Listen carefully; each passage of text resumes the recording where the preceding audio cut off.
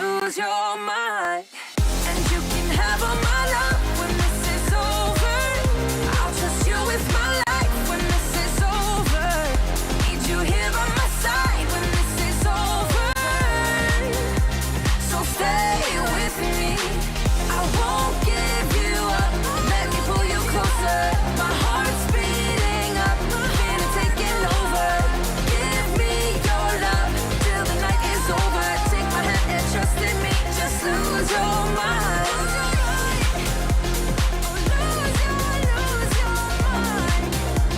Just lose your mind. Just lose your mind. Just lose your mind.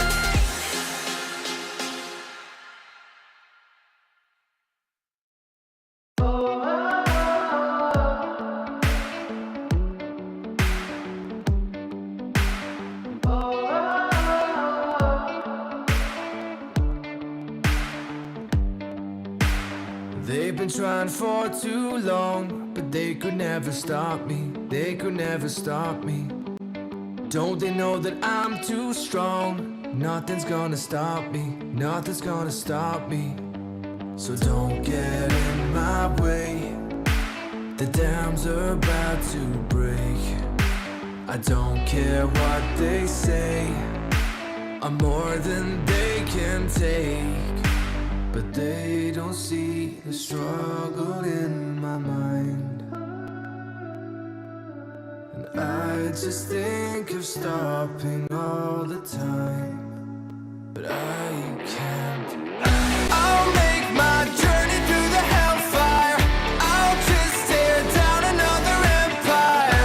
Never hold me back, hold me back. 'Cause I'm a juggernaut.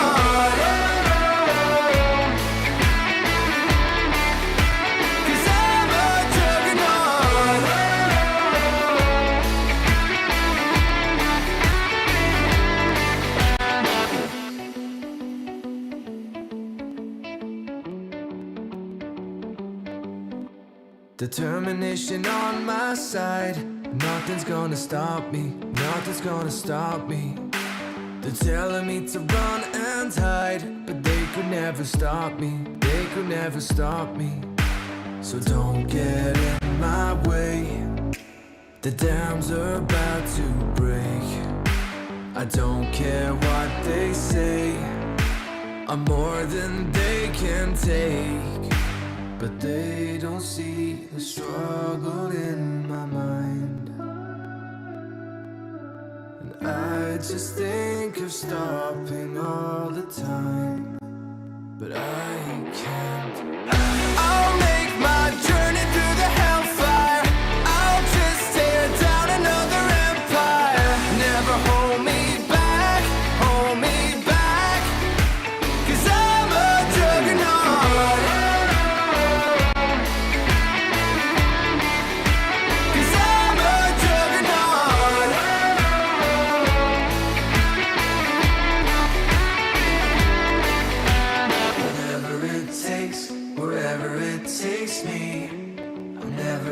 Stop, no, no. Whatever it takes, wherever it takes me. I'm never gonna stop, no, no. Whatever it takes, whatever it takes me. I'm never gonna stop, no, no. Whatever it takes, whatever it takes me. I'm never gonna stop, no, no. I'm never gonna stop, no, no. I'll make my journey through the hellfire. I'll just tear down another empire. Never hold me back, hold me back. 'Cause I'm a juggernaut. Whatever it takes, whatever it takes me. I'm never gonna stop, no, no. Whatever it takes, whatever it takes me. 'Cause I'm a juggernaut.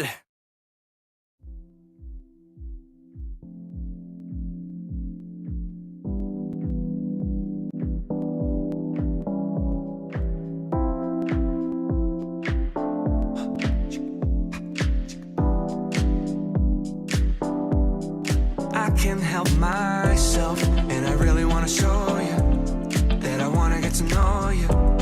Believe what I told you, and I can't help myself. When I look into your eyes, I see you don't wanna fight it. There's no need to stop trying, because I'll never give up on you, even if that's what you want me to do.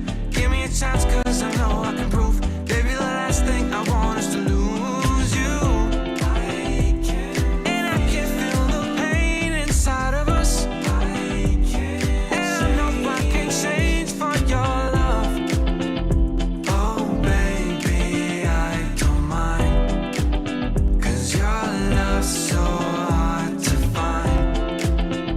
I wanna make it right. Every last bit of my heart I give to you.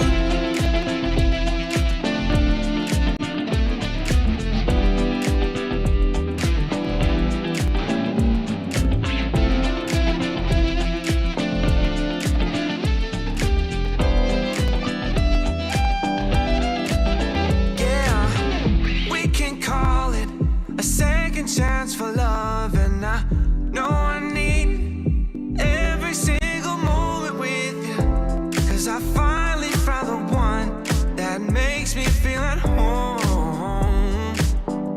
And so I'll never give up on you, even if that's what you want me to do. Give me a chance, cause I know I can prove, baby, the last thing I want is to lose you. And I can feel the pain inside of us, and I know I can change for our love. Oh baby, I don't mind, cause your love's so hard to find. I wanna make it right. Every last bit of my heart I give to you, and I'm sorry that I had to leave you waiting. You deserve more than I ever gave you.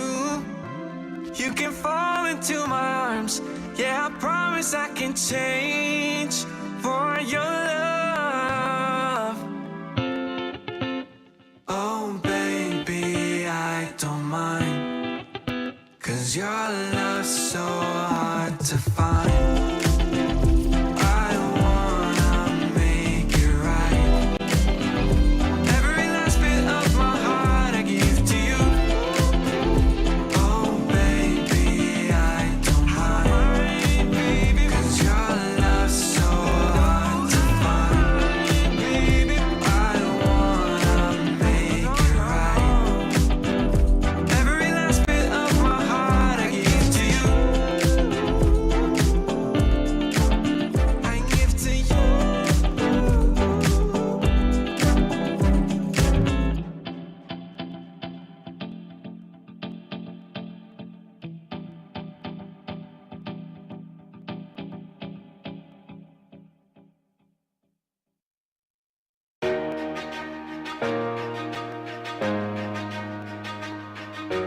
Gotta take control. Start listening to my soul. Overlooking back. Where's the point in that? And it feels good, so good. Coming back again. Rising up above. Fear and its pain. Letting go of memories. Knowing they can't define me. Rising up above. Feels good. Starting to believe what will be, will be. Overlooking back. Where's the point in that? And it feels good, so good. Coming back again. Rising up above. Fear and its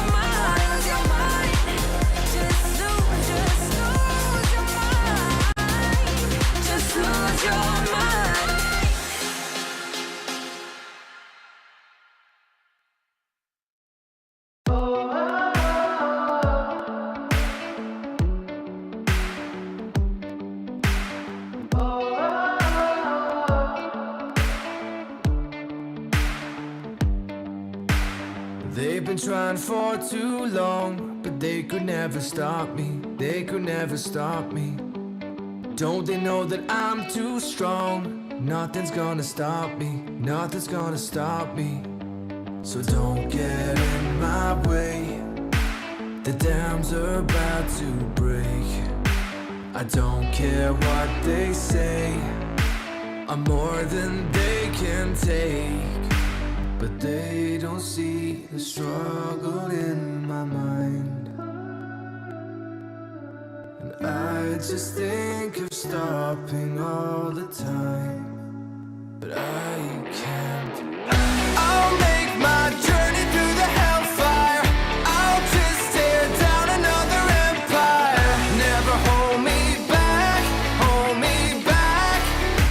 'Cause I'm a juggernaut. 'Cause I'm a juggernaut.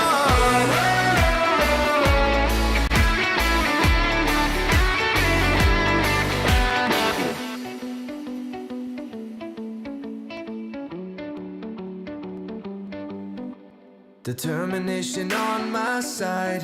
Nothing's gonna stop me. Nothing's gonna stop me. They're telling me to run and hide, but they could never stop me. They could never stop me. So don't get in my way.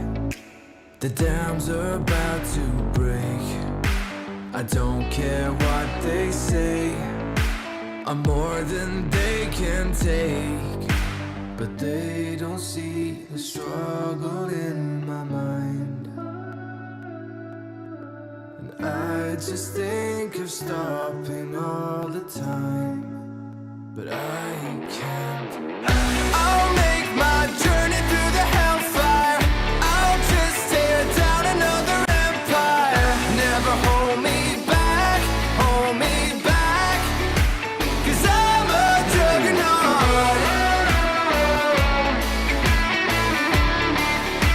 'Cause I'm a juggernaut.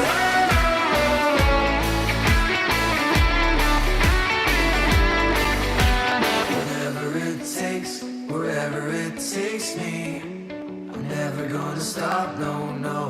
Whatever it takes, wherever it takes me, I'm never gonna stop, no, no. Whatever it takes, wherever it takes me, I'm never gonna stop, no, no. Whatever it takes, whatever it takes me, I'm never gonna stop, no, no. I'm never gonna stop, no, no. I'll make my journey through the hellfire. I'll just tear down another empire. Never hold me back, hold me back. 'Cause I'm a juggernaut. Whatever it takes, whatever it takes me, I'm never gonna stop, no, no. Whatever it takes, whatever it takes me. 'Cause I'm a juggernaut.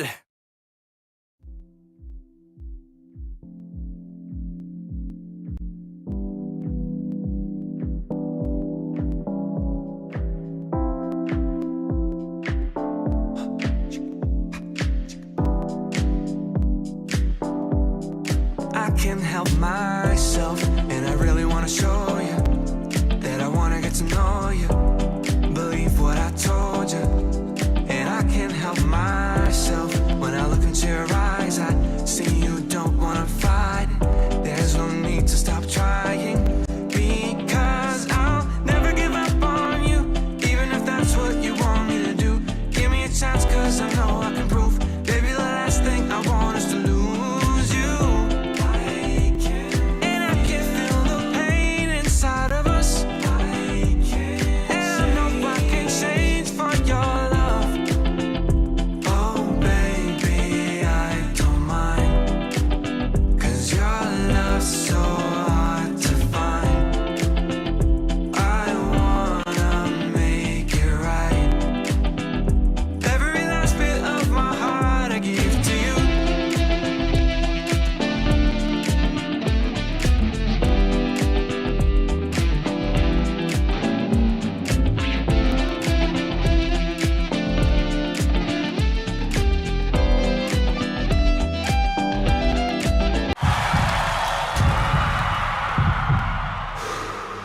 stop and refocus. Get a clearer perspective. See things from different angles. Power up and set your eyes on the prize. It's time to step up and rise to the challenge with the Redmi Note 11.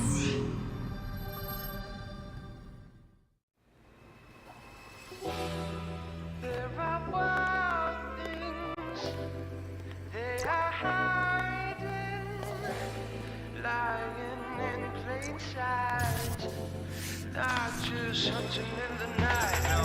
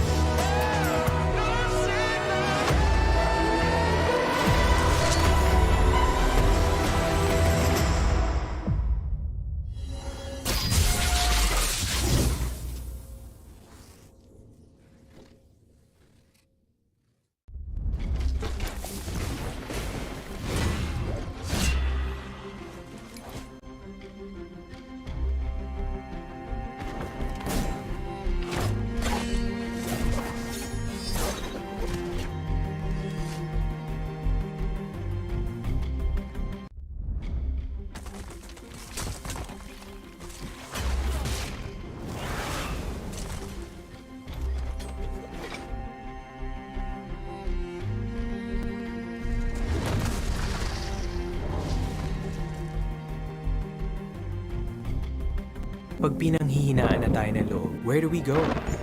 We go where our power lies. With Go Plus 99. 8 gigs for all sites, plus 8 gigs for our favorite apps. Let's own the future with Globe Prepaid.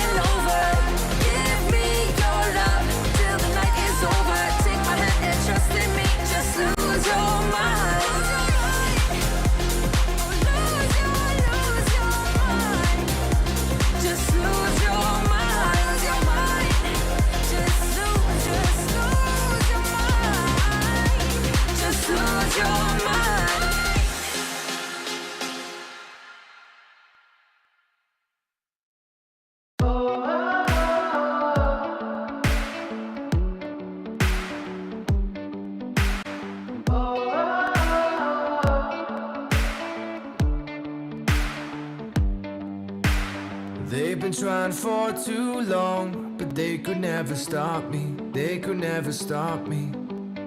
Don't they know that I'm too strong? Nothing's gonna stop me. Nothing's gonna stop me. So don't get in my way. The dams are about to break. I don't care what they say. I'm more than they can take.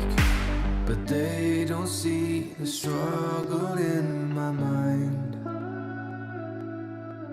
And I just think of stopping all the time. But I can't. I'll make my journey through the hellfire. I'll just tear down another empire.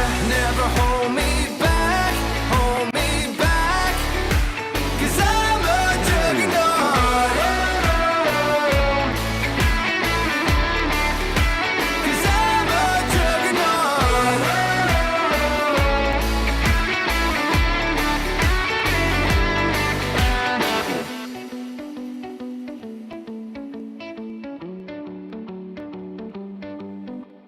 Determination on my side. Nothing's gonna stop me. Nothing's gonna stop me. They're telling me to run and hide, but they could never stop me. They could never stop me. So don't get in my way. The dams are about to break. I don't care what they say. I'm more than they can take. But they don't see the struggle in my mind. And I just think of stopping all the time. But I can't. I'll make my journey through the hellfire. I'll just tear down another empire. Never hold me back, hold me back. 'Cause I'm a juggernaut.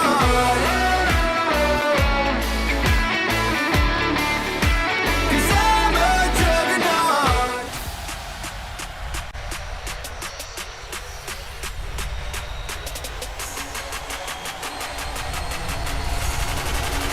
Count that big bang. Double kill times the three. The TNT.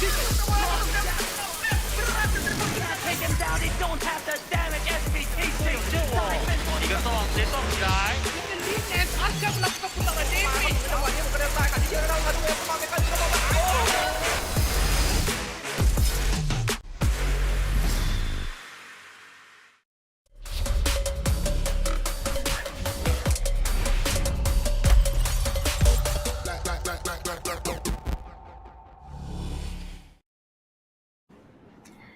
We are finally here, ladies and gentlemen. The final day, the grand finals of the WCSPH.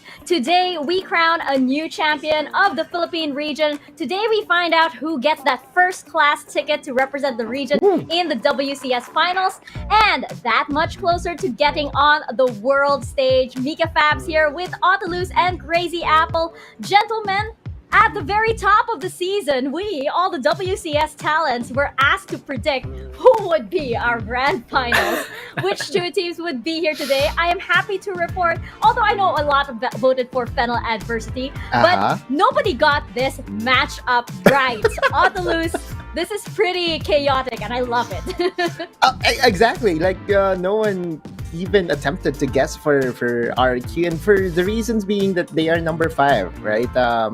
We go by the numbers. We study the games before we submit our predictions, and RQ really did step it up. I know that patch 3.1 and patch 3.1a really worked wonders in favor of RQ, but we could not really take away the experience that RQ has over the competition right now, cementing themselves as the best 2 teams here in the Philippines. Yeah, and Crazy Apple, you joined me in getting none of the teams in the grand finals, correct? Yeah. What do you have to say for yourself? Well, I just didn't have enough faith in these teams, and they just really showed up, especially RRQ. And I know someone else who made right predictions. Shout outs to Chisto. He tweeted it out before the playoffs started that FLA, it was an RRQ versus FLA Wow. grand finals, and he has it here today. And yeah, we're both wrong, Mika. But at the same time, Yeah. I'm definitely Wait. definitely I'm happy. happy to see To it. our I'm happy. defense, Crazy Yeah. Apple, she still tweeted the predictions, if I'm not mistaken, after the teams were whittled down to 4. He did Okay, not okay. tweet out the predictions when So it there was a still 50%. 16. There's already a 50%, Right. chance. Yeah, of yeah. being Okay, right. then that's a bit of a Let's jump into our series highlights. Oh my gosh. Prod is asking right now. I'm just gonna say this and share this. Prod is asking, can I confirm your prediction? I do not want to predict this series. I am so okay, but I'm gonna throw this to the series highlights right now. I know yesterday Yeah. was very intense on the loose because the stakes were so high. I don't want to predict. Yeah, well, I won't blame you if you don't want to predict. But predicting for FENNEL adversity would actually do you wonders just because of this plays that they are doing. You can see that overall, FENNEL adversity really chooses their fight. Average kill count is a single digit when they were battling against UDG, and they really made UDG adjust their playstyle to them.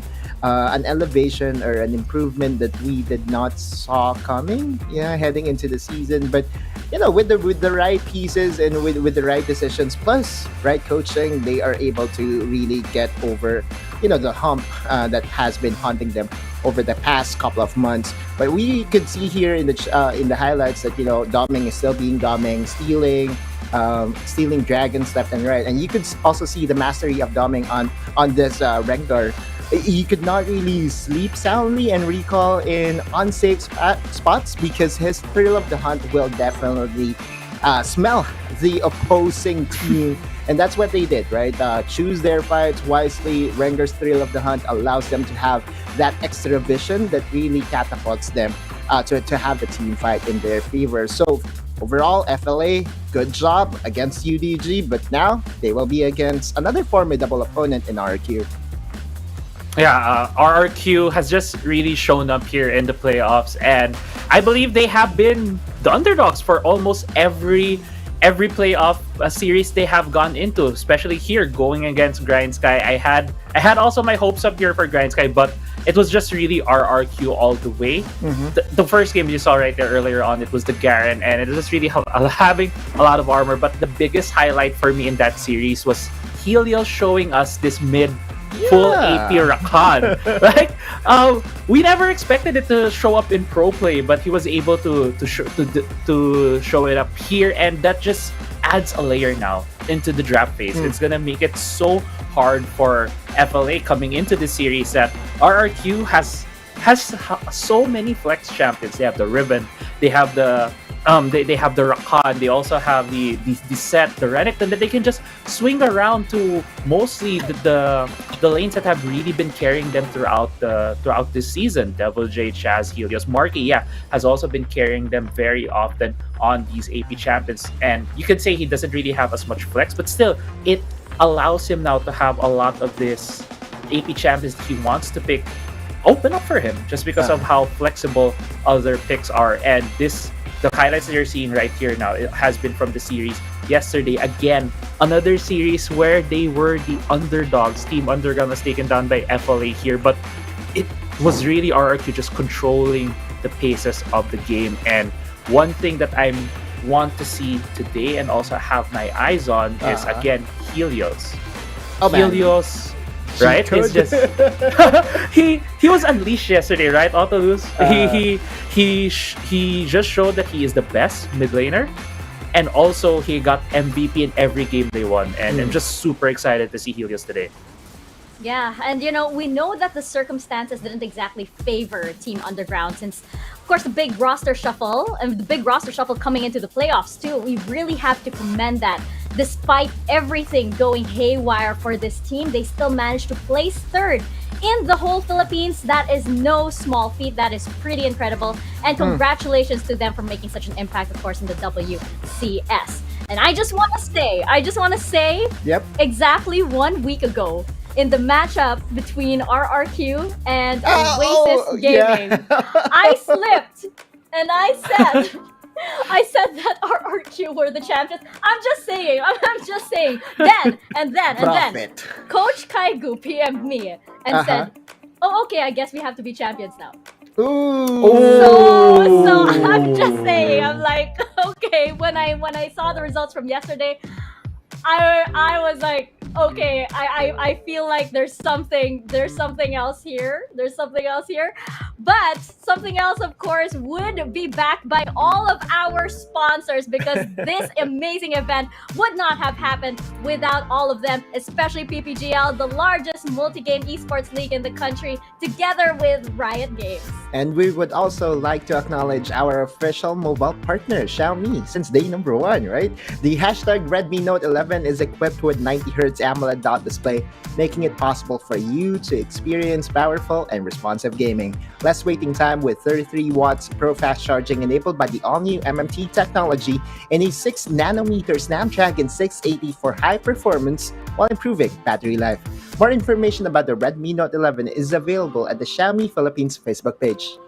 And you can have the best time in the Rift with Globe Prepaid's Go Plus 99. Get wild with 7 days of 8 gigs data for all gaming apps, 8 gigs of data for all sites, and only all net text. So you can always be prepared to take up the challenge in the Wild Rift. Just download the new Globe One app right now to register. And of course, this tournament is under the supervision of the Games and Amusement Board. Thank you very much for supporting us from day one of the WCS PH. And we have something very special for our audience. Yes, that yummy giveaway is still ongoing. You can grab an exclusive PPGL gaming chair and just the same mechanics as last week. Just post a photo of yourself watching the PPGL WCS PH playoff stream. Explain in your caption why you love watching the WCS PH playoffs and which team you're rooting for. You only have 2 choices today, of course.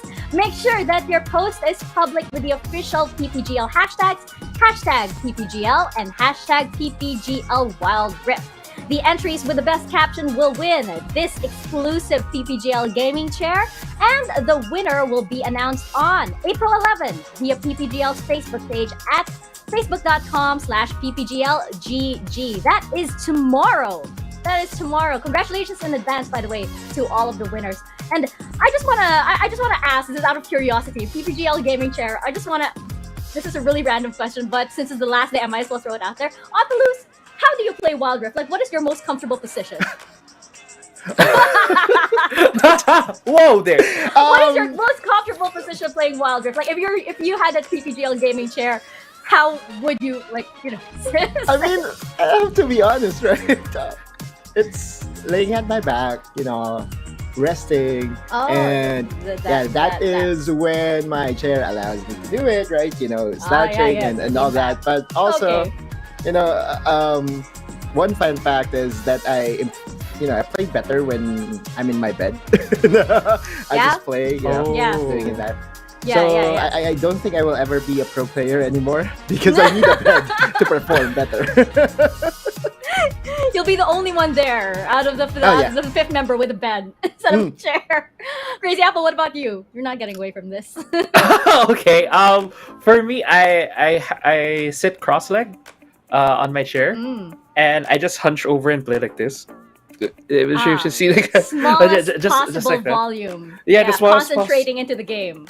And I just get very comfy and cross my leg and put usually my hands on my cross leg. So after playing, the feeling of like your leg is numb. Yeah. That's what I always get after a while. Yeah, cramps in the legs. I actually favor lying down on my belly. And of course, I used to be a dancer before, so it gets really weird sometimes. But yes, I favor lying down on my belly. But like always, I need a bed. Exactly. Yeah. Right. So, I mean, if ever we will have a live event and it will be Nika versus Autolus, we need 2 beds. Wouldn't that be fun? But we know that this season is coming to an end. But that doesn't mean that the Wild Rift action stops, whether you're on the chair or you're on the bed, because FSL Wild Rift Open 2 is back. FSL Wild Rift Open 2 is an all-female tournament for Wild Rift and aims to empower women gamers through competitive gaming. Registrations have already started, by the way, and they will be ending soon on April 13. You can sign up as an individual or as a team. The tournament is happening from April 18 all the way to April 21st, 2022. For more info on the tournament, check out the FSL Mobile Games Facebook page, fb.com/FSL Mobile Games. And of course, you guys, we are now down to our grand finals. And I can't believe that, this again is pretty crazy. I know we have always pegged, RRQ to be sort of like an underdog. And I remember this from the fall season that Coach Kaigo actually likes it when they're the underdogs, because yeah, sure, don't expect anything from us, and we're just, ready to surprise you all. And I just want to read out, by the way, what Kingmaker from RRQ posted from last night. He posted a series of quotes that have been said about RRQ. Not by anyone specifically, but like general comments, even from us on the panel. Those sound very familiar indeed. So one is, malakas lang sa scrims, which means like they're only strong in scrims. Malakas sa group stage, choker sa playoffs, which means that they're only strong in the group stage, but when it comes to playoffs time, they tend to choke. Pang top 6 lang sa PH ranking, which means that, they're probably in the top 6, but they might not get to the very top. And an inconsistent super team. I just have to say, as we get into our grand finals, ladies and gentlemen, just having all that in the background, that nobody, not even any of us here on the talent pool, thought that RRQ would make it this far is a pretty impressive statement. And as we get into it, FENNEL Adversity versus RRQ. Autolus, FENNEL Adversity. This is, FENNEL Adversity up against a team. Oh, a very, very beautiful trophy, by the way. That's a nice trophy. FENNEL Adversity, they're up against a team that is carrying an international banner in the grand finals. We've seen this before, haven't we? We've actually seen something like this before. FENNEL Adversity, they might be in the same position, but this is a far more frightening opponent, I think. And not the same FENNEL Adversity either. Yeah, definitely. Looking back, FENNEL Adversity's journey last year is all about progression. This year, it's now about consistency and discipline. But the huge thing for me is that their improvement never stopped. When the season started, FENNEL decided to go all in by getting 3 new players, 2 in the Baron lane and 1 in the mid lane, and they also have 2 new coaches. This changes, when looked at individually, is side grade at best. However, collectively, it is what they needed to become even better. As a result of this improvement, the Protect Danny identity of FENNEL has now evolved into multiple compositions that they can now play. In the current meta that features more of the side laners, FENNEL now has assassins in the mid lane, and they can also rely on Calm's steady presence in the Baron lane to win games for them. Now, looking back at their group stage record against RQ, they're tied, right? So here are my 3 keys to victory in order for FENNEL Adversity to grab hold of that trophy. Number 1, Bandy Riven. The champion can be flexed by 3 players of RQ, and it is too problematic to think about during the drafting phase, so just might as well not let it slip. Number 2, bait the Zed or the Akali and go for a counter pick. Qeon has a winning matchup against Zed and is a staple pick for FENNEL. Also, do not forget that Doming and Raph has champions that can really crowd control these assassins to death. And for my number 3, I will focus on our solo player highlight, Arise. Well, Arise, he needs to slow down Helios, period. In the 4 games Helios played yesterday, Crazy Apple did mention that he got 4 MVPs in a row. Arise is no stranger to the big stage. In fact, he had multiple finals appearances already back when he was battling NXP's Chule. What a throwback. He has been many viewers' Lodi since year 0 of Wild Rift, and now he is 1 series away from being crowned as the WCS PH champion. Arise's most picked champion is his Zed, but do not forget his Qeon and his Graves and even his Diana. Pocket picks that could result in game-changing drafts for FLA. 1 task left for Arise. 1 series left for the Filipino Emperor in the mid lane. We will see his matchup against Helios in a bit. This is the second chance for FENNEL Adversity to grab that championship. Again, they have been in this position before. It was up against Team Secret last time, but now they are up against RRQ. And let's talk about the team that has completed the lower bracket run. They took a tumble to the lower bracket on the first day of the playoffs. They took the scenic route, and now they are finally looking oh so good here, Crazy Apple, on the final day of the WCSPH. Right. I couldn't agree more with what you said there, Mika. This is a team that has defied all expectations so far here in the WCS. They started this season with a bit of a rocky start, you could say, because of the multiple role changes that happened with them, especially with the veteran player that is Exocet. Starting off with the mid lane, went to top, and eventually settling in that support position where he's now thriving on. Still, that did not stop them to get here today. They started things off in the 5th spot in our playoffs, but that the first round drop, as you mentioned, Mika, to the lower bracket. They were taken down by Team Secret, but ever since being taken down to the lower bracket, they have kept eliminating teams, and they have eliminated 2 teams that I thought would be in our top 2 today, which are Grind Sky Esports and Team Underground. And yeah, this team has been winning a lot. There's a lot of highlight players, but let's not forget, this team is still an all-star roster. Devil J, Chaz, Helios, Marky, and Exocet. They're a mix of hardened veterans from Wild PC and very experienced Wild Rift players, and they'll definitely be looking to take the mantle of champion today. With that in mind, I also have my own 3 keys to victory here for RRQ. And that is, first, get winning lanes for Devil J and Helios. This is also similar to Autolus's keys to victory for them from yesterday's series, and I think this still remains here in the series against FLA. This will allow them to have early scuttle control, which will force Doming to play a lot more defensively, and that also goes into which will be my third key to victory later on. But for the second key to victory, it would be prioritize the Rift Herald. FLA thrives in games where they get to slow things down in the mid game. And if you were able to take Rift Herald control early, you can take down towers, and that would minimize the map and accelerate the pace of the game. Third, minimize early game losses. FLA is really, really good at getting an early lead and just holding on to that and win the game from there. So what can RQ do?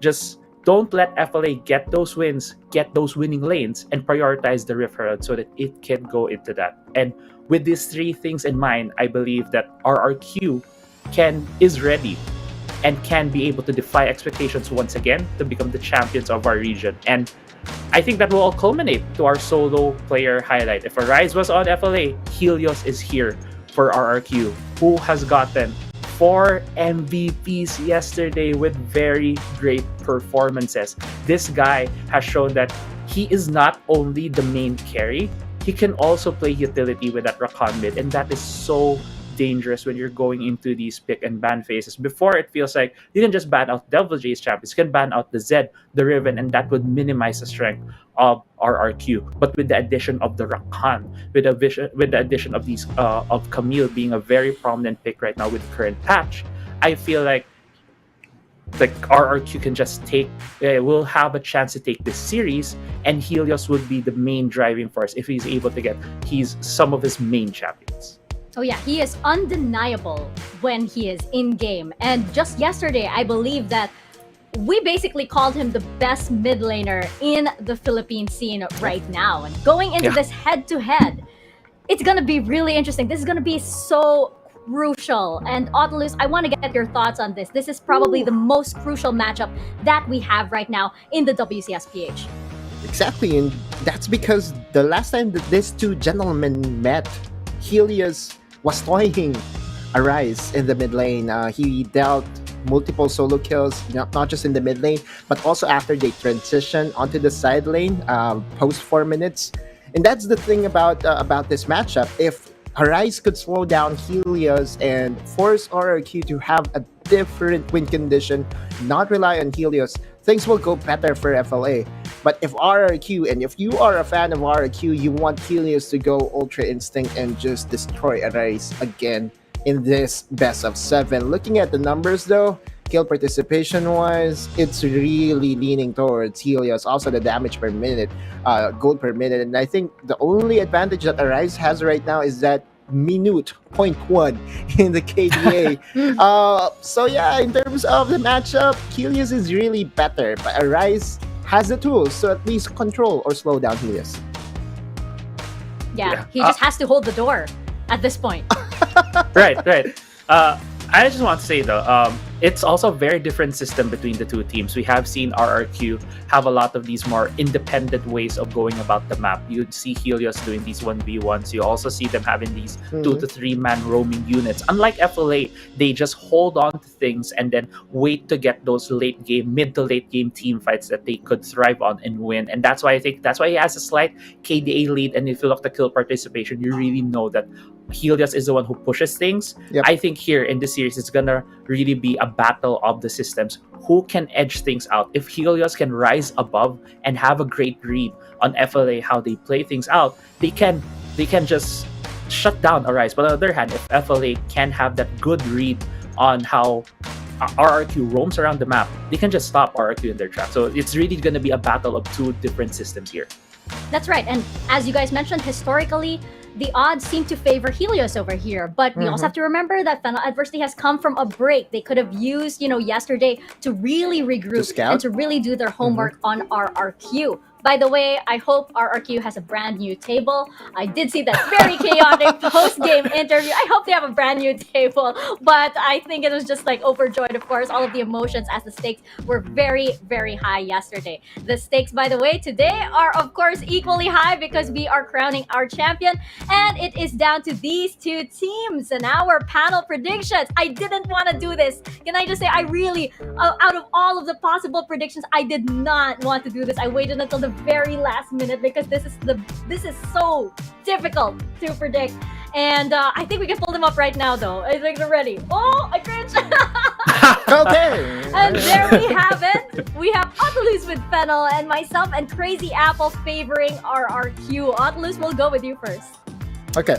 I don't expect the solo kills to happen once again, especially against FENNEL Adversity. They will be more careful in the draft this time. They know that with Calm in the top lane, being able to hold his own against Devil J, that's a win condition that they could also play around with.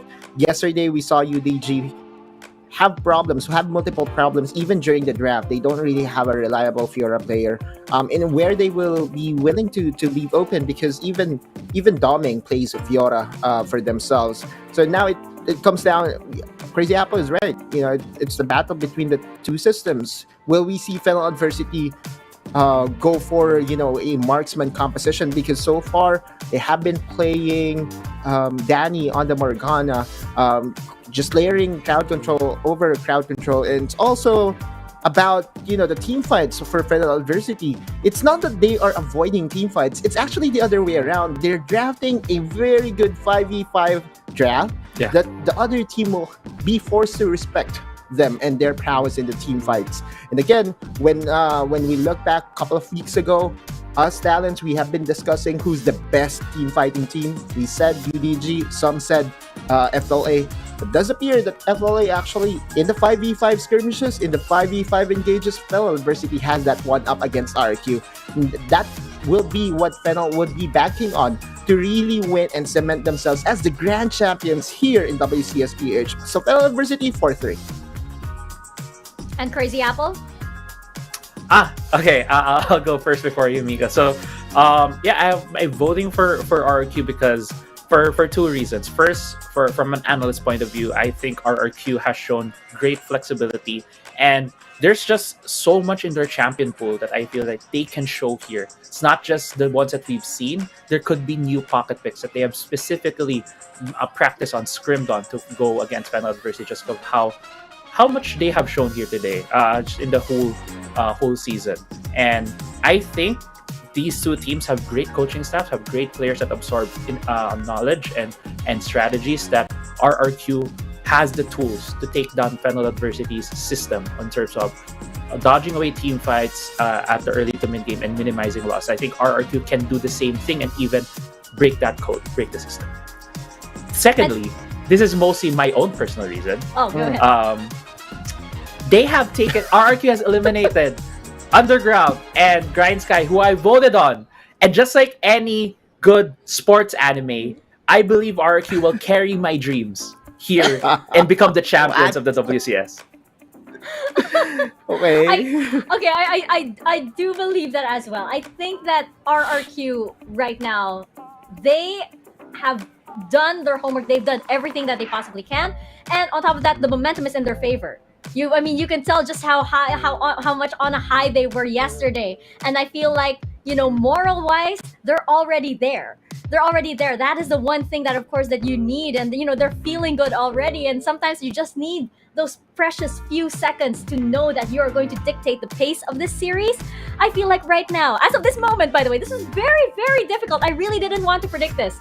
But as of right now, I feel like those crucial seconds are going to belong to RRQ. I think they're going to take it all the way. I do think it's going to be a 4-3 as well. I think we're getting all the 7 games right now because, again, the championship is at stake. This is the grand finals of the WCS PH. This is RRQ versus FENNEL adversity. Strap in your seatbelts, ladies and gentlemen. Casters, take us into the rift.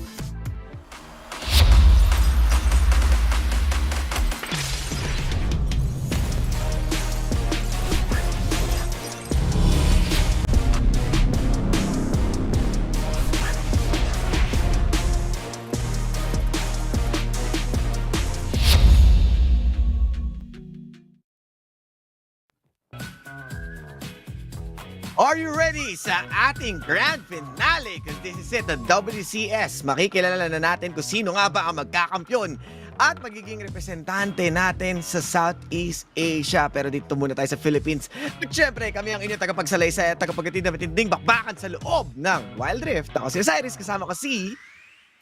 GG Supir! Ayan, at magandang hapon sa lahat ng mga nanonood dyan, mga kaibigan, and welcome back, of course, WCS Philippines. Indeed, ito na ang pinakainihintay natin. Matagal-tagal din natin ipinaghihintay ito.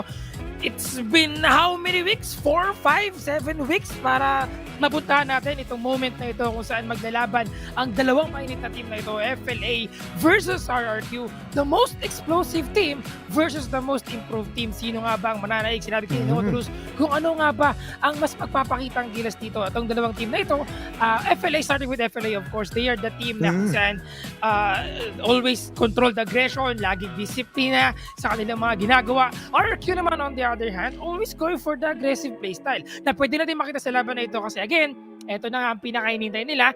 Napanood natin kahapon, sinabi ni Helios na gusto niyang pakitaan lahat ng mga mid laners na siya ang the best all of the best. Nako, best of the best. Di ba nga, kumbaga, kung King of the Kings, merong best of the best. At dito nga tayo sa best of 7. Na ngayon, magsisimula ang drafting ng Game 1. At syempre, naku, Kuya Spear, hindi natin makikita agad itong si Ziggs. At syempre, pati yung Jax ni Kuya Kalmado. So, dalawa ka agad sa mga priority pick ng, or sabihin natin, comfort pick ng FLA at RRQ, yung agad-agarang tinanggal nila dito. Pero ine-expect na natin, ano nga ba ang posibilidad ng first pick? Dahil ang daming champions na medyo nag-share ng same pick sa magkabilang kupunan na ito. Yeah, most probably we're gonna be seeing Seth, if not Bind. Because of course, Calm, even Devil J, meron siya mga pagkakataon na in-opt siya to go for that one. But syempre, FLA will be the first pick of this drafting phase that we have right now. At kung magamit pa niya itong si Seth on their lineup, we have a lot of options na pwedeng ma-open for a Ryze. Napakita natin before, we have a Diana, we even have an Orianna na pwede maging option din yan, even a Galio na pwede maging utility na advantage for FLA overall. But since Jace is going to be the last ban sa ating first banning phase, mukhang Seth nga ito. Pwedeng lang kunin ng Seth. Pero sa kabila, pwedeng makakuha ng Gragas at Galio. Napakadaming opening dito para sa mga supports natin. O sabihin na natin sa mga flexi. Kasi nga, in terms of XSN, can play. Oh, okay. Mukhang Karma. Karma ang iniwan nilang bukas dito. At isa rin to sa pwede nating isipin, Kuya Sphere, dahil nga, si Kuya Helios, siya ang tatapat kay Kuya Ryze. And alam natin na yung assassin potential ni Kuya Helios is napakataas talaga. Ang pwede lang magawa ni Kuya Ryze is maging utility pansamantala. And upon seeing the first pick Zed, definitely Wraith can go for a Lulu pick na kung saan isa rin sa gusto niya. Pero alam mo yun, masyado pa maaga para sa mga ganong klaseng pick eh. Pwede pa siya mag-brom, to be honest. So pwedeng priority muna natin dito is jungler or a mid lane din. Yeah, a lot of options is open right now. Starting with, of course, a Karma. Then we're gonna be having a Zed and a Morgana para mag-protect. Of course, to help out Helios to be very much effective sa mga teamfight natin. This is going to be an AP carry. We all know naman na Marky has been one of the champion or one of the players as well na gumagamit talaga ng Morgana even in the previous patches. More on leaning towards AP carries right now. Garen is going to be second pick of FLA. At alam naman natin na pagdating si Tankenes, together with the Karma, walang problema kasi meron tayo ditong, alam mo yun, sustain, shield overall. And I think this is one thing na kailangan harapin dito ni Helios if ever na he's going to be using a Zed dito or a Devil J kasi nga they have a good sustain, tankiness overall, medyo balance dito ang ginagawa ng FLA. Kha'Zix is going to be the third pick para magkaroon sila ng counterplay sa assassin na gagawin ng RRQ. No, ang ano nga nito, sobrang brave netong RRQ for first picking a Zed. And ang Morgana picks a lot na pwede sila mag-Black Shield and Lee Sin. I was expecting nga na pwedeng kunin na talaga to ni Kuya Chaz since nag-Kha'Zix nga itong si Kuya Domeng. And Kha'Zix is completely deny from RRQ, but medyo pabor pa rin to sa RRQ dahil nga comfort din naman ni Kuya Chaz ang Lee Sin. Both of our junglers can definitely use Lee Sin, pero hindi pa natin nakikita kung sino nga ba ang magiging carry for FLA. Habang sa side naman ng RRQ, so far isa pa lang yung probable na engage nila, and this might be a pick once the Dark Binding yung ilagay natin. But who knows, meron pa tayong open Rakan and an open Galio. This is definitely different kasi wala tayong nakitang Galio for first phase. Yes, I think a Gali being removed right now, aside from Galio na open pa up until now, no, na nakikita natin ngayon na could be an option for either of these two teams. Nakikita natin na they're now leaning towards shutting down yung mga pwede pa nilang magamit dito to counter the play of RRQ, which is, as you mentioned kanina, we have Lulu right now na binan nila, of course, to reduce the potential of their lineup overall na magkaroon pa ng mas maraming sustain kasi they could still opt for a champion na pwede pang magbigay ng, alam mo yun, malaking contribution sa mga teamfights natin. Rakan will be removed as well. Now, looking towards the fourth pick of RRQ para sa ating second pick phase of this drafting, I am thinking na maybe we will be seeing Gragas open, Galio, also one thing na pwedeng sumama kay Morgana. You have to take note of that. Talagang solid yung pwede nilang gawing combo ni bot. And Gragas for sure will be the pick of RRQ. And itong Karma, to be honest, nasa flex side pa rin siya. So hindi pa na natin alam kung saan nga ba ilalagay. Pwede kay Raph, pwedeng kay Arise. So hindi pa natin alam kung saan natin ipipwesto. And still, yun nga, napag-usapan natin countless time. It always has been a Galio. But in terms of yun nga, Baron Laner, so meron tayong, okay, this will be a mid lane Garen plus a Darius na manggagaling kay Kuya Khan. So no Renekton for Kuya Khan, which is yung kanyang comfort pick.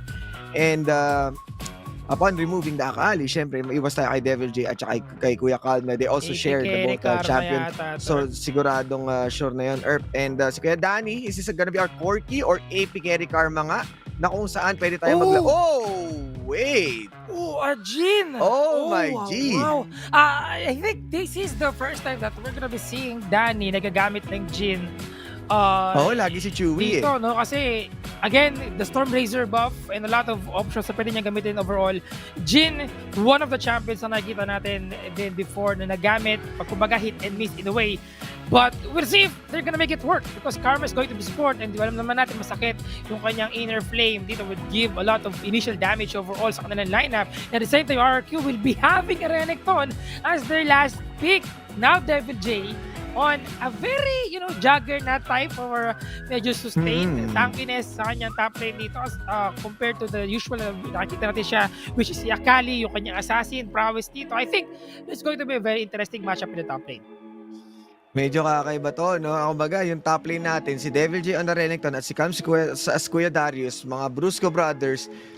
But we all know how FENNEL works. They love to play on Protect the Danny, and Danny is on a champion which is immobile. This is not a Varus na pwedeng maglapag ng easy damage habang bumabatak ng piercing arrow. Kailangan ni Kuya Danny repeatedly of course, normal attack with the 4 bullets. And I don't really like the fact na meron nga Gragas to displace him completely. And of course, the Dragon's Rage na magagaling kay Kuya Chaz. Alam mo, marami masyadong pan-displace to have a pick of Jin. I'd rather go siguro kay Sa, Lucian, or a Corky if we are leaning more on the traditional marksman. And parehas tayo surprise kasi Jin, hindi nga naman siya ginagamit. And I believe that when Secret use itong si Kuya Jin, ilang beses na hindi nahirapan at ang alam ko nga natalo pa. Yeah, I think that is going to be a problem for Raf. No, we'll see if he's gonna be able to protect Danny sa mga team fights natin because again, that's a Jin, very vulnerable champion. As you mentioned kanina kung saan he always has to make sure no kaabot siya ng 4 damage, maubos siya yung kanyang bullets dito. And looking at the lineup of RQ, they have 3 champions overall, actually 4, na pwedeng magbigay ng displacement at the same time give the pressure against kay Danny na magkaroon ng magandang pagkakataon to do a free hit. But we'll see about that kasi mga kaibigan, this is history in the making. Kung sino mangyalo dito, of course, will be getting the championship title and yung napakagandang trophy natin. But also, pareho sila nga pala magpa-participate na sa ating upcoming WCS Southeast Asia.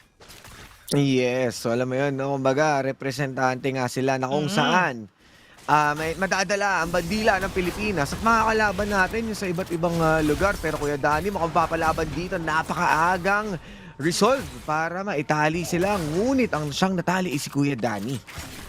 Muntik nang makaisa.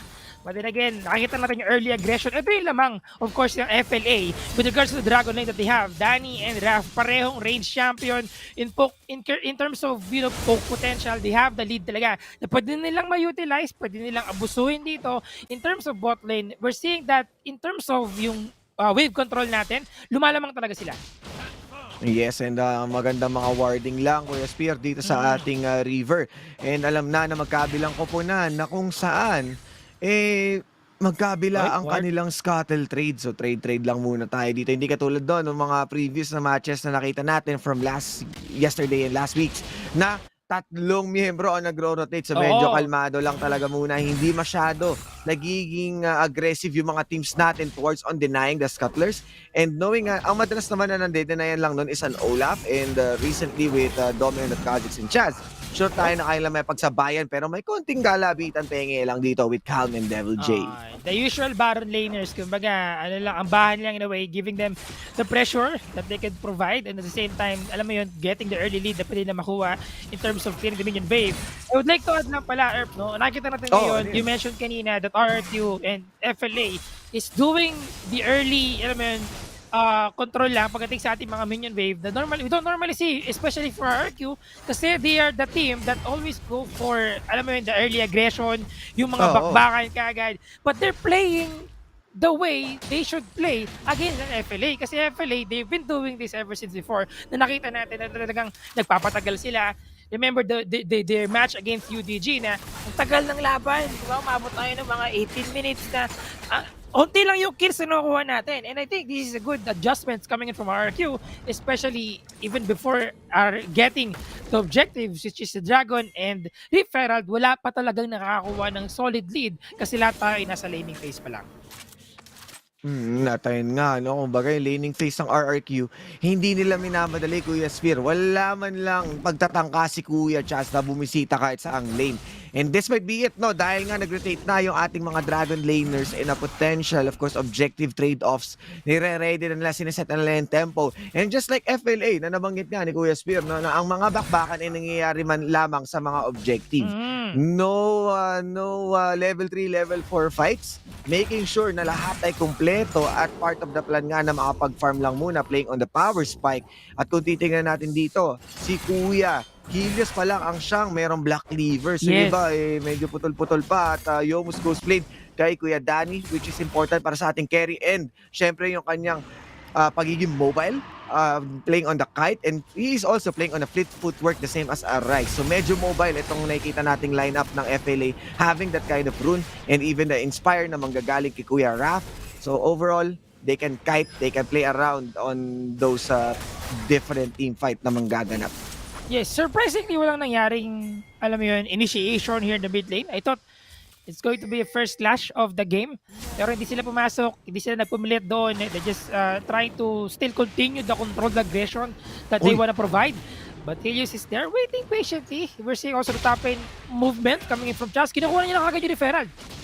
Oo, naku, mukhang hindi pa nga yata pupuntahan to ng FLA dahil ipit sila sa Infernal. Naku, Pero si Kuya Calm, mukhang makikigulo muna siya dito. At si Devil J, here comes the backup. Mukhang may dalawa dito sa RRQ at na-safe ang Kuha na Herald. yan. Pero looking not safe para sa FLA. Nag-deathmark na nga dito at tinali. May kasama pang exhaust para sigurado mapigilan. Pero tumama nga ba? Taste their fear na may kasama curtain call. But the curtain closes as they got the objective sa ngayon. Pero teka muna, maganda pa rin bakbakan dito. Kasama na nga ng break trap na ginawa dito ni Shelly.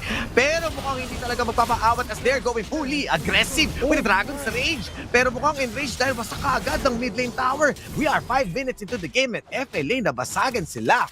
Walang controlled aggression na naganap after what happened in that particular team fight after Devil J and Jazz getting the Dragon, referral rather, on their hands. Nag-switch kagad sila towards the Dragon, but since FLA has the upper hand in terms of positioning and also the jungler being there, Domeng secured that Dragon on themselves. At the same time, the good rotation, fast rotation, quick decision making coming from RQ, giving them the advantage, the lead that they need, utilizing the referral herbs sa ating mid lane. At dahil nga doon, ang ganda ng nabigay sa kanilang lead dito. Pero again, also the control, pagpigil dito ni Danny and the shield coming in from Black to protect himself together with Danny. Ang laki na napigilan nila dito si Helios, assassinating him. Also with the Exo Summoner spell na meron siya.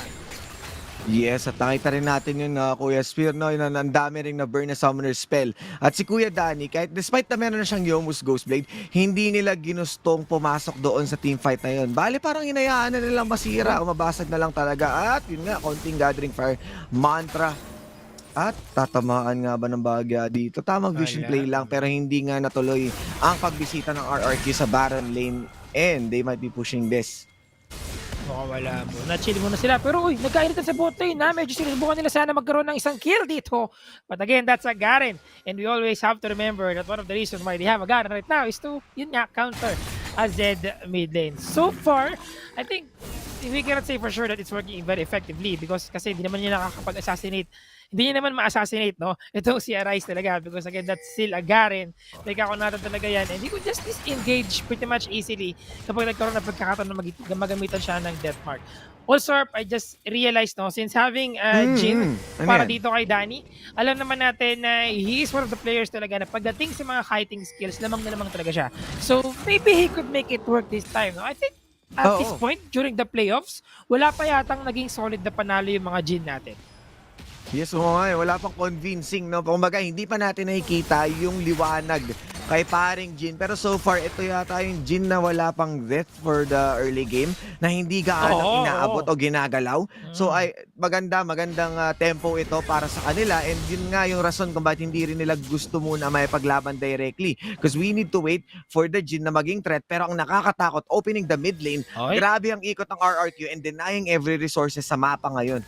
Remember, ang ganda na ginagawa ng warding ngayon ng FLA. They have the idea na may potential gank or potential team fight dito or the invasion coming in from RQ. So they have to put some wards para maging wary sila sa mga possible na maging panggalingan ng RQ. And right now, FLA is doing it once again. 8 minutes na tayo, pero wala pa rin tayo nakukuha ang first blood. Oo nga Tapos kung titignan mo yung gold natin, lamang lang yung RRQ dahil doon sa objective na nakuha nga nila with the Rift Herald and a tower. And syempre, walang nagbibigay basta-basta and mostly kahit nakita natin ng lower bracket finals, nangangapa din itong RRQ sa kanilang game 1 na medyo turtle start. Pero pa sa makuha na nila yung tempo from game 1, dire-diretso na pwede na sila maging aggressive up until to finish the series. So medyo maganda rin to for FLA because they're used to on how they play sa ganitong kabagal na tempo na ginagawa ng RRQ. Pero this time the priority, dahil hindi nga Rift Herald, Ocean Drake, pwede sila mag-start ng Rift Herald. May ward siya. Muna tayo dito. Oo nga and vision game kumbaga, pero may higop nga ba? Napatalsik pero na-spite na. Pero mukhang papalagaya sila dito. Slice and dice papasok. Ruthless Predator. Pero mukhang kasama pa ang Kaldamik. Pero call nga dito ng emergency dahil nag-ipit na si Kuya Calm. Wala talaga siyang magawa. 1 kill lang muna tayo dito but that's the first blood sa kamay ng RRQ. Binuhos ang lahat sa kanya. Finally, 9 minutes. Meron tayong first blood pero I don't think they will stop for now. Uy, hindi naman! Kakupo! Kuya! Ganda naman nun! Nila pa ganun Tama, dark Martin, binding ni Kuya Marky. Pero split muna tayo dito. Kuya Spear, may nagaganap sa mid lane na Rift Herald. Pero ang Dragon, tamang leash lang mula sa curtain call. At tulad nga ng sinabi sa kanina natin kanina, mukhang this is the wake-up call na kailangan nila ilaban lahat ng anti-faction justice. Pero mukhang injustice pa rin ang nagaganap dahil nakuha ka ng FLA na pagnanakaw na yun ng harap-harapan. Habang ito si Devil J, mukhang tatapusin nga ba ni Jin? Mukhang Devil Jin nakalalabasan because he is wearing Jace on his feet because this Devil dies. 3v5 in that dragon fight, and at the same time, we saw them na medyo nag-struggle, but then again, they were able to secure. Pero teka lang, Uy, isa pa nga ba talaga dito? Pero tamang warning shot lang dahil gusto lang nila iuntog yung Rift Herald, Kuya Spear. wala muna, prickly trap lang. Going Oo. back to what happened sa ating team fight kanina, the Mr. Steal Girl ni Doming, di pa rin nagbabago. He was able to secure the dragon. At if we break it down, makikita natin dito na ginagawa nila ng paraan para hindi isolated yung dragon. Positioning themselves inside the pit, napakalalim ng pagpasok nila doon so they can give the pressure para kay Doming. But that's not a problem because we saw a Rise going in. Ginamit niya yung Dimension Justice dito to make sure that they can at least secure one kill, and after that, doon na nagulo yung positioning ng RRQ. Even we saw Devil J na pumasok sa loob attempting to go for Danny, hindi pa yun naging enough. That's again a 3v5 situation na talagang nagawa ng paraan ni Danny, Arise, and Doming to win that team fight. After nun, even after getting the referral, hindi pa sila tapos, tinapos talaga nila yung pagkuha ng Dragon din. Top lane, Oh, rotation. Pero mukhang si EXO ang may iwan dito. Jumps in over the wall pero kuha na ang Torres. So, job's done. Kailangan na muna nilang umatras at may chase pa kaya.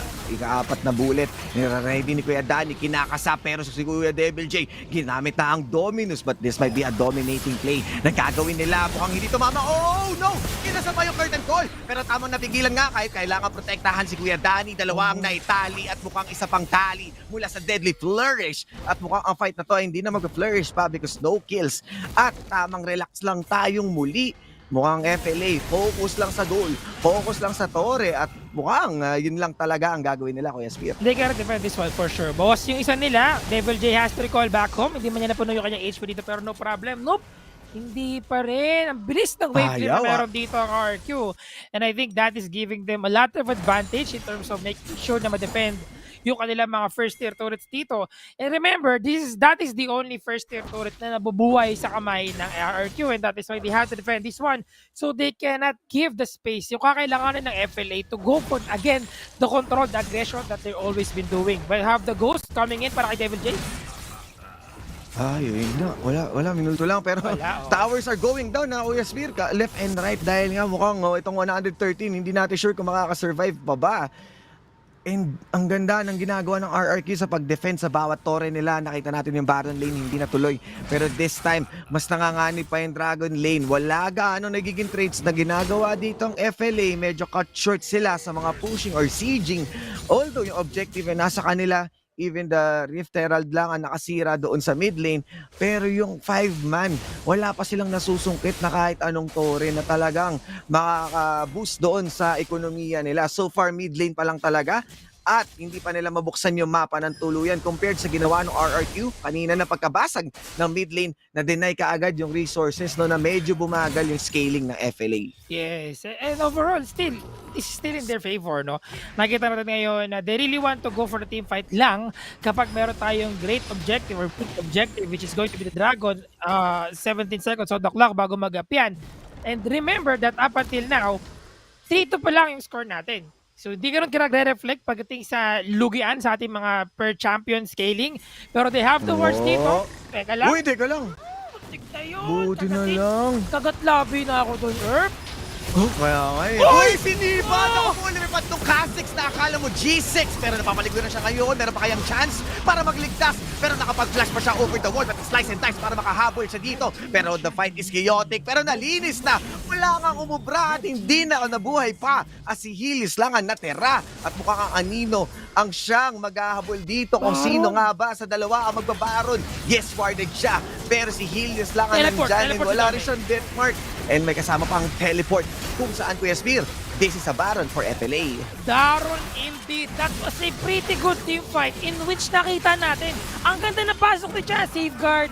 We have the Sonic Wave and Dragon Stage combo na talagang na-on point niya sana. But the problem is nagdikit-dikit dito yung RRQ to go for the Gathering Fire. Nagsama-sama sila doon at alam mo naman, yun ang gusto ng isang Karma.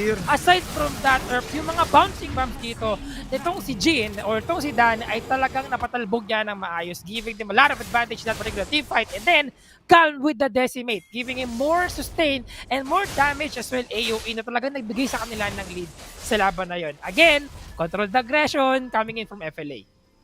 Yes, kumbaga disiplina, Kuya Spear, no? Kahit na-focus na si Kuya Doming doon, hindi nila pinabayaan. At si Kuya Devil J, sa sobrang gigil, hinabol niya yung ipis. Eh yung ipis, hindi mo naman basta-basta mamapatay yun, di ba? Pagka tinignan, pagkalumipad ng ipis, Kuya Spear, di ba? Malingat ka lang, nawawala na. Ganun yung nangyari, nawala sa mata ni Devil J. Hawak na niya yung chinelas eh. Kaso nawala. Wala, Hindi na ihigop. Di kinaya. Higop ka. Alam mo kung bakit malakas yung higop ni Kuya Raf? Oh, bakit? Kasi pag tinanggalin mo yung H-higop, Ayun. pogi. So mas malakas talaga. Alam mo naman, syempre, yung mga viewers ka natin, sinasabi ko gaano ka pogi talaga si Raf eh. Oo, sa kanya pa napunta yung panghigop eh. Di mas malakas yun. Pasok na pasok! Uy! Ko naman. Umaray nga. Ginawang wallet yung ating crocodile herb. Oo, naging Gucci belt. Grabe naman yun. Mukhang okay ka lang ba? Pero teka lang, mukhang hindi okay si Kuya Doming. Ang Dragon's Rage into the Sonic Wave. Pero mukhang Shockwave na mararamdaman dito dahil papunta nga ang talbugan, kaliwat kanan. Pero another tali na mula kay Rafe. At mukhang push one after another. Binuksan na ni Kuya Arise. Dimash and Justice. Lalapag dito kay Helios. Pero mukhang looking hell. Ay, hindi na maayos ang sitwasyon dito ng RRQ at mukhang dire-diretso pa rin sila. Marami ng anino pero mukhang hindi pa rin magpapaawat dito ang RRQ. Pero this is it. This is FENNEL Adversity Take and Game 1. Welcome to the Grand Finale. Grand Finale indeed mga kaibigan. This first game, talagang napakita nila sa atin kung gaano sila kadisiplina in terms of controlling the team fight. How they're gonna be able to go in. Kailan sila dapat pumasok dito. Nakita natin, syempre, kung gaano din kaganda yung protect na ginawa ni Raf to help Danny overall. Actually, not just Raf, but the rest of the members of FLA really composed yung kanilang ginawa sa laban na ito. And Danny, with that Jin, sobrang gana naman pala. Gana naman in which they were able to give out so much damage na talaga naibigay sa kanila ng advantage sa mga team fight natin na nakukontrol nila ng gusto. Even with Gas, that execution, yung kanyang pagpasok dito. At kahit meron silang Zed, nahirapan talaga siya because of the exhaust summoner spell. And yun nga rin eh, Kuya Spear, yung pagkakalaro dito nung ating duo sa FENNEL Adversity. Ramdam natin kung gaano inalagaan ni Kuya Raf once again si Kuya Danny na kahit sabihin mong may certain part pa ng fight, Kuya Spear, na na-flank na. Ginamit na yung curtain call at na Ruthless Predator pa. Pero nabuhay pa rin si Kuya Danny. Imagine that, naka-Jin ka na, pero hindi ka mahawakan. And we might see a ban Karma sa next game.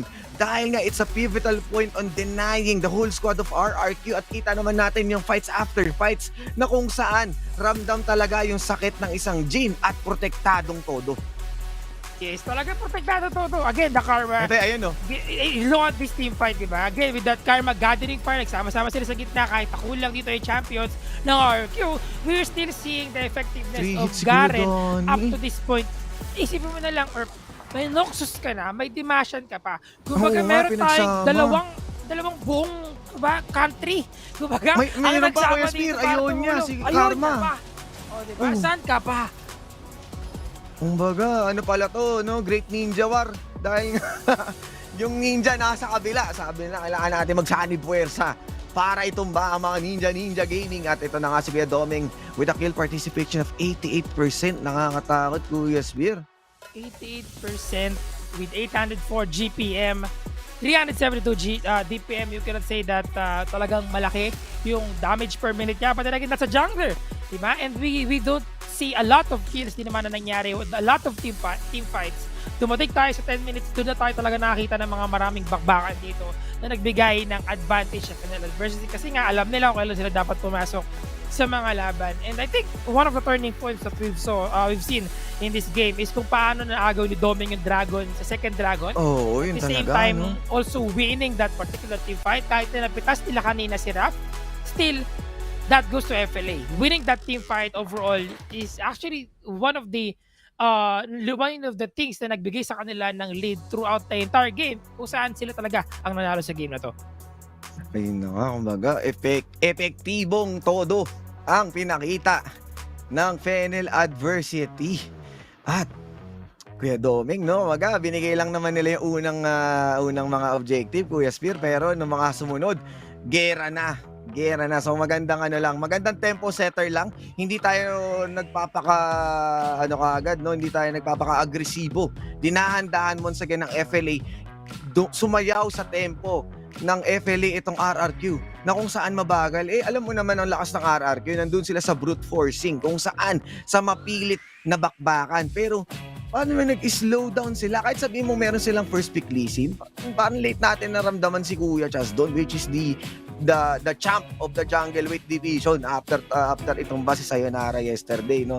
And ayun, kumbaga, FNL adversity did well on stop the bleeding doon sa mga consecutive na pagkakawala nung even the first blood nga na napunta sa kanila, no? Yes. Kumbaga, we might not have seen yung ating FENNEL panel adversity kasi si Otos lang yung bumoto sa FENNEL. Pero we'll see about that later on or pag ano mangyayari kasi game 1 pa lang naman yan. Oo, kumbaga magkikita pa tayo sa game 2. Diyan lang kayo, magbabalik kami.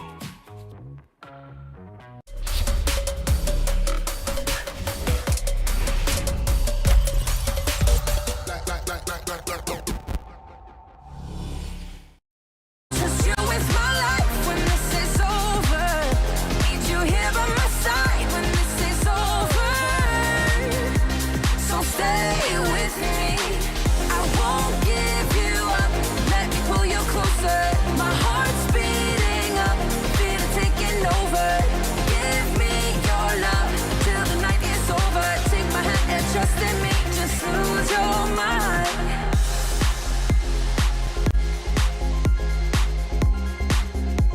Just lose your mind.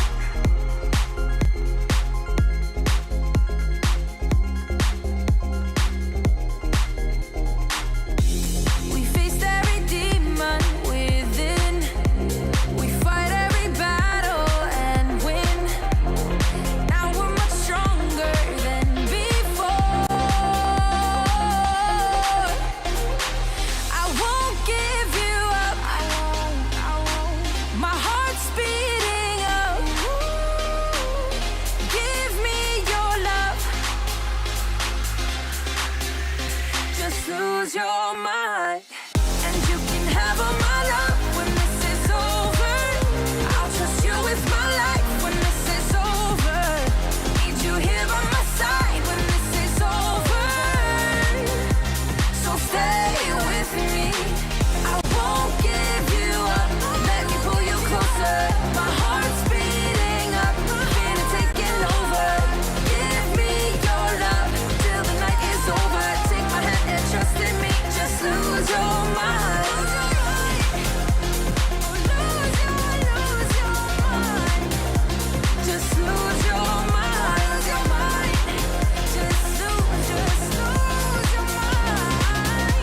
Just lose your mind.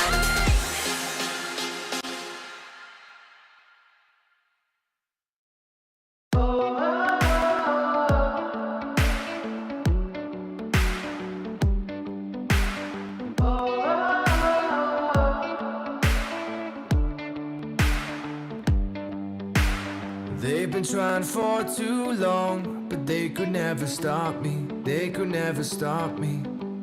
Don't they know that I'm too strong? Nothing's gonna stop me. Nothing's gonna stop me. So don't get in my way. The dams are about to break. I don't care what they say. I'm more than they can take. But they don't see the struggle in my mind. And I just think of stopping all the time. But I can't. I'll make my journey through the hellfire. I'll just tear down another empire. Never hold me back, hold me back. 'Cause I'm a juggernaut. 'Cause I'm a juggernaut.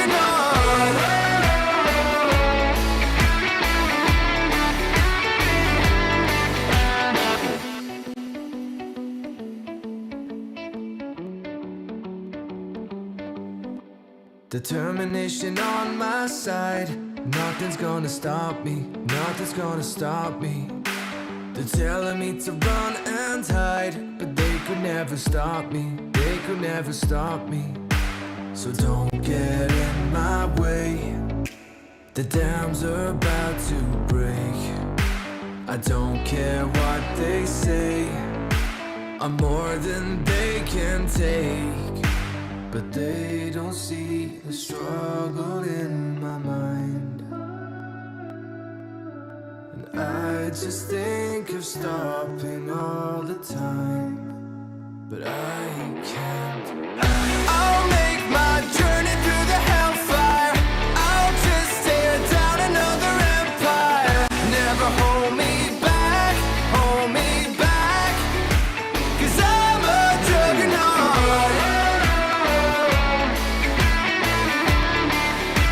'Cause I'm a juggernaut.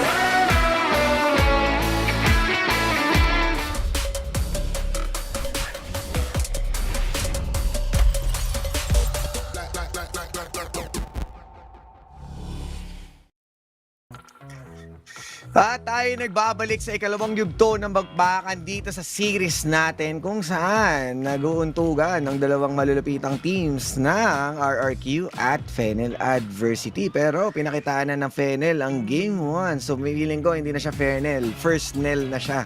Kasi Ay! mamaya pa yung pasok. FENNEL magka match point na. No? Feeling ko yun no? Oo, talaga nakikita natin dito. Yung pwede mangyari, no? Na mamaya, inches yung FENNEL, na? Baka talagang sa laban na to. But then again, mga kaibigan natin, just the game 1, tingnan nakita natin, game 2 na tayo ngayon. RRQ, nakita natin na adjustments coming from them, di ba? They go for different playstyle this time kung saan sinabayan nila yung tempo ng FLA. But overall, as we keep on mentioning, FLA has the upper hand pagdating sa mga team fight kasi talagang lamang sila dito in terms of how they're controlling yung map, yung preparation. Imagine, we've seen them going for the bot lane kanina na merong maraming wards in every bush.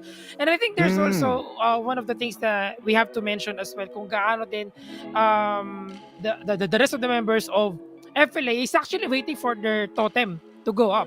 Diba? Sabay-sabay sila naglalapag ng wards dito para alam nila kung kailan din mag-expire yung kanilang mga vision control in every certain part of the map. But then again, game 2 pa lang, game 1 pa lang yon. You will see if makakabawi yung RRQ. Kasi nga, RRQ, I think they have to go back sa kanilang normal playstyle kung saan kailangan nilang i-force yung FLA sa mga team fight.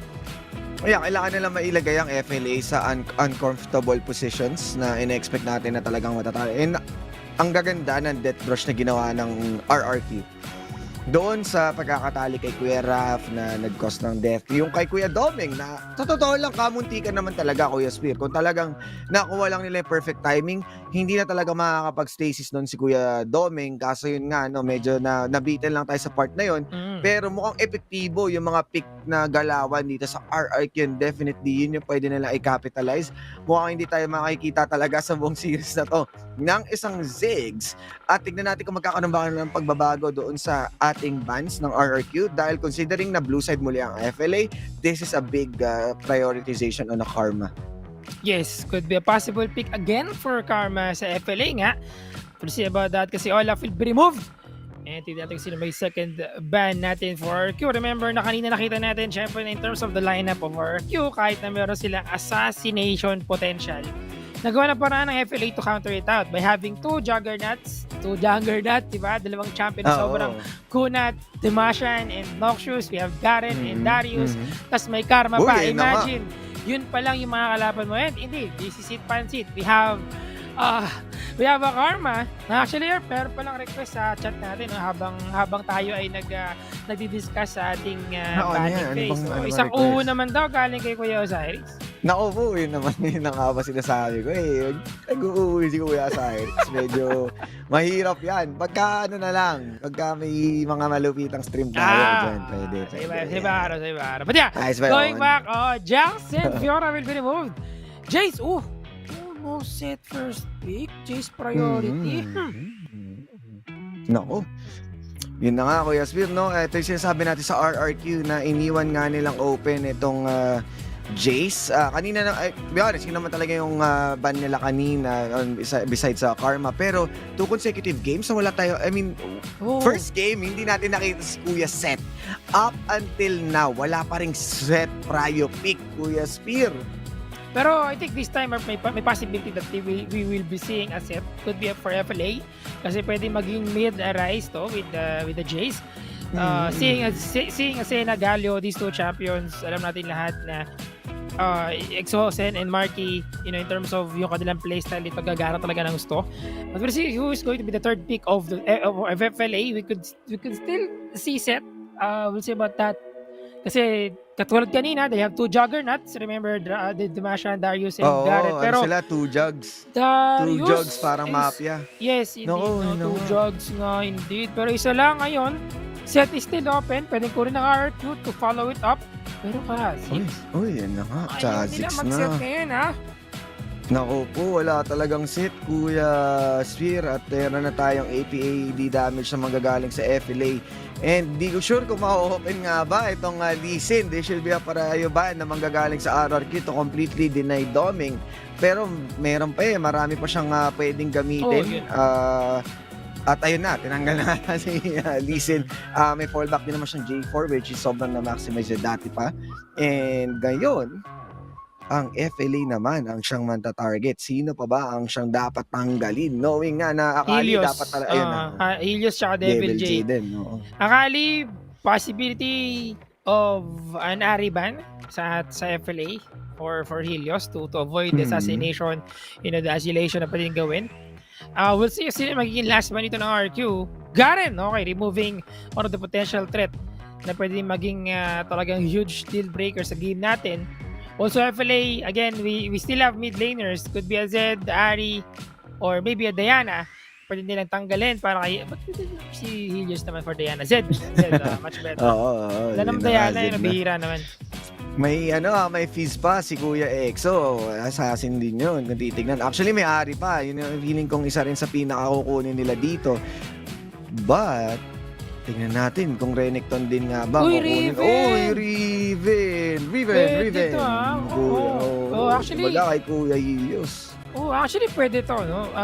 It may be, most probably for Helios kasi Devil J, mas si Riven for Helios, no? And nakikita natin kung... Uy, wow! Uy! Anak Action Jackson! Ito na nga ba sinasabi ko sa'yo, Kuya Spear? Ito yung hinahanap natin, Herb, di ba? Action, ever since, even during the... Lulo na kaya to? The semifinals yesterday. Gusto din natin hanapin si Action talaga. Kasi Action right now, Bro. approve! Open yung mga pangano nila, Kuya Spear. No Counter set. punch. Sino may kailangan ng set, di ba? Kung meron ka namang Brom, Action, Darius, so in terms of overall team fight clash lamang dito ang FLA. Pero Renekton we'll see o set. ano pa gagawin ng RQ. Could be a Renekton, could be a set kasi Devil J yan. But you have to make sure that they can still have... See! Uy, Hallbreaker. Mukhang ano nga yan, no? Graves! Graves top lane by 2? I think Graves Devil J to Herb, no? Oo, most likely. Not unless ilalagay mo kay Kuya Helios. Pwede pa. Na hindi, Oo parang nga. hindi naman na yata swak sa ano yun. Magbabarilan sila ni Akshan habang si Devil J ang siyang nagagamit ng Riven. At Actually, mukhang pwede na- pala, Herb. Oo, Kasi pwede, Erp. there's one time na nakita natin si Helios. Ganyan nga lang, natalo sila during the regular season. Nagumamit ng Graves. So, maybe one of the champions that she's actually thinking na pang-counter against an Akshan. Ayan na! Akshan! Sabi naman. Naku, Ayan na, si alam Kuya mo, Helios naka-Graves. alam mo, Herb, kapag ang problema Oh, ano dito yan? hindi siya nakakaroon ng pagkakataon na ma-beat or ma-assassinate siya kaagad ditong si Chazix, yung action natin, ma-akshaya yung damage niya. So, kaya nga hindi ma-akshaya at hindi makshayang. So, pwede Ngayon, maging ganun overall ba yun? damage. Oo, baga si damage Akshan output. hindi nag-aaksaya, no?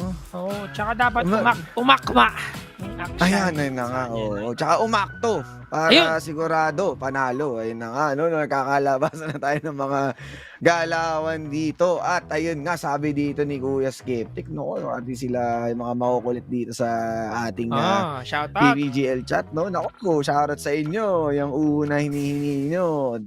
next time na yan pagka hindi na nahihiya si Kuya Osay. Pero yun nga, nandito na tayo, Kuya Spear. Of course, the second game. At si Kuya Helios ang magdadala ng grip. So medyo makunachi ipo tong mid laner natin. Iba ang setup ngayon. At si Kuya Chazix na ang ilalabas natin na assassin. Team Ang ganda ng sustain, Kuya Spear. Kasi nakakatakot eh. May Sena ka. May... Ay, si Kuya Exo. Aftershock. Hindi Font of Life. Hindi siya naka-Font of Life. I think they're going for this kind of setup sa bot lane para alam mo yung balance yung damage nila. Pero still, I still prefer the Font of Life, no? Pero top lane, level 2, level 1, lugi ka dyan. Ikot lang. Lugi ka dyan, level 2 na eh. Ano man pag mag-level 2? Naku po. Talagang papakitaan medyo, ka ng early aggression. Pero hindi nila ipapasok muna. Naging masinop at naging maingat itong si kaibigang Calm. Both of them use yung kanilang mga barrier. But still, wala namang naging first blood. Walang casualty coming from these two teams. And going back, no, dun sa pinag-uusapan natin sa ating runes dito, Keystones. We have Aftershock for Exosen. At ito yung maganda sa FLA na ginagawa nila since nung kanilang laban against UDG. Font of Life sa dalawang champion. Oo, yun nga eh. Yun nga iniisip ko, Kuya Spear eh. Kasi isipin mo, makunachi kasi si Kuya Helios. Kumbaga, consistent yung damage siya ilalapag niya all throughout the fight. And si Kuya Marky, bilang Sena, natural na rin na makunat siya knowing na meron kang grasp. At ito na nga yung sinasabi natin, nag-iba ang ihip ng hangin, Kuya Spear. Si Kalmay medyo napipilitang mag-stick sa kanya, sa likod ng kanyang turret dito. Pero movement, they're going story towards upper scuttle grab. Papasok pa sila dito. They're now waiting very patiently. Pero ang ganda ng deep port na ginawa dito ni Chaz. Nagkaroon sila ng idea na meron nga paparating na dilubyo at napaatras din ang ibang miyembro. Pero to be honest, Kuya Spear, kung sakaling nagstay doon si Kuya Calm, medyo delikado siya under the tower dahil nga pwede siyang i-chain CC ni Kuya Devil J at assassin potential ni Kuya Chaz. Good move and the sense of security para makabawi ng bahagyang farming si Kuya Calm by members moving around the map. And they were able to successfully fend off itong RRQ. At kita mo naman yung investment ng kanilang vision sa upper quadrant natin, sa first quadrant ng mapa, na kung saan grabe, 3 wards ang nakapaligid. Marami talaga silang information gathering in such way, no? Pero balance lang eh. Kumbaga, ang ginagawa dito ng FLA is to counter. Diba? Counter the vision control of RQ. Pero yun nga lang, hindi pa rin masabing talagang overall counter siya kasi you don't have the sweeping lens. Diba? Kung i-compare natin sa RQ, that they have at least one sweeping lens which is na kay Chaz. So ngayon, medyo pagdating sa pag-ward control, if there's a potential gank from Chaz, at least he can clear the wards first para magkaroon siya ng upper hand and early lead sa ating laban. 3-minute mark, we're still seeing the aggression sa ating mga top laners, tapos suntukan lang mga baron laners na walang pake sa ibang lane habang hindi pa nag-up yung ating mga objective. Oo, pero ito na yung rotation, Kuya Spear. No? Kumbaga yung Baron Lane natin, may sariling mundo, pero ito na ang mundo ng ibang miyembro ng FENNEL Adversity dahil nga nire-ready na nila ang kanilang sarili sa susunod na objective. Si Morgana o si Dani kailangan muwi para sa kanyang Ludens Echo, habang ang ibang miyembro ay may hindi pa tapos na kagamitan. Ang meron pa lang dito ay si Kuya Helios na kung saan Black Cleaver at ayun na nga, Kuya Exo with a rod of ages. So more makunachi na i-expect natin para sa isang frontliner o sa taunt na panggagalingan niya. Pero up until now, we're not seeing a lot of movements pa, no, na kung saan attempting to go for the early aggression, still going for the same strategy na ginagawa nila kanina. They have the wards dito, they have the information, both of their team has the information that the dragon is being taken down by FLA. Yun nga lang, mukhang switch lang tayo kasi RRQ is actually going for the referral right now. Pero abot ba yan? Mauuna ba sila? Mauuna sila dito pero makukuha ba nila yung RH yan? Mukhang huli pa sila ng bahagya pero mukhang hindi na may lalaban ng FLA, Kuya Spear. No? Kumbaga, chill lang muna. Okay na yun, naka-dragon na. And makikita natin na ito rin yung gawain ng sabihin na natin ng FLA na hindi sila basta-basta nagbibigay ng mga ganyang klaseng play. Remember, hindi dominant yung kanilang vision. sa Rift Herald. They invested mostly doon sa part ng Dragon Pit. And you can see also the double ward kung saan sa Banana Brush and the blue buff ng RRQ. So they got the vision na safely makakuha ng Cloud Drake at mukhang sa susunod na Rift Herald pa sila makikipaglaban. Alam mo, I like the matchup between Helios and Arise. Pareho silang players talaga na in terms of yung control nila sa kanilang objective dito. We also going for the clearing the minion wave, also responding properly sa kanilang mga kalaban talaga na dapat nilang tapatan. Kumbaga eto si Luffy Ito yung mga Luffy ng bawat members nila, ng bawat team sila na ako, bigay nyo sa akin yung pinakamalakas, ako ang lalaban. Talagang Arise versus Helios is really matchup na talagang worth taking note of kasi yun yung ginawa nating matchup Diba? Alam mo itong dalawang player na ito talagang magbabakbakan sila sa mid lane and we'll see how they're gonna be able to utilize pa yung kanilang mga champions. They both have right now yung kanilang mga Black Cleaver. Are we gonna be seeing a Hullbreaker na na-mention natin kanina? Tignan natin kasi long sword is up para dito kay Helios but also movement coming sa top lane. Nakuha yata ni Kuya Kal. Nakaramdam nakuha nga tayo niya. ng heal dun Nakapag-heal siya Mm-mm. At Kuya Spear, tama ka. Usapang Hullbreaker tayo dito mga ports. Ang napapansin ko dito sa Hullbreaker, pwedeng-pwede kay Kuya Helios. Dahil kung papansinin nyo sa history ng RRQ, siya talaga yung pinakagana mag-split push. Si Devil J talaga yung mahilig sumama dun sa mga fight at siyempre, paano nga ba natin sasagot? Grabe naman si Kuya Arise, bakit nandun? Pero heroic sing, bakit ka naman nauuna sa minion? Para ka naman boss niyan. Kita talaga gusto niya maklear agad yung minion wave. He has no information regarding para kay Helios na nandun na nagtago sa bush. So wala pa rin silang naging trade doon. 6 minutes, medyo deja vu in a way because we're still seeing the same strategy coming from these two teams na itong RRQ ay medyo nagiging maingat. Ayaw nilang pumasok ng pumasok. But again, as the game continue to progress, both teams are actually getting the benefit right now. Pero mas feeling ko mas benefit ito para kay Danny kasi remember that's sa Morgana and yung Tormented Shadow niya, you cannot deny the fact na masakit yung damage niyan.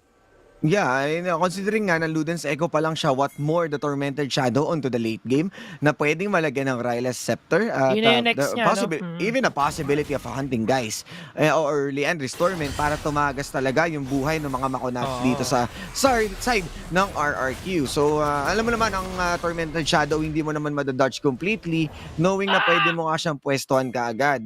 Pwede mong initially maramdaman kaagad yung slow and might burn you up. So I think tama ka doon, Kuya Spear, na talagang mas delikado yung scaling. Although I agree naman na part ng RRQ, meron din silang nakakatakot scaling from Graves pero Void, Assault, tama nga ba? Buhay pa to. Yun nga, patatalin ako, collateral damage pero literal. Wala na, Kuya Spear, muntikan sanang doon. Wala silang pampigil Oo.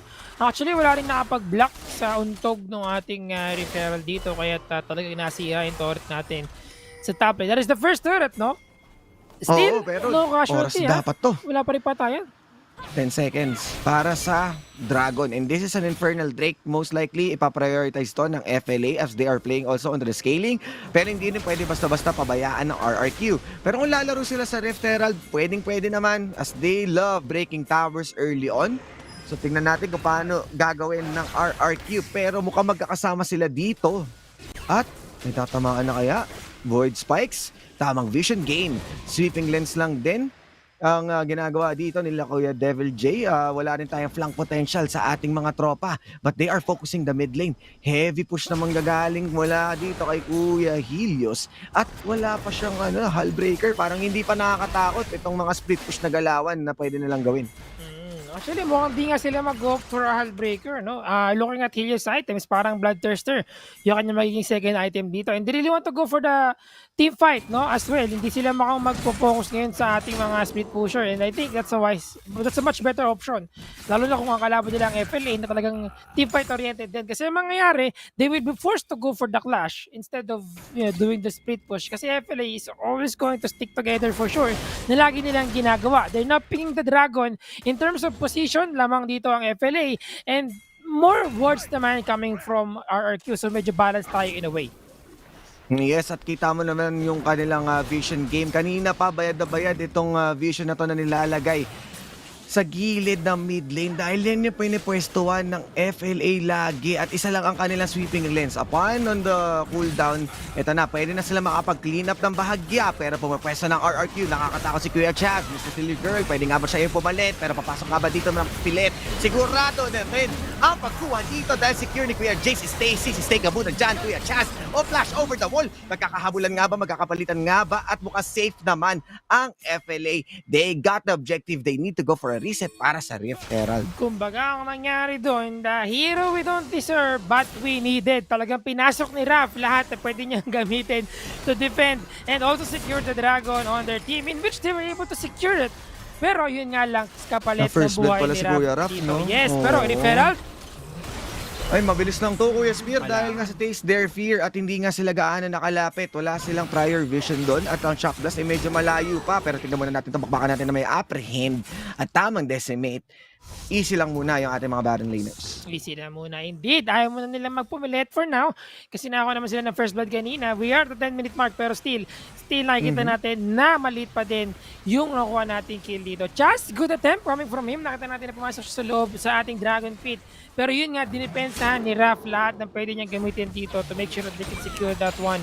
And medyo that use of Heroes entrance on point din para kay Exosen, but still with the Soul Shackle na ginamit ni Danny kanina, napigilan nila yung potential pa dito na makaisa pang kill sana ng RRQ in that particular team fight. So overall, nagawa na paraan ng FLA na ma-secure yung Dragon at the same time protect their comrades for the rest of the upcoming na dilubyo sana na matatanggap nila.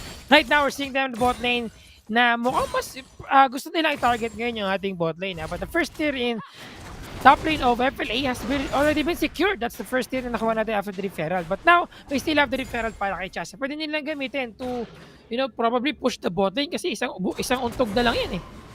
Oo, pwede nilang i-maximize yan. No? Kuya Spear, parang maganda nga. Buksan na nila tong mid lane para maulit na yung nangyari kanina eh. Pero kudos sa RRQ dahil ang tibay ng depensa nila. At kung titignan mo nga, napaka-healthy pa ng kanilang tower. Unlike dito sa FLA, meron na nakuha sa Baron at mukhang duguan na itong Torre sa Dragon Lane. Na kung saan pwede nilang manduhin, pwede nilang i-force at i-drop yung Rift Herald for another added pressure. Pero teka lang, si Kuya Kal, nakikipaglaro sa dito, o sa apoy, habang si Devil J. Pero double sneaky. Mukhang triple sneaky nga ang mangyayari. At papasok kaya. Huli! Natuluyan! At huli na! Glacier, nakakala mo na pressure. Mukhang ipit na nga dito si Kuya Devil J. But the backup is here. Pero puputok ang concussive blow sa flash after flash in a glimpse of an eye. An eye for an eye. Dahil nagkakapalitan nga. Pero si Kuya Marky ang siyang pipigil na dahil nga itong RRQ at FLA nagsisimula na maging mainit. They can stop the bleeding. Sabi ko sa iyo, ang target nila dito is the first turret in the bot lane at nagkabasahan silang mabuti ng kanilang mga galaw. Pero ang hindi nabasa ng RRQ dito is 3 miyembro ng FLA ang nag-aabang doon sa gilid. Nagulat. At alam mo naman, nagripuan sila dito. They cannot stop the bleeding from the hemorrhage of nitong si Calm. Even with the stasis enchant, pumasok sa loob, tumalon itong si Raph to make sure that he could use yung kanyang Winter's Bite. And they were able to secure double kill sa ating bot. Aside from that, the first tier turret as well fall into the hands of FLA. So right now, ang laki na nang nakuha nilang lamang dito. I cannot say for sure na sobrang laki na, but still, that's the numbers that we're seeing right now. Kahit na nakalamang pa rin ng konti ang RRQ, malaking momentum advantage yung nakuha nila getting the 2 kill in the bot lane. Yes. And yung setup na ginagawa nga nila dito, per objective. And nakakuha na nga sila ng tower at least doon sa pangyayaring yun, Kuya Spear. Kasi medyo wala pa. Hindi pa natin ramdam yung mga toreng nagsisitumbaan. And knowing na wala nga tayo nakikita gaanong zigs, hindi talaga ganun ka-priority yung mga sieging na capabilities. Pero tower ready na. Kasama ng Rift Herald magkakaipitan. Tamang Void Spike at mukhang makakadena nga lang muna dito ng bahagya si Kuya Kal. Pero Rift Herald si Shelly ang ginugulpe at hindi na nakapalag. Oo, nakatalikod nga si Shelly eh. Nakatalikod siya dun sa ating turret kasi nasamon siya towards the turret of RRQ. But take note, that's an information. Wala na silang panako dito, wala silang pwede magamit ng diversion now that the Dragon is up na pwedeng masetapan ngayon ng RRQ. Naku, usapang setup pero Sakit! Shock Blast, Aray! Gain Vision, Napakasakit nga, Kuya Spear. Isipin mo, Black Cleaver na may Yomus Ghost Blade, hindi ito yung Turtle Pace na Jace na kung saan nag-aantay pa ng mura mana. So early damage is there, but everyone is on the side. RRQ naka-set up at mukhang ito na ang laban. Ito na, kinasa na nga ang Blade of the Exile, pero natali nga dito Kama fans as they are coming down nga ba ng tuluyan. Ocean Drake, pero apat ang tumalbog. Devil Day! What is that? Tama pa rin ang personal dito, ginamit ang Grand Entrance, and mukhang ito na nga ang engranding bakbakan dahil nga nakuha ng RRQ. Itong Ocean Drake, pero mukhang ubusin din ng FLA at isa-isa na nga ang tumutumba. Hinahabol pa si Arise, pero tamang heroic swing lang at mukhang si Kuya Helios, the sustain of RRQ is too strong. Indeed, napakaganda ng setup ni Devil J doon. Really commendable after what he did. Catching 4 champions sa kanyang last hit ng first kill niya. At the same time, stunning them with the Kivers.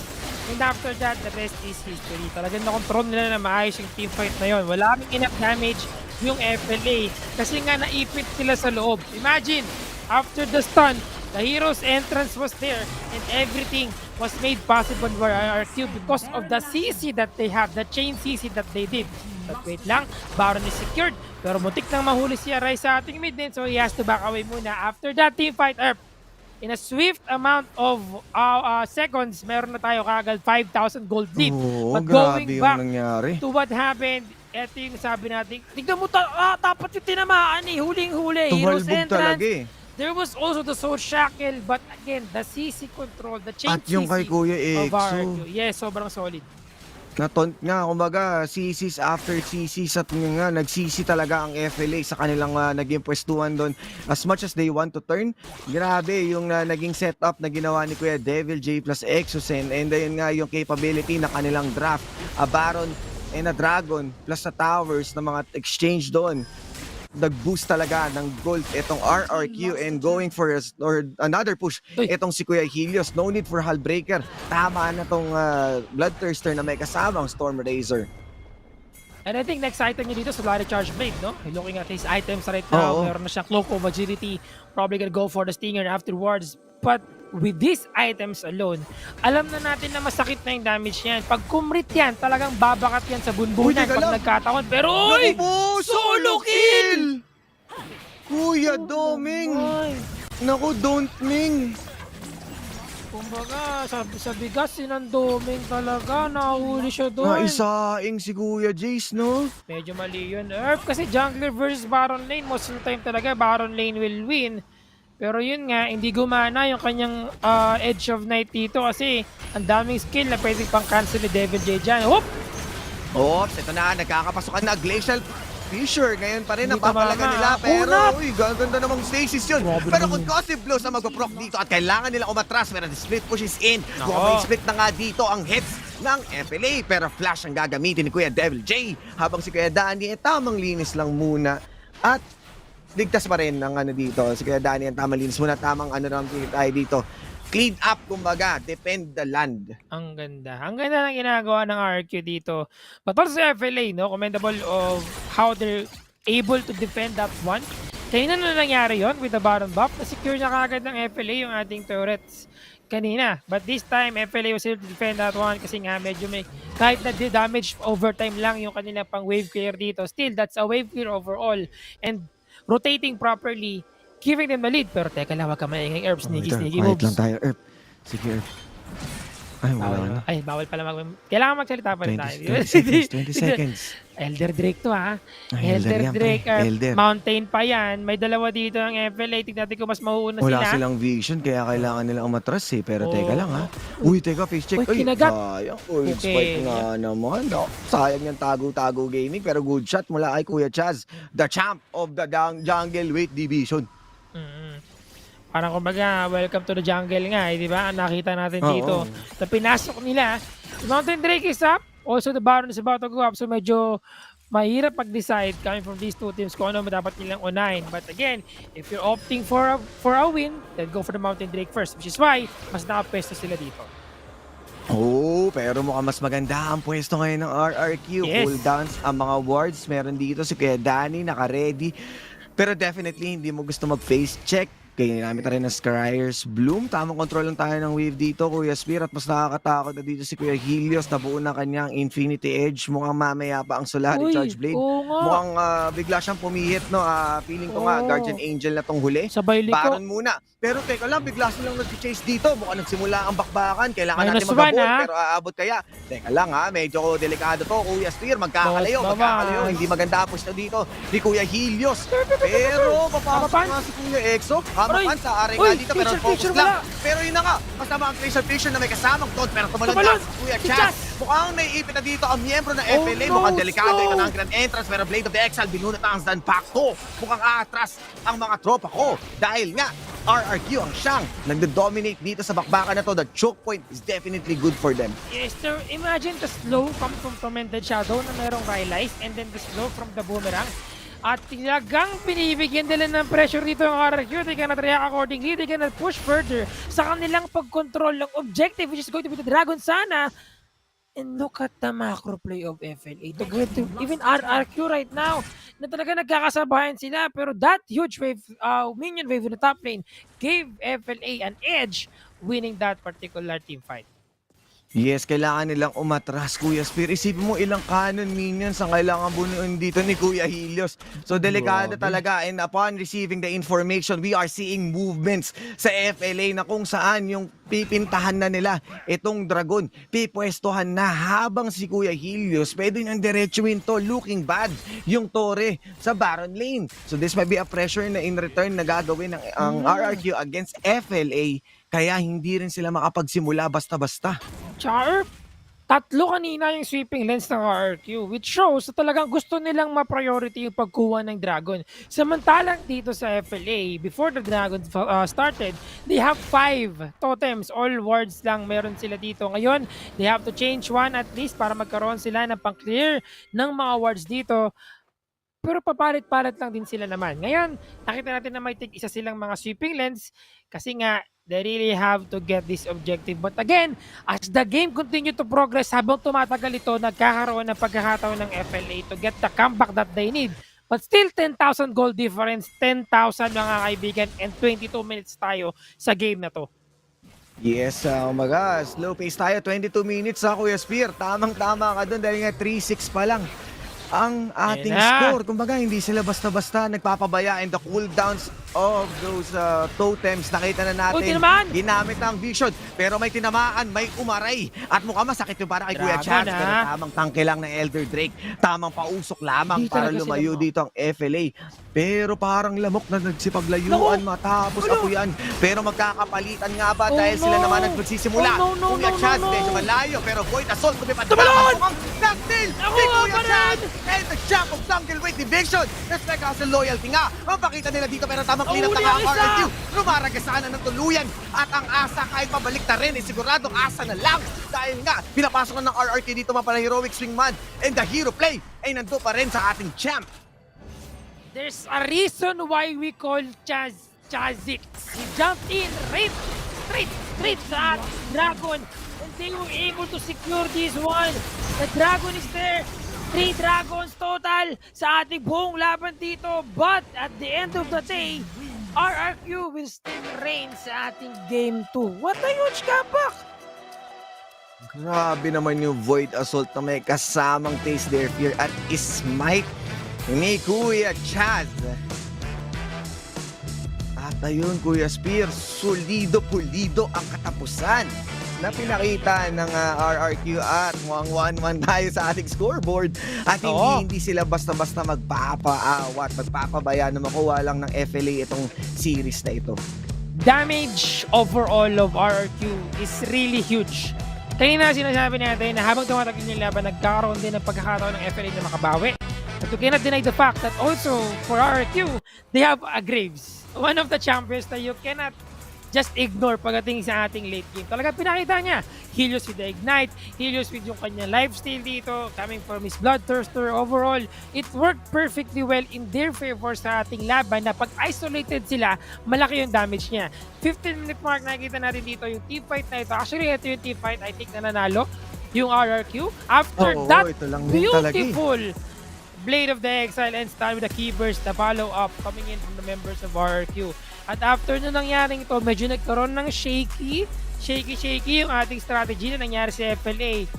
They still tried their best, nakita natin, to defend yung kanilang mga inhibitor turret and the solo kill in the top lane, pero at the end of the day, it's just, RRQ talaga taking the lead of this game because of all the items that they were able to capitalize and secure sa ating laban. At ayun nga, Kuya Spear, iba talaga yung surprise na ginawa doon ni Kuya Chaz. And no having vision sa part ng mapa na yun, hindi nila in-expect na pwedeng mag-void assault at pagkatalon, pagkakuha, stasis ka agad. Instantly making sure na buhay si Kuya Chaz. At syempre, grabbing the reset ng kanyang leap, dire-diretso na yung kuha niya dito. At mukhang kahit ang FENNEL, in-acknowledge nila yung pagkatalo na yun, no? Na sinubukan man nila na bagyan labanan ni Calma at saka ni Kuya Arise. They already know that that is the game and bawi na lang muna next.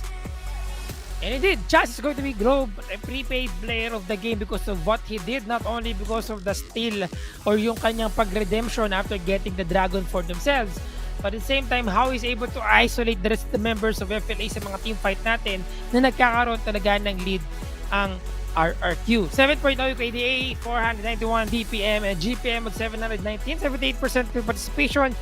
Nakita natin talaga dito kung gaano ka-effective itong si Chaz with a Kha'Zix. So, Kha'Zix pa rin. Siya pa rin siya ang nagmamayari nitong champion na to, Kuya Spear. Kumbaga, si Jungle Weight Division Champion. Kaya kailangan mong ingatan yung mga ganong klaseng play. At nagkaroon lang naman na talaga ng kakulangan sa parting vision na yon.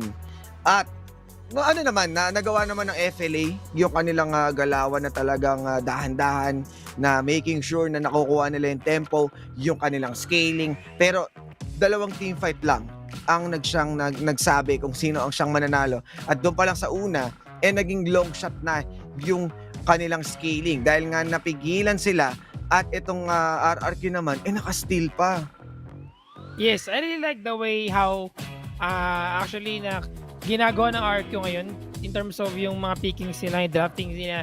Since alam nila na nagpapatagal ng laban ng FNL, they're going for champions na talaga solid sa late game. Tulad ni Graves, di ba? Even Galio Sena, sobrang scaling yan. Imagine, yung items ni EXO kanina, puro ang tataas na ng AP niya, AP ratio with the Rabadon's Death Cap, pero siyang Crystalline Reflector. So talagang kunat de gulat ang naging nangyari dito. And overall, damage is there, the tangan is there as well. Sinunod lang swapad niya.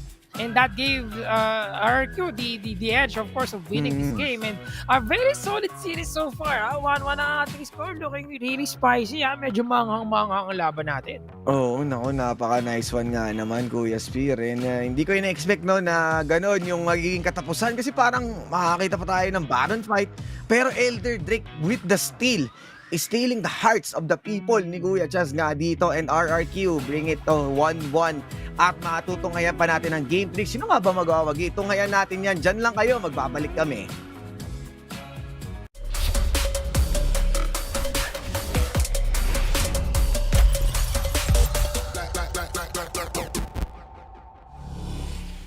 For too long, but they could never stop me. They could never stop me.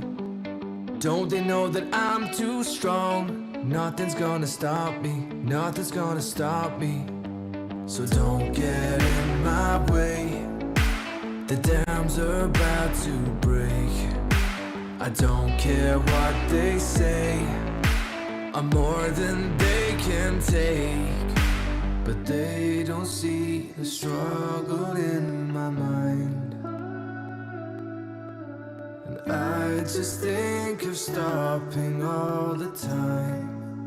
But I can't. I'll make my journey through the hellfire. I'll just tear down another empire. Never hold me back, hold me back. 'Cause I'm a juggernaut. 'Cause I'm a juggernaut.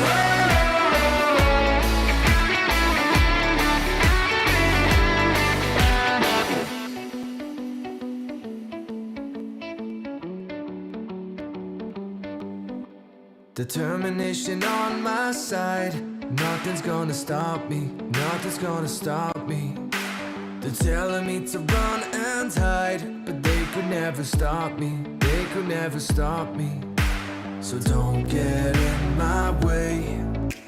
The dams are about to break. I don't care what they say. I'm more than they can take. But they don't see the struggle in my mind. And I just think of stopping all the time, but I can't. I'll make my journey through the hellfire. I'll just tear down another empire. Never hold me back, hold me back. 'Cause I'm a juggernaut.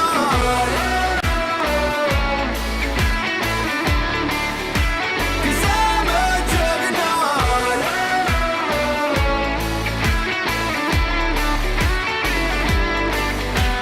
Whatever it takes, wherever it takes me, I'm never gonna stop, no, no. Whatever it takes, wherever it takes me, I'm never gonna stop, no, no. Whatever it takes, wherever it takes me, I'm never gonna stop, no, no. Whatever it takes, whatever it takes me, I'm never gonna stop, no, no. I'm never gonna stop, no, no. I'll make my journey through the hellfire. I'll just tear down another empire. Never hold me back, hold me back. 'Cause I'm a juggernaut. Whatever it takes, whatever it takes me, I'm never gonna stop, no, no. Whatever it takes, whatever it takes me. 'Cause I'm a juggernaut.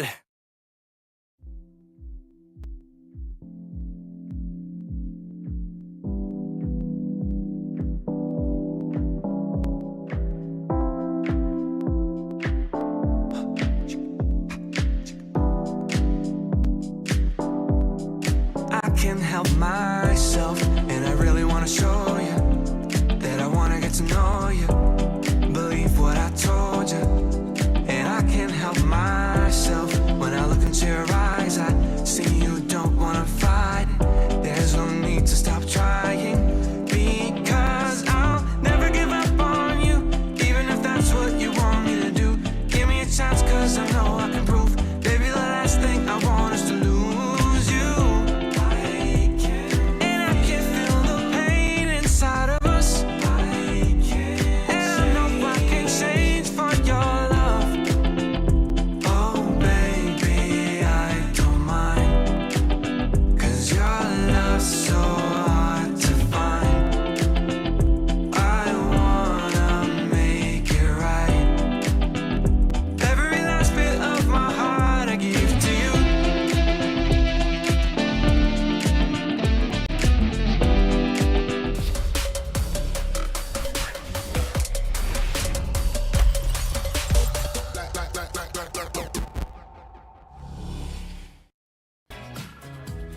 Tayo nagbabalik sa ikatlong parte ng bakbakan sa yugto ng laban sa pagitan ng RRQ at FENNEL Adversity. So medyo mainit ng 1-1 kabilaan, nagkakabawian, Kuya Spear. Ano ba sa tingin mo ang mangyayari sa Game 3?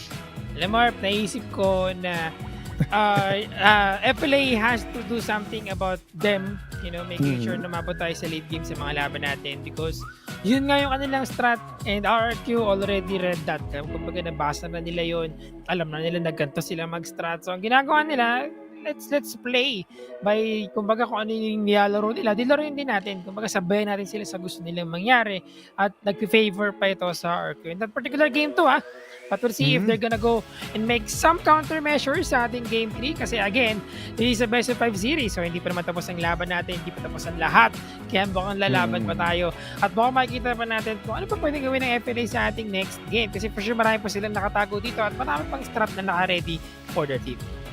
Yeah, and mukhang kakaiba nga yung mga naging picks natin kanina, no, from Jin, now Morgana, then meron pa tayo nakareding Corky. Sa side naman ng RRQ, nakita natin si Helios na gumamit ng Graves, which is fairly different sa usually na ginagamit niya. Tulad nga ng sinabi natin kanina, alam natin na open yung Fizz niya, di ba? Assassin, di ba? Kumaga, alam na natin na ginagamit yung AP na kanya, open din kanina. So alam mo may mga bagay na pwede pa silang gamitin dito. And remember, this is a best of 7. So definitely, they are respecting the capabilities of both teams na they can surprise anyone at any moment. Yes, tama ka dyan, Herb. No? So, yun, gusto ko makita kung ano pwede pang gawin dito ng FLA and RQ, no, sa ating mga laban because so far, we're looking pretty good. I would say na itong dalawang team na ito is in their best form right now na talagang papalag sa ating WCS finals moving forward. They're both going to participate in that one. But still, ang pinaglalabanan nila dito is the championship title, the trophy, and the big prize pool or yung prize na makukuha natin for the champion. Mga kaibigan, this is Game 3. Drafting phase na tayo. First, wala ba kundi si Jax. Of course, shutdown itong Scam. Normally, itong mga previous, mga recent patches natin, lagi ginagamit dyan. Camille could be a bonus win. Lagi natin nakikita. Then Ziggs will be removed to have an additional, remove an additional potential threat sa magiging lineup ng FLA.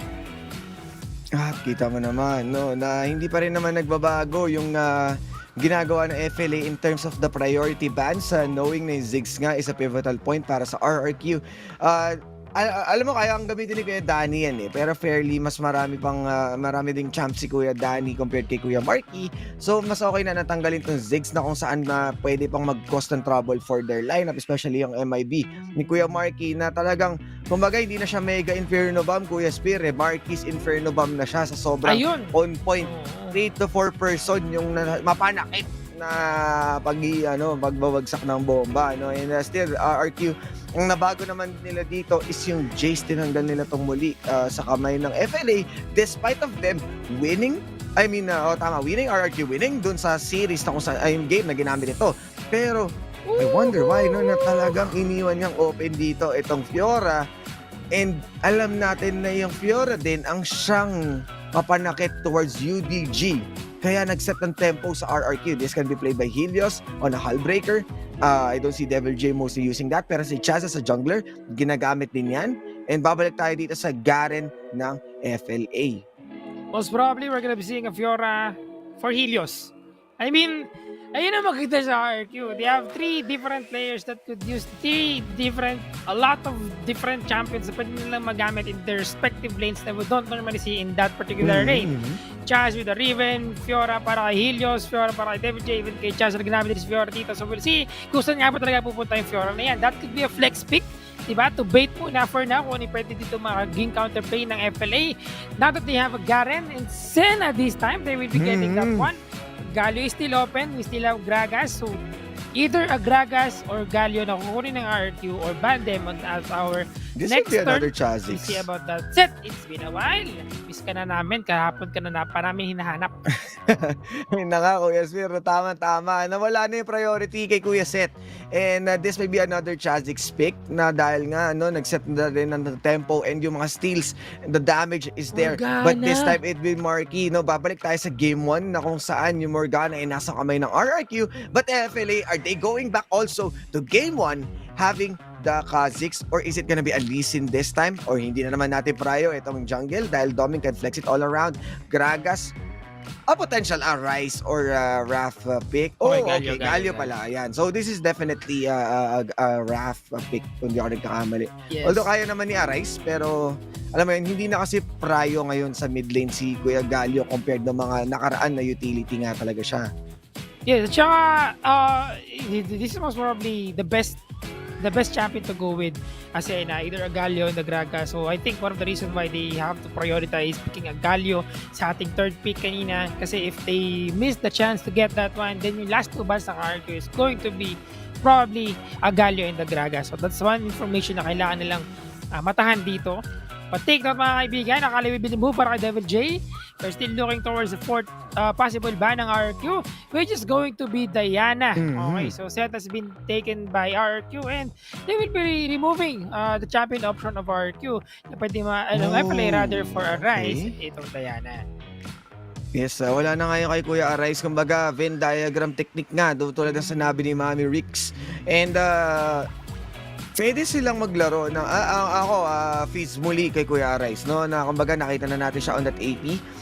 Iba lang talaga yung Diana, putting him on another haymaker in terms of team fighting. So may added damage tayo doon and then assassination potential. Pero kung lahat nga ng APs dito is mababan out na ng tuluyan, FLA of course removing the Rakan, possibly going for Kuya EXO. Pero dahil nga meron na tayong Kuya Marky Morgana, I don't see any reason para gamitin yun ni Kuya Helios. And no Kha'Zix. So this is a Lee Sin, supposedly a big Lee Sin and a Fizz. Oh, Graves, okay. Better. I'm thinking if he's going to be a jungle Graves, tapos meron tayong Akshan as the last pick. But I am really, I mean, that's one thing that we could consider. For FLA, pwede nila magamit yan as their last pick to have the damage, kiting skills overall. But we're still gonna be seeing a Riven for the fourth pick of RRQ. We are still missing actually pwede pala mag-support si Seth, no? Kasama si Morgana. So baka Lee Sin to, Lee Sin open na pwede kunin ni Chance. Kung walang Kha'Zix, then meron tayong Lee Sin. Rengar also an option. Let's see about that. Kasi probably revolving around these three champions. Uy. So jungle Riven, set? Kuya. Jungle Riven nga. Jungle Riven Herb. Jungle Riven o kaya Jungle Fiora. Tapos Devil J, pwede siyang magstay sa kanyang Riven. At set Devil Riven J yan, Helios. Riven Helios to, Kuya Spear. Uy, yun nga Darius. So ibig sabihin nga it's a mid lane Garen muli, Kuya Spear. So may Darius tayo, Demashan at saka Noxus na tropahan muli at isang taga Bilgewater, si Kuya Graves. Ayan, so but no, I think probably baka mahirap kasi tansyahin pero baka mag-mid lane. Ano sa tingin mo, Kuya Spear? Mid sa FLA? Mid Riven or Jungle Riven, pwedeng Fiora jungle tas set top. Kasi parang yun talaga yung mas viable na mas gana in my opinion but we'll see. Kasi meron tayong oras pa para makapag-swap dito, but leaning towards mid lane Fiora dito din. Alam mo, mahirap talaga. Hintayin na lang natin na magbago. Ayun! Uy! Ayan na, Kuya Spear. Doon pala! Wala tayong itinama! Mid lane pala si Lucian. Okay. So, Morgana, okay, interesting. We have a mid lane, IEP carry, Morgana, together with Asset as a support. Same time, FLA naman.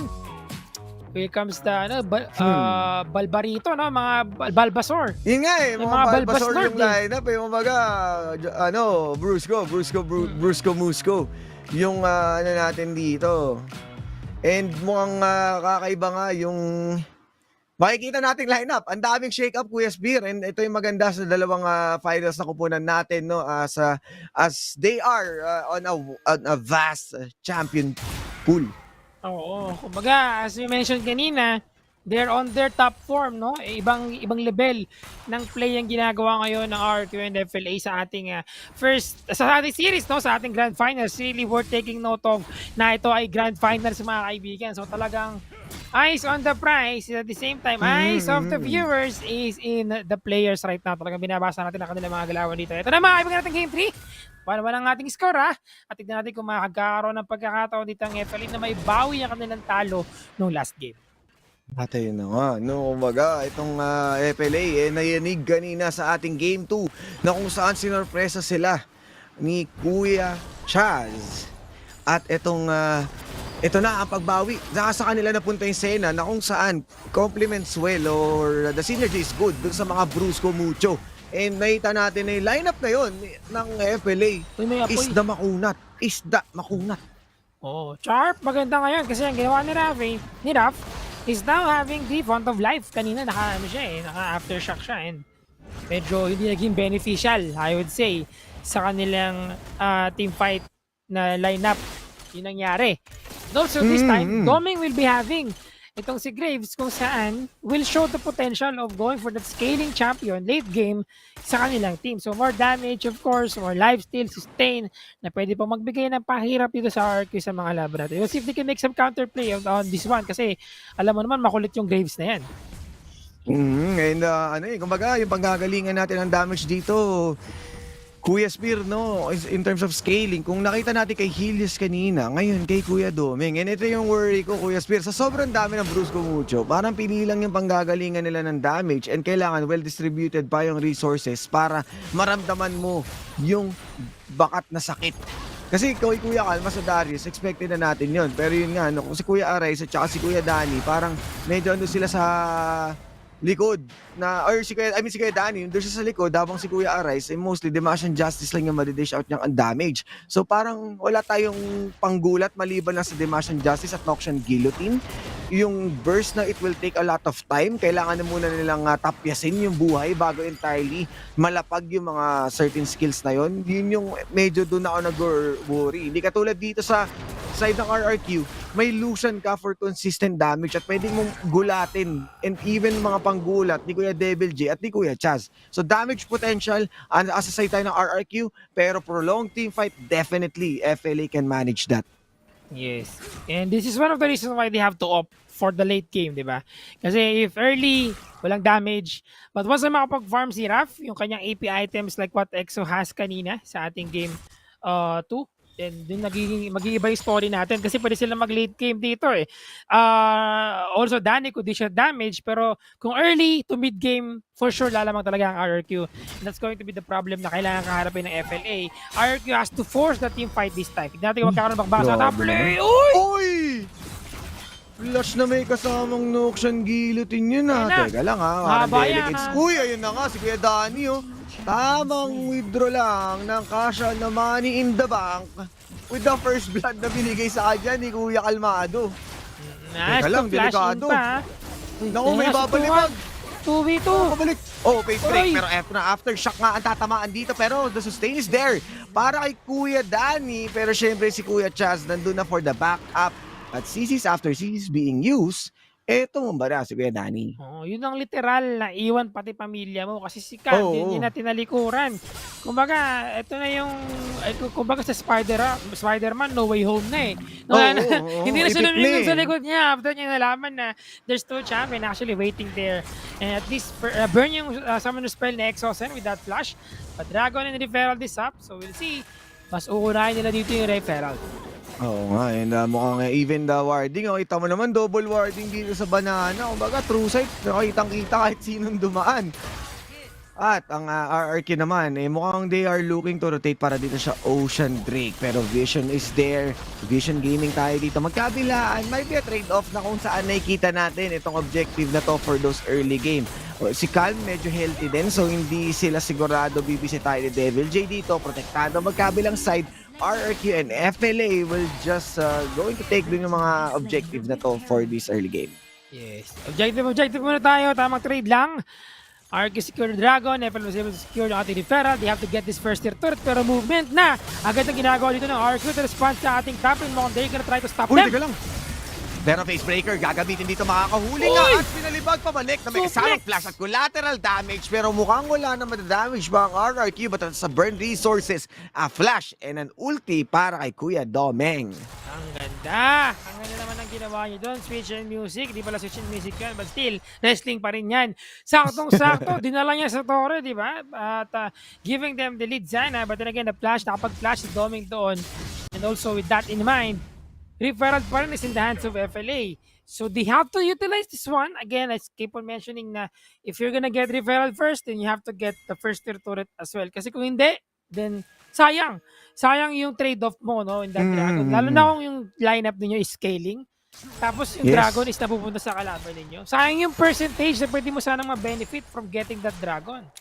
Yes, exactly, Kuya Spear. No? And yun nga, Ocean din na nakuha ng RRQ dito. Habang FLA, they need to maximize itong Rift Herald dahil nga 2 consecutive games na nile-let go na nila to sa RRQ. And prioritizing it right now might boost the scaling that they need. Pero saan nga ba nila planong ilapag?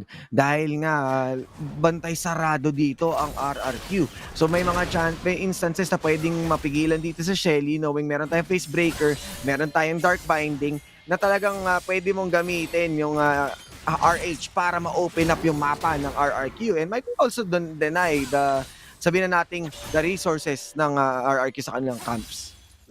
Hindi. At this point, lumalamang pa rin talaga yung actually wala tayong nakikitang ganun kalaking lamang, no? Kasi they both have the 1-1 score. Still turret alive pa coming from these two teams. Pareho silang may mga lead na nakuha sa mga laning phase natin. But then again, parang mas nag-benefit ng gusto yung FLA sa ating nakukuhang late game potential because this is scaling. Now that the reverse base na top pin, mas marami sila doon at mukhang makukuha nila yung first tier. Oh, ito na. Si Shelly ang gagamitin dito sa taas. Qeon. Babangga kayo. Uy, ayun, namabot naman. Kaso may natira pa, Kuya Spear. 77. Lucky number. Pero mukhang ini-expect ng RRQ na babalikan. Kaya andito pa sila sa Tribrush. Nagre-ready lang. Pwede pa sila manurpresa. Kailangan quiet lang tayo, Kuya Spear. Baka mabulilyaso ang gagawin ng RRQ. At mukhang ngayon na. Hindi naman natin naloy. Kalmado nga dahil hindi na dumiretso pa. Habang si Kuya Helios, nakaramdam din, meron din 6 sense. Pag nagkataon, kalaboso siya dun, ha? Kasi may dark binding, eh. Pag na-secure yun, sigurado, it's going to be a problem for Calm and makakabawi pa dun ang RRQ. Right now, wala pa rin nakakuha ng mga first tier natin. And looking at the items ng ating mga champions dito, ng mga players natin, Doming already has yung kanyang Black Liver, slowly going for the Black Bloodthirster naman. After that item, para magkaroon siya ng sustain, lifesteal, 1v1 situation, magkaroon ng isolation dito. Ito, Kuya Spear, si Mukha Kuya nga, Rice. no? Calm. Ay, si Kuya Calm pala. Oh, medyo Parang iba ayos, yung plano niya Iba dito, ngayon. Hindi siya nakadivine Kailangan nila ng thunder. damage, eh. Sa bagay, wala rin namang makunat talaga na solid, bukod kay Exosen, kaya hindi siya na siguro mabibuild nun. And mas gusto niyang i-dish, gusto niya talagang guhitan ng buhay yung mga malalambot dito like si Marky, si Helios, si Devil J, and even si Chaz pag nagkataon. Oo, and yun nga, kumbaga, meron na silang pangagalingan ng damage. Ito nga yung dilemma natin kaninang draft, no, na parang sa sobrang brusco, walang mangyayari, pero ito na. Righteous Glory naman yun na kay Kuya Arise at ito, meron na tayong Infernal Drake. This will be the movement na gagawin ng FLA. At nasa taas si Devil J. Mukhang magpapaiwan siya dun. Wala rin siyang teleport pero Mercury Threads ang kanyang dala. So, bubuksan kaya o trade-off lang ang gagawin nila dito sa Rift Herald? Na-realize na nila, Herb. Again, they are delayed game composition. So, they really want to go for the scaling and it's really important for them to get the Infernal Drake. Pero set up tayo sa Rift Herald, ha? Naku, set up na indeed. Pero mukhang masyado si Kuya Arise. May pwesto kaya sila dito, masyado malayo ang isa nilang tropa. Pero sapat nga ba yun? At feeling ko, Kuya Spear, pwede nilang ilaban yun knowing na hindi nakazik si Kuya Chaz. So it will take a lot of time bago siya makapagpatumba mag-isa ng Rift Herald. Pero dahil controlled aggression tayo, hindi sila basta-basta magpapabaya. Yes. Again, ito nga yung pinag-uusapan natin when we are taking notes of what of the playstyle ng FLA. Hindi sila pumapasok sa mga team fight na alam nilang may possibility of them losing that one. Pero, suntukan! Tinusok! Aray! Naku, pero ito na nga, Blade of the Ruined King. Kasama na nga ang The Calling. Pero ito na ang backup na magagaling kay Chaz. At mukhang may ipit siya dito. Exosend, The Silence, Dimaxion Justice. Sapat nga ba yun? At meron pang grand entrance para sigurado may backup. Pero the flash mula kay Arise na may silence, parang hindi siya ma-RKO. Ang galing! Decisive strike from Arise and immediately using yung kanyang Dimaxion Justice. Not even thinking twice na. Hindi niya na pinaliit yung HP. Ginamit talaga yun kasi at least the tower could finish up the job. Pero feeling ko, na-silence din yung turret natin. Oo, ito yung maganda. Oo, medyo nagulat eh. Medyo na-surprise doon sa pwesto na ginawa nila. At ito na, FLA na ang siyang magsiset ng tempo. First tower nga ba ang makukuha nila dito pero Rift Herald ang bubuksan para bubuksan na ang mid lane. Nagkakahatian na yung mapa, Kuya Spear. Kahit yung taas natin nabutas na kanina eh. Kaya gusto nila kunin yung pwesto at i-expose muli ang mapa ng FLA. Ang ganda. Ang ganda na ginawa ng RQ doon. Rotating immediately in the mid lane. The ones that they know that they have manpower na bot lane, alam nila na kaya nilang i-push yung ating first tier sa mid lane. Onting damage lang, 2,000 damage from the Referral, and they were able to secure that one sa ating mid lane. Because of that, mas maraming spaces na ang pwedeng galawan ngayon ng RQ. They could go really deep sa jungle camps ng FLA to stop them from getting the scaling that they need sa laban natin. Hullbreaker Earp is up! Ayun na nga. Nice! Oo nga. Ito na, yung isang Garen ang magtatrabaho ng split push dito, no? Kumbaga, Oh, easy no. bugatti lang. Oh, Pero no. may ipit. Oh, teka lang, si Kuya Exo. Mukhang paiikutin, face breaker, hindi tumama. Pero si Kuya Helios, tamang chill lang, RRQ. Tamang relax lang muna tayo at hindi nagagalaw pa. Pero gusto nilang kunin, gusto na nilang butasin, gusto na nilang kunin itong Tore na to. At mukhang successful naman. Successful indeed. Oh no tayo doon. Medyo malalim kasi sila pag nagkataon. And because of that, nag-chill muna sila. They really don't want to commit for now. Eh, dinahayaan lang nila si Marky na makapag-farmer ng mid lane, pero hindi yata nila hayaan hanggang matagal. Hindi nagkaroon ng bagbakan sa mid lane, hindi nahuli. Hindi nahuli si Marky, nakapag-black shield yata. Oo nga and kita mo naman kung gaano kasakit yung ating itemization ngayon, especially that we are getting the power spike na kailangan nila, Kuya Spear. Kumbaga, 1-1 pa rin sa scoreboard, so dahan-dahan lang talaga, no? Parang dati kasi, nung dumating yung 3.1 na patch, parang 15 minutes yung ano natin, yung average natin, sabi nga ni Kaysaya. Pero ngayon, iba, I think 3.1A made the adjustments being made sa ating mga respective champions and items dito.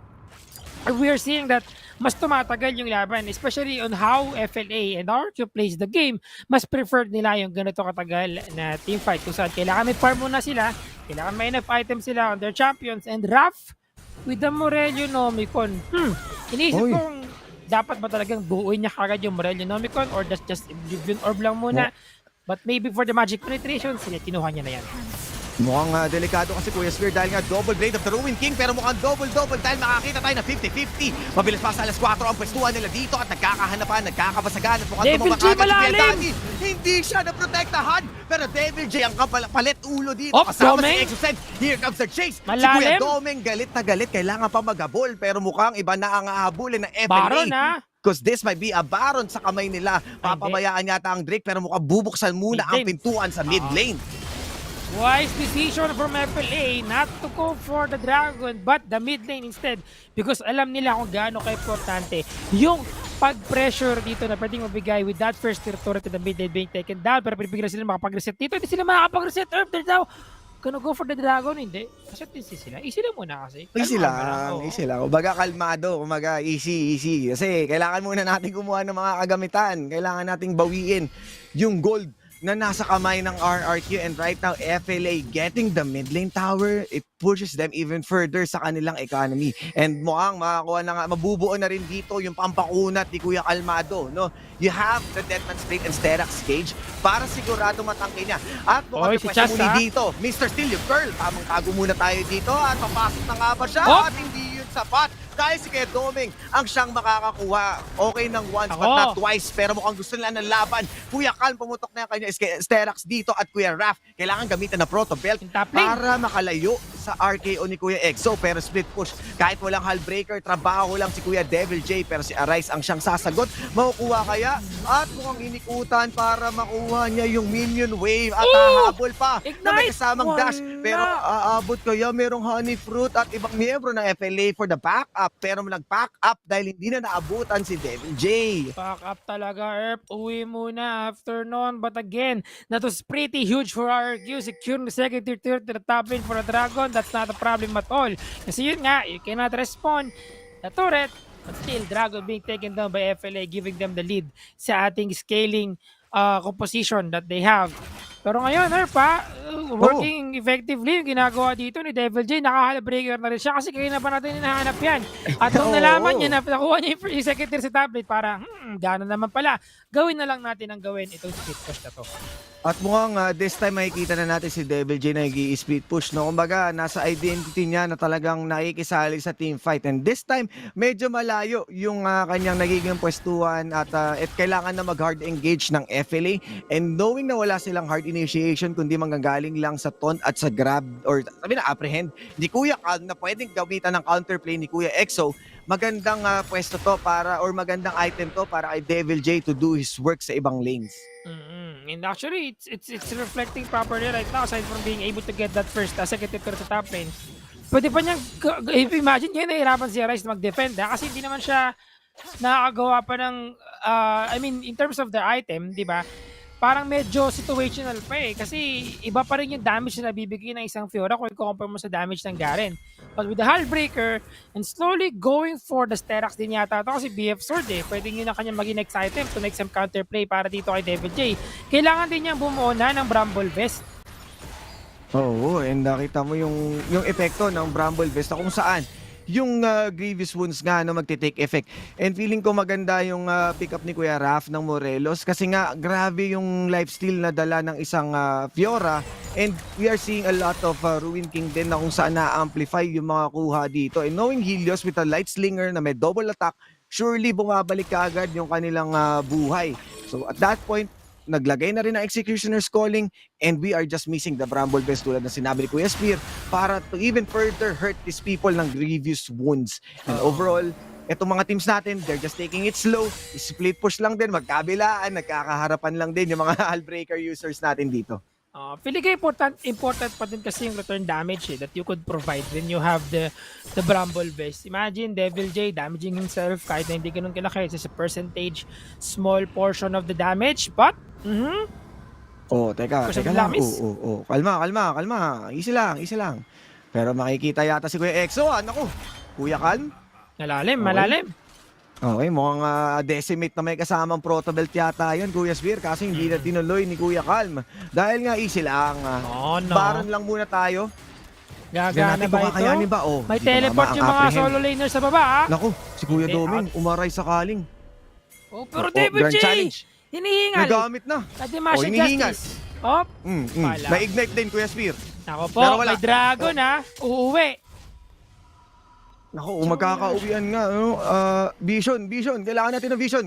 Magkabilang kupunan. Kailangan ng vision game. Kailangan natin ng wards kasi river. Alam mo naman na kailangan natin ng vision sa wards. Vision sa river. It's important for them na magkaroon dito ng pagkakataon because this is Dragon, mga kaibigan. 1-1 ang ating score sa ating series na ito. If ever na manalo ang FLA, then they will have the 1-win lead. Pero ayaw ito pabayagan ng RRQ mo kung isasama si Devil J at si Ice hanggang dulo Yun nga, magkakahiwalay lang talaga. 4v4 na yung makikita natin dito, Kuya Spear. At dahil nga, sa sitwasyon ngayon na pinapakita dito ng FLA, hati-hati nga ang pwestuhan at mukhang kipis na lang ang pwedeng maging puhunan. Pero tamang pwestuhan pa rin. RRQ is still waiting. Meron silang wards dito. Wala pa tayo nagagamit na sweeping. Kaya nga kailangan talaga nating dito i-reward yung mga pwesto nila, Kuya Spear. Dahil nga kita na si Kuya EXO pero hindi pa rin sila mag-turn. Dark Binding mula kay Raph. Nasa 50 HP na tayo dito. 50% HP. Pero yun na nga, kaya nakakuha siya dito ng ton. Pero ginamit na lahat-lahat na may kasama Black Shield. Pero here comes the TP running low. Pero naku po si Kuya Cal. Medyo hindi siya naging kalmado. Ito na, ginamitan na nga ng GA Guardian Angel para maibalik sa nakaraan. Pero ito na nga, ginamit ang Grand Entrance. Pero si Kuya Chas with the Stasis at Black Shield. Pagtakulan kay Kuya Marky. Kaya sigurado buhay pa rin. Isa pa lang at tumumba. Kuya Calm, na-burn na rin ang kanyang resources and kailangan muli mag-reset ng mga tropa natin. Kung napatay nila si Chas yung teamfight na yun, then they could have gone to go for the Dragon without any worries. But hindi nga nila na-secure yun. What a good play coming from Chas. At since nauna si Devil J dito, in teleporting, mas nagkaroon sila ng lead doon sa teamfight na yun. Kahit na naka-GA pa si Calm. Now they have the opportunity to get this Dragon on themselves. At kahit wala si Devil J, no problem. Naku po, medyo delikado to, Kuya Spear. Mukhang 50-50 muli ang hatian dito. Dahil ang top lane, pinofocus na pero 8 seconds bago bumalik si Kuya Cal. Meron siyang TP pero tingnan natin kung talaga bang mag-hold off dito si Kuya Devil J. Pero dakaling gumuguhit dahil Sterildas Grudge. Napakasakit na akala mo pinutok na isang judge. Pero ito na, pwesto na sila dito pero wala pa rin nahuli si Kuya Marky. Napakagandang Black Shield para mandali pa yung CC. Pero mukhang makakita tayo dito ng malupit ang GG. Dahil nga nagkakahabulan na dito si Kuya Rafi naman at sinubukan niya ito si Kuya Helio. Pero pinalibag, RKO. Pero this is looking not okay. Tapos getting KO. Kailangan dalhin sa ER to this FLA. is looking bad dahil si Devil J inhibitor turret at hindi na depensahan ni Kuya Kalmado. Pero re-engage, makakita kaya tayo dito, Kuya Spear? 4v5 to Hindi maganda Hindi tong pa rin sapat. tignan. Pero Oo, 3v4 na lang kasi wala yung isa. Nasa taas lang siya nagpapakalma. Ay, Wala, Kuya Spear. Easy lang, easy wala lang. talaga, Erp. Hindi nasabayan ni Kuya Kal. Hindi ginaya, man. The macro play of RRQ is not something na hindi mo kayang i-deny na talagang solid. They were able to control that one. And yung threat of Devil J pushing the top lane, really giving the pressure sa FLA. Anong gagawin natin? Depensahan ba yung top? Hayaan natin dito si Calm. And after what happened kanina, yung damage din dito, nitong si Lucian, nitong si Helios, is really impactful kahit na gas na makunat dito itong si Raph. Ang lalambot sa damage ni Helios kasi hindi naman yan pure tank Galio eh. Naka-AP pit siya. Even AP with siya eh. crystalline reflector, parang hindi nare-reflect yung AD damage overall. Yan nga, kumbaga, dapat Brusco Brothers eh. And knowing na wala si Arise dahil nga sa kanyang split push capability using the Hull Breaker, it should be Rafe who's investing a lot sa itemization ng kanilang tank. Kaso wala kasi panggagalingan ng AP yung lineup nila, Kuya Spear. And that's what separates itong si Kuya Marky dahil nga meron siyang Rabadon, Liandry's Torment, even the Rylai. So late game scaling ng isang Morgana is already online. Once again, we are on the 22 minutes into the game at 4-3 tayo sa standing. Kawawa ng dragon natin, Erpa. Kanina pa yan nasasaktan! Kapag lalo, naku po, nagkakasakitan na nga dahil pinalibagan dito si Kuya Raph. Pero ito na ang bakbakan na Patay si kailangan Exo! natin. Noxian Guillotine. Pero si Exo po, si Rafi at Exo ang tutumba, nagkapalitan lang. Pero si Kuya Devil J, hindi pa rin tapos ng gulo. Talagang tamang linis pa rin sila dito at ito na nga ang paghahati ng dalawang miyembro sa FLA. Pero TV tayo dito at nakita na nga natin ang protocol at harap-harapan na Dark Finding into the Tormented Shadow Helios with the kill. And this will be another kill nga ba dahil Guardian Angel magpo-proc na. At makakapatay pa kaya siya, Marky, with the stasis, nakapag-stay nga. Pero Devil J will not stay anymore dahil bubuksan na niya ang base unti-unti at nahihirapan na siya mag-defend. Kailangan na din si Kuya Dani. Kailangan na kadenang talaga na tuluyan, kadenang ginto. At dahil nga eyes onto the gold, mukhang hindi magpapawat si Devil J. Flash into the lunge para sigurado makadash. Pero mas Kuya Dani, hindi na tutumapa. Papanira at mukhang uubusin na nila. Wala na natira. Bawat tira, napakasakit. At mukhang hindi na magpapapigil ang RRQ dahil ang FLA unti-unti na tutumba. Ending it! The priority and this is it. Wala nang natira. Kami ang RRQ at kami ang next era. What a play! David J and the Helios really did a good job sa laban na ito. Put up a lot of pressure not only sa Elder Drake na yun but also in the top lane. Ano? Dragon? Oh my G! The split, Kuya Spear. Yung Dragon na yun talaga yung nakita natin dito nagbigay ng pressure sa dalawang team na ito.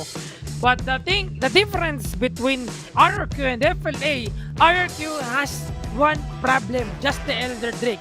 Habang ang FLA has two problem, top lane and the Elder Drake. What you gonna do about it? Oo, yun nga Kuya Spear. Ito yung integral part sa panalo ng RRQ, Fiora. Pero iniwan nilang open. Kita mo kung gaano nila kamahal o ka-priority ang Fiora to the point na ginamit siya as first pick. And letting out itong set, once again, going back sa kamay ng RRQ, that will make it even harder para sa kanila to engage. Meron ka nga Brusco brother, pero meron ka ring wave clear, pero nakakapagpalambot si Kuya Devil J. Having the Ruin King, having the weak spot, kaya niya makipag 1v1 with the Great One kahit kanino. And even Helios, finding the right angle, the right position in every team fight kung saan hindi mo talaga siya mahuhuli.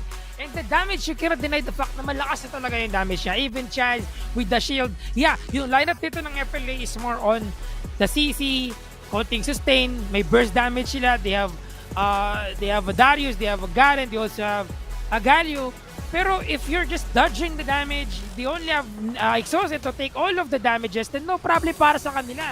Tignan mo yung nangyari dito, Helios, hindi siya nagagaluso ng gusto sa mga bakbakan, and even a Garen, even a Darius, masakit pa rin, nararamdaman pa rin nila yung damage ng mga laser nitong si Lucian, and that ended the game for them. Even Devil J, nandun sa pangalan niya, Earth, Devil J, Devil Jin.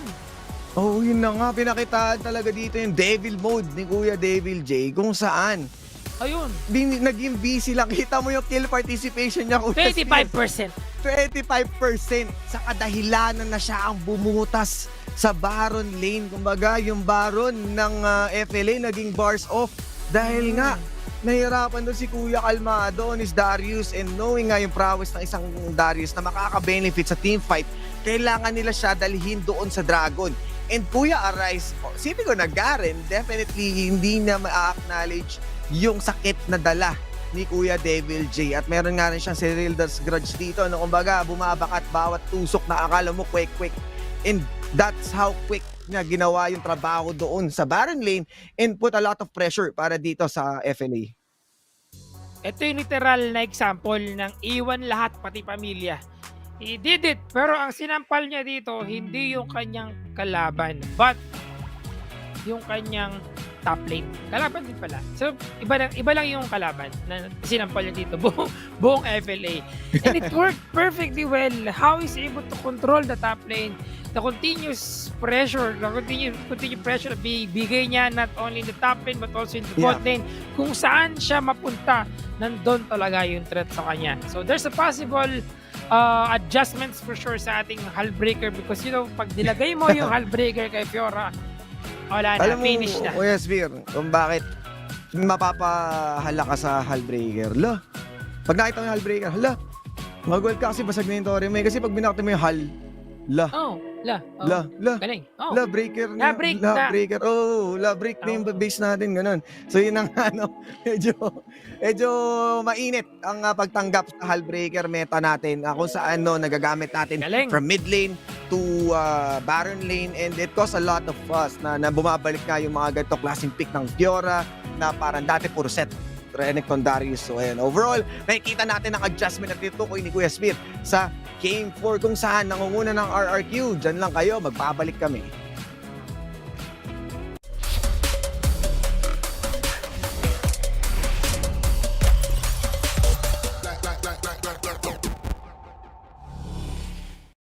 Know you, believe what I told you, and I can't help myself when I look into your eyes. I see you don't wanna fight.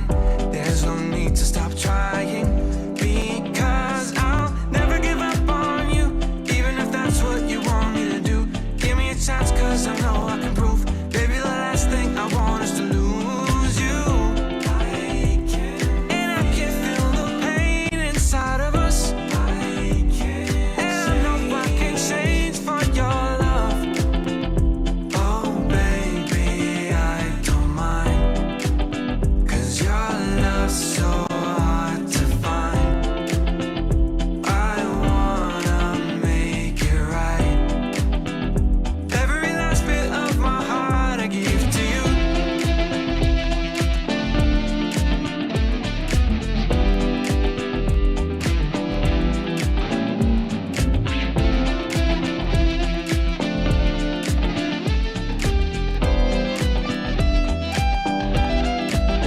Yeah, we can call it a second chance for love, and I know I need every single moment with you, cause I finally found the one that makes me feel at home. And so I'll never give up on you, even if that's what you want me to do. Give me a chance, cause I know I can prove, baby, the last thing I want is to lose you. And I can feel the pain inside of us, and I know I can change for our love. Oh baby, I don't mind, cause your love's so hard to find. I wanna make it right. Every last bit of my heart I give to you, and I'm sorry that I had to leave you waiting. You deserve more than I ever gave you.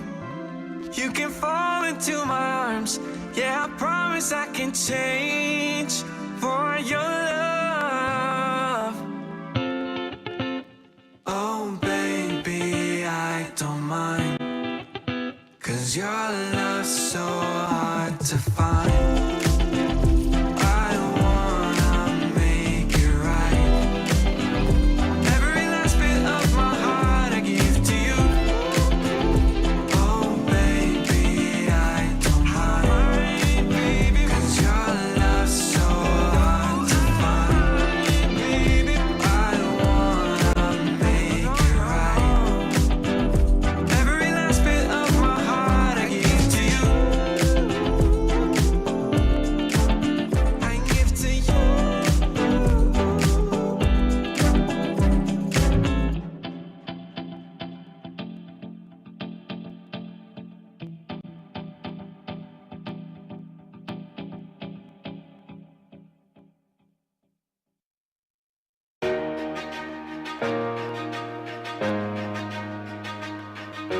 Gotta take control.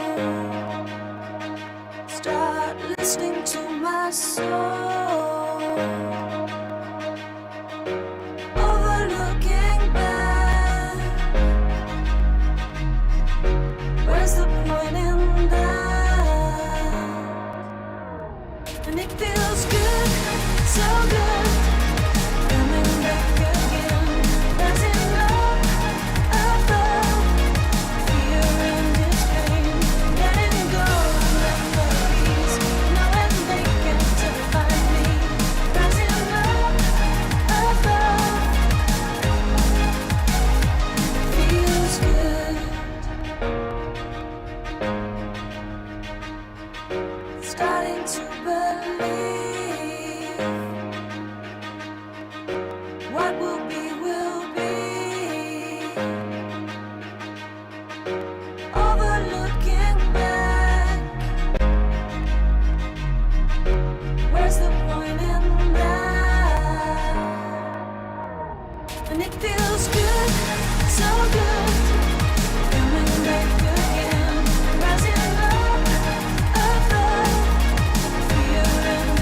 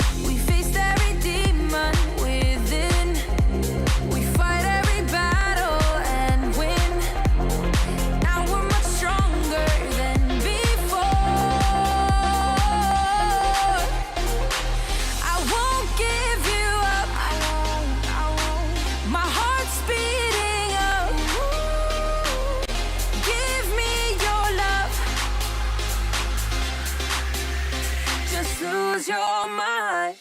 And you can have all my love when this is over. I'll trust you with my life when this is over. Need you here by my side when this is over. So stay with me, I won't give you up. Let me pull you closer. My heart's beating up, feeling taking over. Give me your love till the night is over. Take my hand and trust in me. Just lose your mind. Lose your mind. Just lose your mind. Just lose your mind. Just lose your mind.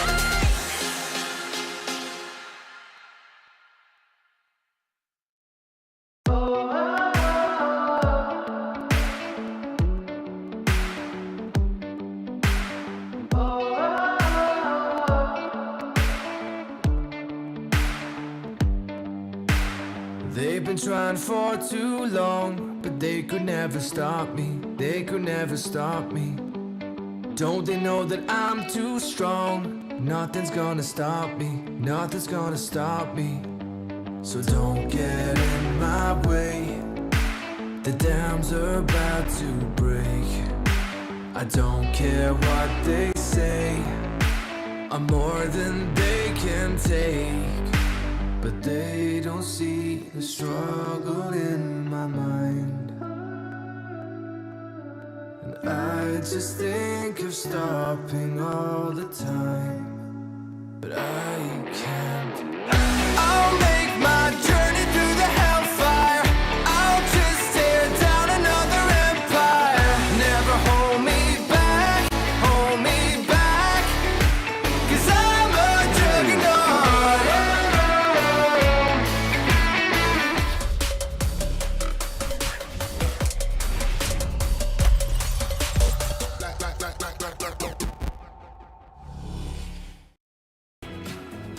At eto na nga tayo mga kaibigan para sa ating Game 4. Kami pa rin ang mga i-shoutcasters ninyo sa laban na ito. Napakainit mga kaibigan. Gigisper and Osiris para sa ating Game 4. Once again, tuloy-tuloy pa rin tayo dito sa bakbakang ito. FENNEL University versus RRQ na nakita naman natin na napakainit talaga na laban for these 3 games na meron tayo. But sa ating Game 4, may pagbabago nga bang gagawin dito ang FLA? Kasi we've been seeing the same thing ever since we started the series, which is yung patagal ng laban, tapos magbabakbakan hanggang sa uli, hanggang matapos yung laban. No, kumbaga, bakbakan hanggang dulo. Dahil nga napakainit ng previous games natin and nakita natin na parang nung game 1 we are really convinced na this would be a FENNEL game, pero bigla na lang game 2, game 3, RRQ kaya na nila may pagsabayan dito sa top team natin and ito na yung laban na hinahanap natin, knowing yung improvement na magkabilang team na hindi natin in-expect na talaga nga umabot na doon, especially RRQ na umabot na dito sa point na to from last year na we saw yung kanilang istorya na may mga tulad ng RRQ, may first round drop sila nung playoffs and yung coach syempre ng FENNEL na si Lion na sa former team niya na first out din sila and then FENNEL continuously improving na ngayon nandito na sila and pinapatunayan natin ngayon kung magiging always second nga ba sila or is it gonna be the Kings of Kings ang magpapakita dito na sila ang siyang champion. Pero overall, parehas lang pinapakitaan tayo ng magagandang laban. Both of the games 2 and 3 nasa 22 minutes and ang baba ng ating kill count. Even yung highlights natin, Kuya Smir, sobrang igse. Sobrang pili lang ng laban na kinukuha ng mga teams natin. Kumbaga, they have the discipline. You have the force aggression na ginilalabas ng RRQ and dun nga na force out itong FENNEL nung nakipag-split push battle si Kuya Devil J. Yes, kumbaga habang tumatagal, nakikita natin dito na we cannot say for sure pag mapatay ng 10 minutes or 15 minutes kung sino talaga may lamang. Because at the end of the day, it will matter kung sino yung mas utilize ng kanilang lead na nakuha, yung kanilang scaling potential overall, and it worked perfectly well, no? Talagang coming from these two teams, nakita natin at first that actually talagang solid yung medyo may kalamangan talaga kanina yung FLA sa ating game 3 specifically, but at the end of the day, RRQ, Devil J, and Helios really did their good job dun sa pag-prevent, no, from getting the dragon ng FLA at the same time doing the speed push. But this is it, ang ating game 4 drafting phase. First ban, karma agad. Wala ka nang isip-isip, Kuya Spear. Matik na ano ko kanina, nakalusot ngayon. This time, hindi na pwedeng lumusot yan at mukhang hindi na rin lulusot kagad ang Fiora. Ziggs tayo dito, ang ating, of course, first ban na dinadala lagi ng FLA. And very wrong talaga yung Fiora. Okay na sana ng game 1 nung dininay nila yun completely. Pati ng game 2, paso ng game 3, para lang napabayaan, no? Kumbaga, sila yung isa sa pinakamagaling mag-utilize since day 1 ng si Icon series, no, sa kamay ni Kuya Isila, no, nandun pa siya sa RRQ, and ayun nga, second ban ngayon is Fiora galing sa FLA. Yeah, they have to remove that one for sure, no? Kasi sabi mo nga, first 2 games hanggang second game, talagang kailangan nilang tanggalin yan. But RRQ will be removing Akali agad sa first banning phase natin. And this time, they will open up a lot of slot, no? A lot of champions na pwede magamit. We have Galio, we have Graves, Seth, Jace, Gragas, Seth, Jace. Ang daming open kasi nag-iba yung ban rotation dito ng RQ. No. Sila ang nagban ng Akali, no? This is most unlikely dahil nga pwede nilang i-maximize to kay Kuya Devil J. Pero sila ang siyang gagamit ng Jace na most probably pwede nating ilagay dito sa 3 miyembro ng RRQ. Flex is the new meta na kung saan pwede nga nila paikot-ikotin o palipat-lipatin. Hindi rin nag-work kanina yung Senna. This might be a Morgana early pick and a set na pwede nilang gamitin against RRQ. Or they can go back sa kanilang traditional marksman, a Set or a Darius kung nanaisi nila, even a Renekton and a Garen. Pero so far, hindi pa natin gustong i-prio pick yung Baron lane, not unless a Ryzen's substitution in is going to change itong atmosphere ng FLA. Pwede sila maglagay ng mga carry na champions na pwedeng mapakinabangan. Even a Ryze Singe. So alam mo yun, napaka-vast ng champion pool, but a prioritization onto the jungler. Ilalagay natin dito si Kuya Lee Sin sa kamay ni Domeng. Yes, this time they will have this slightly aggressive playstyle na pwede nilang makuha dito with that Lee Sin on their hands. But since we have a set, there's a high possibility that we will be seeing a Diana as well for FLA. We've seen that once. It was very effective overall. So pwede nilang gawin dito. Rakan is a good choice to make some counterplay if ever na magawa sila ng Showstopper and Dragon Stage dito. But overall, yeah. Aside from that, we could also see a Morgana na magiging kasama dito ni Seth, potentially to go for the botting with Raph. Apat na kuha yan ng RRQ. Diba? Ayun nga, galing naman ni Kuya Speed. Planado, basang-basa. Nakakala mo naman talaga, alam na ang galawan dito ng RRQ. Pero yun nga, no, Marky and Exosen with the Rakan, to be honest, pwede pa rin, kahit sabihin na natin may AP na dito si Kuya Marky, pwede pa rin natin na-expect yung AP Rakan dahil meron na tayong Jace. Pero you don't want to get greedy, and yun na nga, nilabas na yung top 1 Kaysa. At mukhang ito na nga, ang siyang magdadala ng panalo dito kung sakali mang makabawi ang FLA. Pero bans are coming in. We have the prioritization. So medyo mid lane ng huling pick at saka support muli sa FENNEL adversity. Habang dito naman sa RRQ, they are still on the flex. They can pick a Baron or a jungler, even a mid lane if you may. Depende kung saan ipapwesto itong mga champion na to. And it feels like we are playing dun sa mga guessing game. Dahil nga, iba-iba, no? Iba-iba, Kuya Spear, yung nakikita natin gamit ng RRQ ever since yesterday. Kha'Zix will be removed, and then medyo mapapaisip ka rin dito. Pwede pa sila mag-ban ng Olaf, or maybe if hindi maban yan, pwede makuha yan ni Chaz kasi nga, nauubusan na siya ng option dito, di ba? Reducing the option para sa kanya. May Rengar pa naman tayo, so that's also a possibility dito for Q if hindi siya maban, but Zed will be removed. Again, Rengar is open, pwede rin niya magamit, but we'll see sino magiging last ban ng RQ dito. Could be Galio. Pwede sumama kasi yan kay Kaisa, Agalio. Uy, tinanggal na yung lulo. Nami pwede. Enchanter, no, Kuya Spear? Kasi magandang tulong talaga pag Kaisa ka is Enchanter support. Yes, kaso ayun na, tinanggal na nga yung Singe ni Kuya Arise.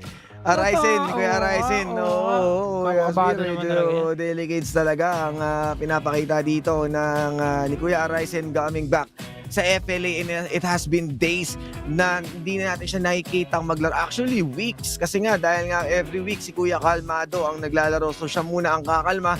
Kailangan mo muna magpahinga at ilalagay na dito itong si Kuya Aryzen, and a possibility of a cinch dahil pwedeng i-support si Aryzen. I mean si Seth sa kamay ni Rafe, and then Aryzen can play on a cinch to Ayan na nga, play it possibly. Diana. Pero Diana kay Kuya Aryz. And ano nga ba ang isasagot natin dito? If Napanood si na Kuya natin Helios ang Jace mid lane, there should be a Baron, a possibility of a Darius or Renekton sa kamay ni Kuya Devil J, or tingnan natin Pwede nga. kung Actually, pwede jungle nga. na kung saan Ugali. si Kha'Zix. Ay, wala na pala si Kha'Zix. So si Rengar, no? Umaga, ito yung isa din sa go-to ni Kuya Chazzy. Rengar yan, possibility of getting the Rengar or an Olaf, but much likely. yung Uy, nga. Irelia! Oo nga pala, pwede So pala hindi to rin sila, Irelia, Kuya no? Spear, wala rin tayong Riven. Nako. That's Brom last pick. This is Ayun very na, interesting. Kuya Hindi Spear, no this is Riven. it. Team fight is the key. Oo, late game talaga. But overall, CC ng RQ is sobrang delicate sa. Medyo masakit yan. Dark Binding, Shirduran, tapos quickness itong si Sirahan could be a very lethal overall sa lineup ng FLA. But there's only one thing na kailangan natin i-keep in mind dito with the win condition na meron ng FLA. They have a pretty good disengage, pang displacement. They also have the showstopper, then follow it up with the moonfall. Nangyari na yan before at pwede mangyari ulit. Remember, Domeng, with also yung kanyang Dragon's Reach, that could be a very lethal threat. A very lethal talaga na problem dito para sa RQ. See about that kasi magandang lineup to. Spicy game 4. Oo, sobrang spicy, Kuya Spear, dahil nga maganda, no, nakuha ng FLA yung kanilang, sabihin na nating comfort pick from Doming up to Raph na, ito mas Kuya Aryzen, no, na sa kanyang set, talagang iba talaga yung makikita nating FLA this time, and ayaw na nila dalhin sa match point ito against RRQ. Back and forth nga yung mga nakikita nating bakbakan, especially kanina sa Elder. So this time, we are back onto the traditional marksman ni Kuya Danny. Hindi na tayo nakakita ng Corky. Dumiretso na siya kaagad sa Kaysaya. Kaysa. Para si Sharos, kay Madam Kaysaya. Shoutout lang kasi dyan, Mas, no? alam mo Nabanggit naman. na natin, no? Shoutout. Nanonood, Pati kay eh. Yasumiao na nanonood dyan.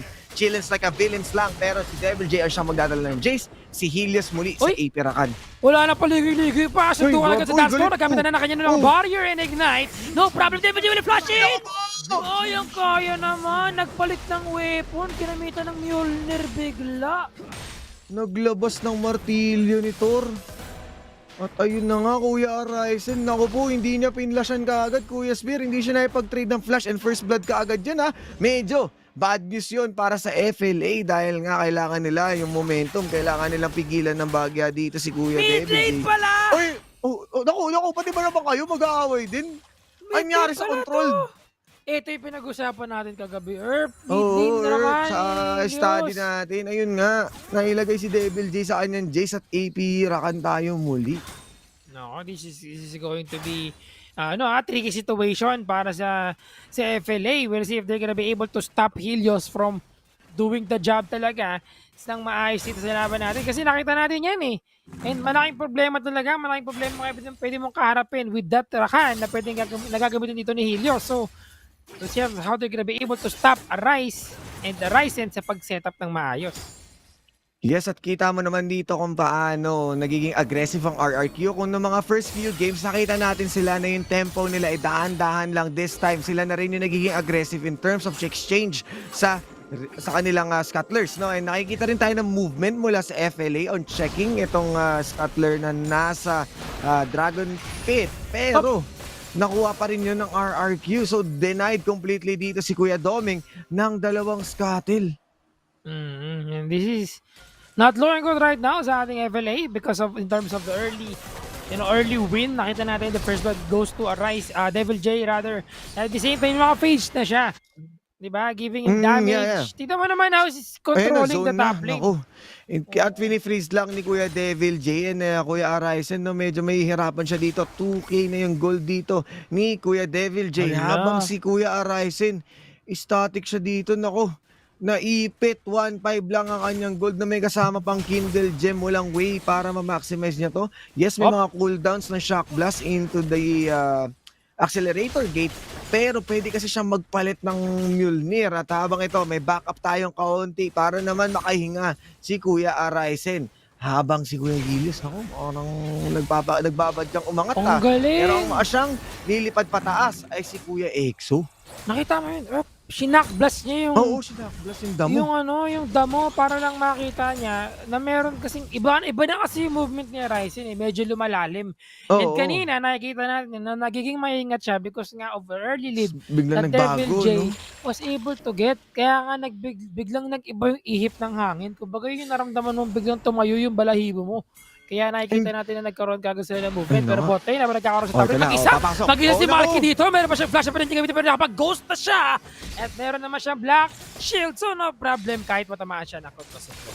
So tama lang ang depensa dito ni Kuya Marky. Pero yun nga, no, nakita nila na telegraph na nag-rotate si Kuya Exo, kaya naglakas loob si Kuya Marky, ay sila Kuya Danny, na harangin si Kuya Marky. Kaso hindi nga lang naging enough, the Black Shield and the Ghost being used. Medyo kakaiba itong summoner spell natin, Kuya Spear, kasi hindi naman natin nakikita na itong si Morgana, nagdadala niya. Mostly we see exhaust, we saw ignite, mga ganun. And iba-iba ang pwede nilang panggalingan dito. At kung titingnan natin, this is an early executioner's calling para kay Kuya Danny to negate any heals. Remember, this is an AP Rakan, so malaki ang may babawi sa kanilang buhay once na tamaan sila nun. And yung ibang side naman dito, no, ng miyembro ng RRQ, meron ng may Luden's Echo at si Arise Erad of Ages pa lang. In terms of damage department, medyo wala pang FLA. So hindi ako confident na pwede nang sabayan itong Infernal Drake pick na ginagawa ng ni Kuya Chaz. Yes, indeed. Pero kung wala kasi na magagawa dito so far, kalat-kalat sila sa mapa. But going back kay Marky, no, talagang gusto naman, I think, yung summoner spell niya, even with the locks, kasi gusto niya talaga ng kiting abilities. Kaya pwede niya magamit dito. Pero going for the dragon, tinamaan ng Dark Binding, as iba pala yun, with Dragon Strange. And the killer instinct isolated with the catch and raid. Vision pa matulog sa loob. Pero ito na, yung ginamit niya, quickness! Into grand entrance, but Arise will go in. May move na ginamit na kanina, now going in for the next target. And si Marky ay hindi tinamaan ng Sonic Wave ng Coconut Nut, the Giant Nut, pero di siya pasok sa loob. Tamang chinix lang muna for now. At nagkaroon yata tayo ng 3-4-3? Naku, oo. For 3? Parang magkatanong kasi ko. Oo, napaisip si Kuya Spear dun. For 3? Oo nga, no? Kasi medyo maalat yung naging laban na yun. And to be honest, no, nagkaiba yung mga priority and din nga yung lakas ng isang AP Rakan. Nakita na natin yung quickness na may kasamang grand entrance para mapasabog si Kuya Danny. Even though using his barrier, hindi na siya nakapag-flash dala nga ng quickness at naggulat na lang siya na pag-angat niya siyang ng kamatayan. Kailangan makatakas si Kuya Helios doon dahil nakatabi niya si Kuya Doming. So, nagamit din ang kanyang flash. And overall, maganda pa rin ang pinakita ng FLA dahil na si Kuya Doming and Arise with the access sa backline. And nalinis pa rin nila na bahagya ang RRQ. Pero Void Seeker, tawang kuha lang ng vision habang ang ibang miyembro dito ng RRQ, mukhang gusto talaga ulit tong Rift Herald. And nakakatawa lang tignan si Chaz dito na dinadamage siya pa rin. Mag-reset. Pero nag-reset yung ating Riverald. Now that they have the upper hand dito, this is going to be 5v5 situation. Tinamaan ng tag-5, tinitingnan ang buhay niya. But Stormbreak was used as well to rush with there. Ito na ang quickest, umabot sa iba. Pero nakuha nila kagad ang buhay ni Rap. And the Moonfall, but Vanguard's Edge will be there as well. Showstopper coming in. Devil J will try to stop them. But Face Breaker, ilutong sa muscle. Ang next target ay si Helios. Hinahabol siya ni Doming. The Godnetters will be there. But Arise with the damage is there as well. Arise is the next target. Meron tayo ditong Soul Shackle. At kinain siya ng kanyang kadiliman. And the Sonic Wave! Doming is doing it, mga kaibigan. And that's going to be a 4-4-2 in favor of FLA. Naku, Sonic Wave ah! Pinakawalan na dito, nakaalam mo si Sonic the Hedgehog sa sobrang bilis ng pangyayaring iyon, Kuya Spear. At kita mo naman yung ginawa doon ni Kuya Doming na kung saan inisa-isa niya yung miyembro ng RRQ. They chased Helios hanggang sa dulo ng mundo and Arise despite of him behind sa kanyang gold.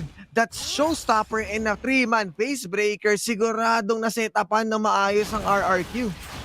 Yes, at kahit na Earth, nalugi dito si Ryzen sa gold, he can still make it work. Kumbaga nagagawa niya pa rin ng paraan with the shield breaker, tama, on point lang dito. Talagang na-utilize niya na maayos yung kanyang champion.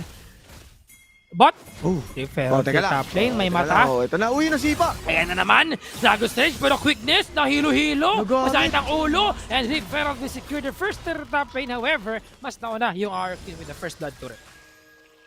Eto yun nga, nakikita na natin dito kung gaano ka-aggressive naman ang FENNEL adversity. So kanina parang kine-question natin yung kaysa na medyo wala pa tayo dun sa point na may damage siya. So they're going to have a hard time in the early game na pwede nilang sabayan to. Pero Doming, as the early lead-in, setting up the tempo, making sure na meron silang enough damage and that left and right exchange. And even the moonfall na nanggaling nga mula kay Kuya Arise. And nag-set nga na magandang team fight para sa kanila. Despite of them having that Vanguard's edge doon sa maling pwesto, nagawa nilang maibangon yun. And opening the map even further na kahit losing yung lane ni Kuya Arisen, nilapag nila ang Rift Herald and taking back what's theirs doon sa parting iyon. Pero 12 seconds bago ang Cloud Drake at mukhang magkakakitaan na tayo dito. Kakakitaan ng RF. Ito na yung next objective natin. Kakatapos lang ng referral. Connector na tayo sa Dragon. Up na yung Blade of the Ruined King. Itong si Danny. For sure upgraded na yung bot lane natin. Showstopper. Pero Vanguard's Edge not gonna connect. Pero -1 niya na. He used the flash in the barrier. They have the information na wala sila kasama dito ng isa. Now, RFU has the upper hand once again. Starting this Dragon on their team. They'll get to stop this one. Pero nasa mid din sila, kalat-kalat. And I don't think they will push this through. And instead, go to the turret instead. They're not gonna go in. At si Chaz ay sinolo yung Dragon. Uy, na nga, hindi na kailangan pa ng backup, Kuya Spear. Pero rotations nga dahil gusto nila manggulo dito. Pero may mahuhuli, Kuya Spear. Naligaw si Exosin, overspeeding. Pero Gation narangan sila. With the, ginamit na niya yung kanyang moonfall doon. With the Sacred sa loob. But Helios will use yung kanyang battle dance. But wait, -1 na yan. Papasok pa sila sa loob. Tumayo may Dark Binding para kay Danny. Wala na siya killer instinct. And they will fall back muna for now. Kasi medyo malalim na rin naman na at nakakuha naman na sila ng buhay ni Devil J. Yes, and kita mo naman kung gaano kalayo yung inabot ni Kuya Exo. Naipit siya sa miyembro ng FENNEL adversity. At ayun na nga, nakikita natin ng malupitan dito kung saan. Ayan, naligaw si Kuya Exo at sinubukan nilang harangin with a very good moonfall. The flank coming in from Chad na sana mahuhuli na. Nagbago nga. Mamay! Devil J, pasok sa loob. Pero teka lang, super low si Danny dito. Hindi na siya nagpaligoy-ligoy pa. Flawless Wave na ginamit sa loob with a stun connecting Dragon's Rage. Teka lang, may Sonic Wave. Pero tinamahan na naman ng Dark Binding si Rap dito. Ito, quickness crowd entrance! Sonic Wave! Resonating, wala. My body's telling me no. But here comes Arise. Magagawa pa siya. Showstopper and the face breaker. And here comes Doming. Pasok sa loob. Pinagpapakpak na nila kanilang mga kalaban. But Chad is still alive. But wait, the Haymaker will stop them all. And here comes Arise indeed. Pumasok sa ating mga crabs. And a shutdown para dito kay Chaz. Exhausted na kanila naging target dito. Low ang kanyang HP. Hindi lumabot na kanyang Haymaker. At wala siya magagamit ng Lunar Rush. So they will not go in and defend the mid lane instead. At kita mo naman kung gaano minaximize ng FLA yung nangyaring yun. Pero mas minaximize ni Kuya Devil J ang pagtatrabaho by focusing itong mid lane. 940 HP na lamang ang natitira. Pwedeng balikan pero 18 minutes para magkaroon ng RH. At yung fight na yun, Kuya Spear, medyo audition gaming and the setup coming in from Kuya Helios is really good. Ang nakakatakot dito, playing on an AP Rakan, definitely meron kaagad siyang quickness na kung saan pwede nila gamitin dito sa Rift Herald fight. At saka, iba rin talaga yung galawan ni Chaz dito, Erp, ha? Nakikita natin in terms of movement and at the same time, yung pressure niya. Oo nga, you won't expect that na sobrang lalim na pagpasok. Pero Dark Binding, tumama kay Raph, ginilabas na niya ang Hextech Shield niya na napakalaki. Parang pintuan lang ng aming bahay dito, no? Concussive blow, slowly depleting the HP dito. Showstopper going in! Nagdingin-dingin na! Here comes the pain! Ginamit ang moonfall pero naipos na load the Vanguard's Edge! And that goes to RRQ, getting the lead! Dali preheating sa likod, pero nakagamit na stage ng isa! And that ace! 12 minutes mark, mga kaibigan! Wala nang paligoy-ligoy pa! Ang tagal ng laban natin sa Game 1 to Game 3, pero Game 4, 12 minutes pa lang! Meron na tayong 16-11 kills! At yun na nga, 16-11, ganun kadami kaagad, Kuya Spear, double digits dahil nga hanggang ngayon, yung sitwasyon ng FLA medyo 50-50 sa kamay ng RRQ. Referral, mukhang ito na nga yata yung Kuya Spear Ay, easy. Ayaw. Oo. Ayaw Sabi na, masyadong mapusok. Easy lang tayo, easy lang. Pero ito na, ang napakagandang replay na kung saan good initiation yun, Kuya Spear, and even the killer instinct. Pero kasi hindi pa ito yung moment na maganda yung item ng isang kaisa, and the Ecatian Rain has been shared. Kaya hati-hati yung damage at naiwan sila doon sa Baron Pit. No chance si Kuya Danny to kite around. Since hindi tayo naka-enchanter, walang madagdag na mobility or protection para dito kay Danny and the Raft as the main initiator or the secondary dahil nga sinimulan ni Arisen, nabitin. 10 bits. Kumbaga, wala pa siyang, hindi pa huge yung kanyang armor and health to make sure na mabubuhay siya sa ganong sitwasyon. At kita mo naman, isang blade surge lang. Ang sakit na ng damage ni Kuya. Gumuguhit sa noo. Kung kanina, bunbunan. Ngayon, sa noo talaga. Masakit nakita mo naman yung item niya, Trinity Force, Weight of the Ruined King, tas Terax Gauge. Parang, kumbaga walang kinakatakutan at walang ikinakabahala itong si Chaz sa mga laban natin. And it's working perfectly well para sa kanilang team yung ginagawa nila dito. And mahirap ng mga depensa. Ngayon, kaganda siya naman. Arise, naku po, going down for it. Ang next target dito with the run. Navigation feature. Medyo malalim kayo hindi magandang idea yan. Pero no problem, pakulat kaming lahat. And they were able to get 2 lives. So, FLA, mechanical ang ginagawa dito. Mechanical plays. They're now going in. Meron tayong isang kanyon. Pero masok sa loob sa exhausted dito. Napakalaki ng kanyang buhay. Sonic Wave. My mind's telling me no. But my body's telling me yes. They're fighting. Fire, not gonna build up, save himself. Exhausted. Arisen, Danny, Doming nandito sa loob. Boy, Flicker my mind's telling me will not no. seek the life of Helios and Devil J sa laban na yun. Oh, mamay. Mamay, nakakaumay dahil nga oh my God, dahil oh my G talaga yung natira doon sa Torre at pwedeng-pwede ang balikan na split push na manggagaling kay Kuya Devil J. And ito naman, yung disiplina na nanggaling sa RRQ dahil nagawa nilang pigilan yung sarili nila na maging greedy doon sa inhibitor turret. Nagawa nilang umexit. Sinubukan nila balagbagin si Kuya Danny at Kuya Doming. Once they burned the exhaust na dala ni Kuya Exo, nirespeto nila yung potential damage na manggaling kay Kuya Danny and they had to back out. Nakita na rin natin na low HP si Kuya Devil J and at that point, nagawa nilang makasurvive nang wala man lang tumutumba sa kanila at 3-for-9 exchange. Napakaswabe ng RRQ ngayon at kita mo si Kuya Helios nagbabadya ng delikadong pwestuhan. Uy, teka lang, may flash pa yun May flash pa si Kuya Helios. Di pa rin namabot kasi kahit namin rin yung protobelt niya dun Pero alam mo naman, medyo mahirap talaga abutin ang FLA at that point. Medyo malalim yun at naman nang pumasok si Exosen. So, they have to back away muna for now. The Merp, iba yung ginagawa ng RRQ ngayon against FLA. Talagang, this is the way RRQ plays the game. This time, hindi ito masabayan ng FLA. Talagang nagugulat sila dito sa ginagawa nila. And if I remember correctly, I think meron din tayo na pag-usapan, di ba, na yung FLA, if there's a champion na hindi sila ganun ka-familiar na ginamit sa isang game, yes, parang exactly, nag-iiba. Kuya Spear. Nagulat nga sila dito. I mean, expected naman na nila yung AP Rakan and kita naman natin sa FLA na hindi nila ma-acknowledge yung galawan ni Kuya Helios. Wala silang counter setter. Once tamaan ka ng quickness plus sa grand entrance, that was it. Pero yung glacier feature, in-invest din para wala silang mahuli. This is looking bad. In the dark fighting! Wala siyang shield ginamit niya kanina yung malaking shield niya pero nasa bote si Devil J nag-push ng tahimik lang, trabaho lang, habards lang, walang personalan nausunod lang yung HP ng ating turret dito.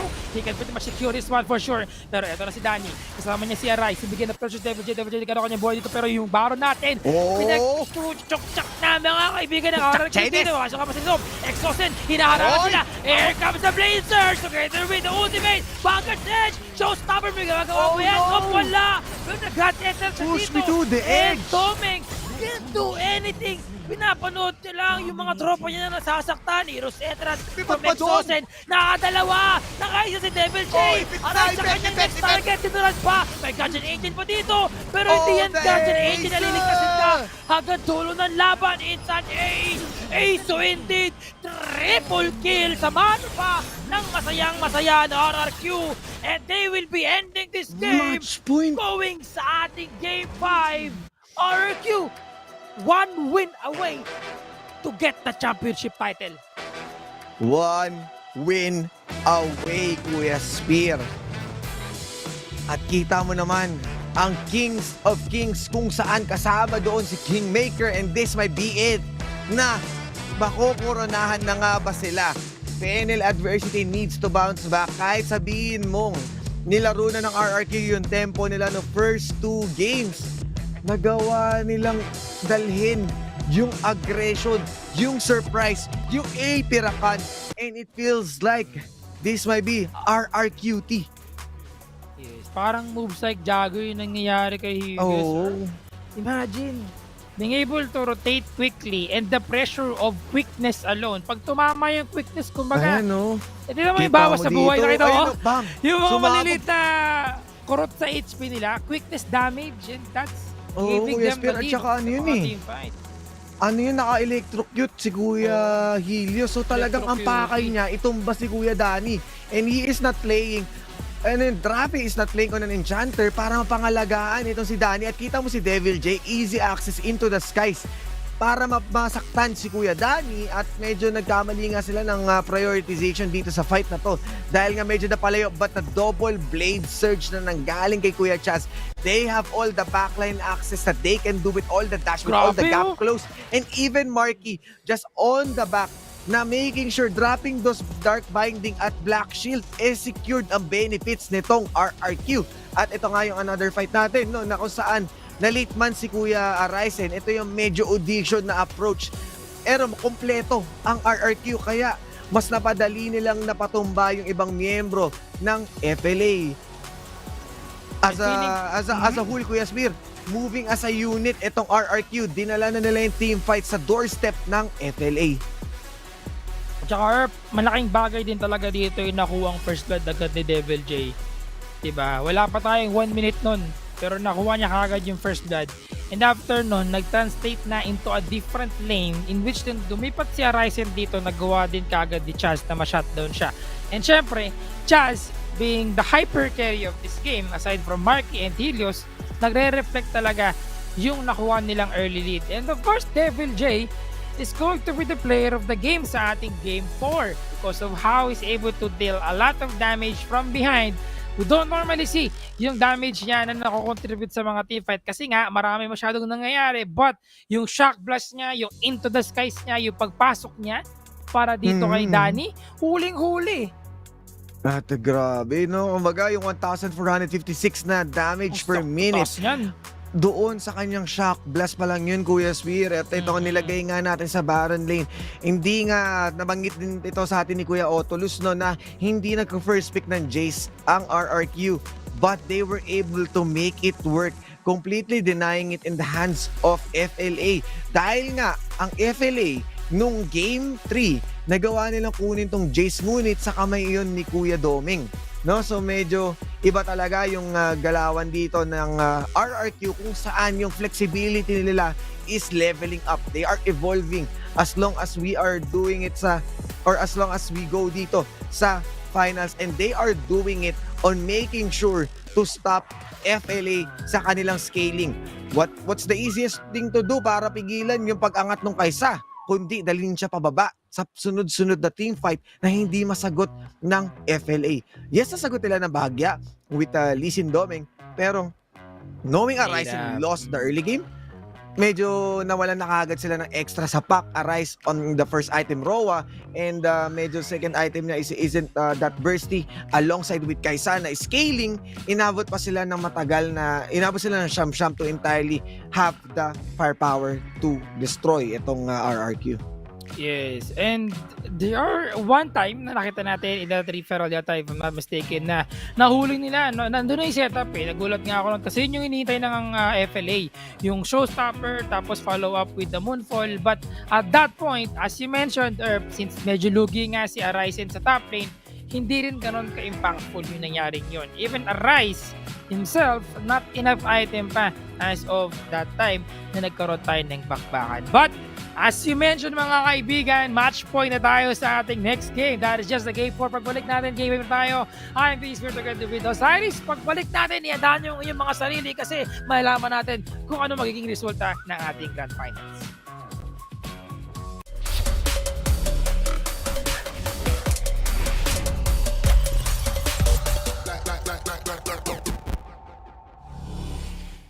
Stop me. Don't they know that I'm too strong? Nothing's gonna stop me. Nothing's gonna stop me. So don't get in my way. The dams are about to break. I don't care what they say. I'm more than they can take. But they don't see the struggle in my mind. I just think of stopping all the time, but I can't. I'll make my journey through the hellfire. I'll just tear down another empire. Never hold me back, hold me back. 'Cause I'm a juggernaut. 'Cause I'm a juggernaut.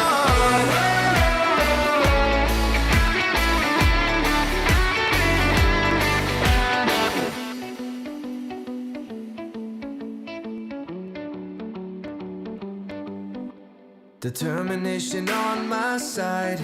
Nothing's gonna stop me. Nothing's gonna stop me. They're telling me to run and hide, but they could never stop me. They could never stop me. So don't get in my way. The dams are about to break. I don't care what they say. I'm more than they can take. But they don't see the struggle in my mind. And I just think of stopping all the time, but I can't.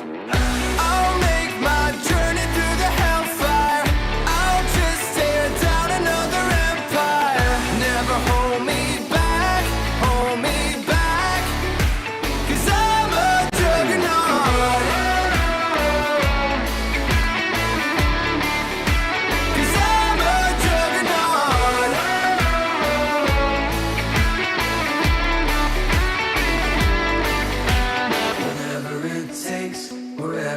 Takes me, I'm never gonna stop, no, no. Whatever it takes, wherever it takes me, I'm never gonna stop, no, no. Whatever it takes, whatever it takes me, I'm never gonna stop, no, no. Whatever it takes, whatever it takes me, I'm never gonna stop, no, no. I'm never gonna stop, no, no.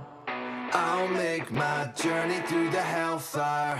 I'll just tear down another empire. Never hold me back, hold me back. 'Cause I'm a juggernaut. Whatever it takes, whatever it takes me, I'm never gonna stop, no, no. Whatever it takes, whatever it takes me. 'Cause I'm a juggernaut.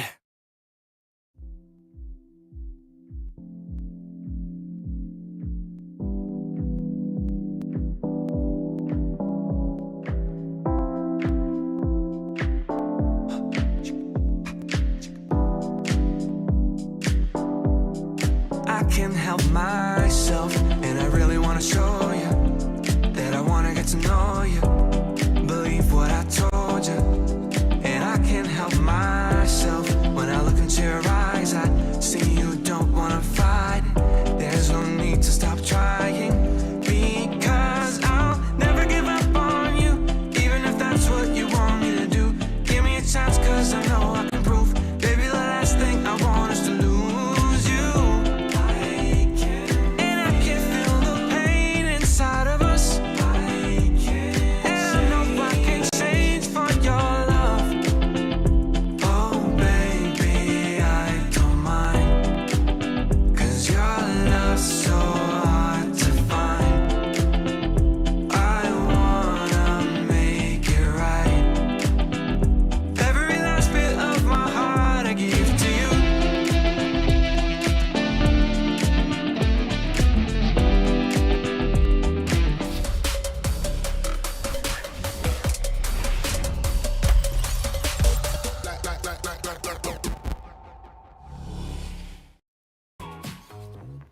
Isa na lang mga kaibigan at mananalo na ang RRQ, pero papabayaan pa sila ng FLA. Malaman natin yan dahil sa Game 5 na to, dito talaga lalabas ang itinatago ng FLA. Yan ang Beachfire, kasama ko pa rin si Osiris.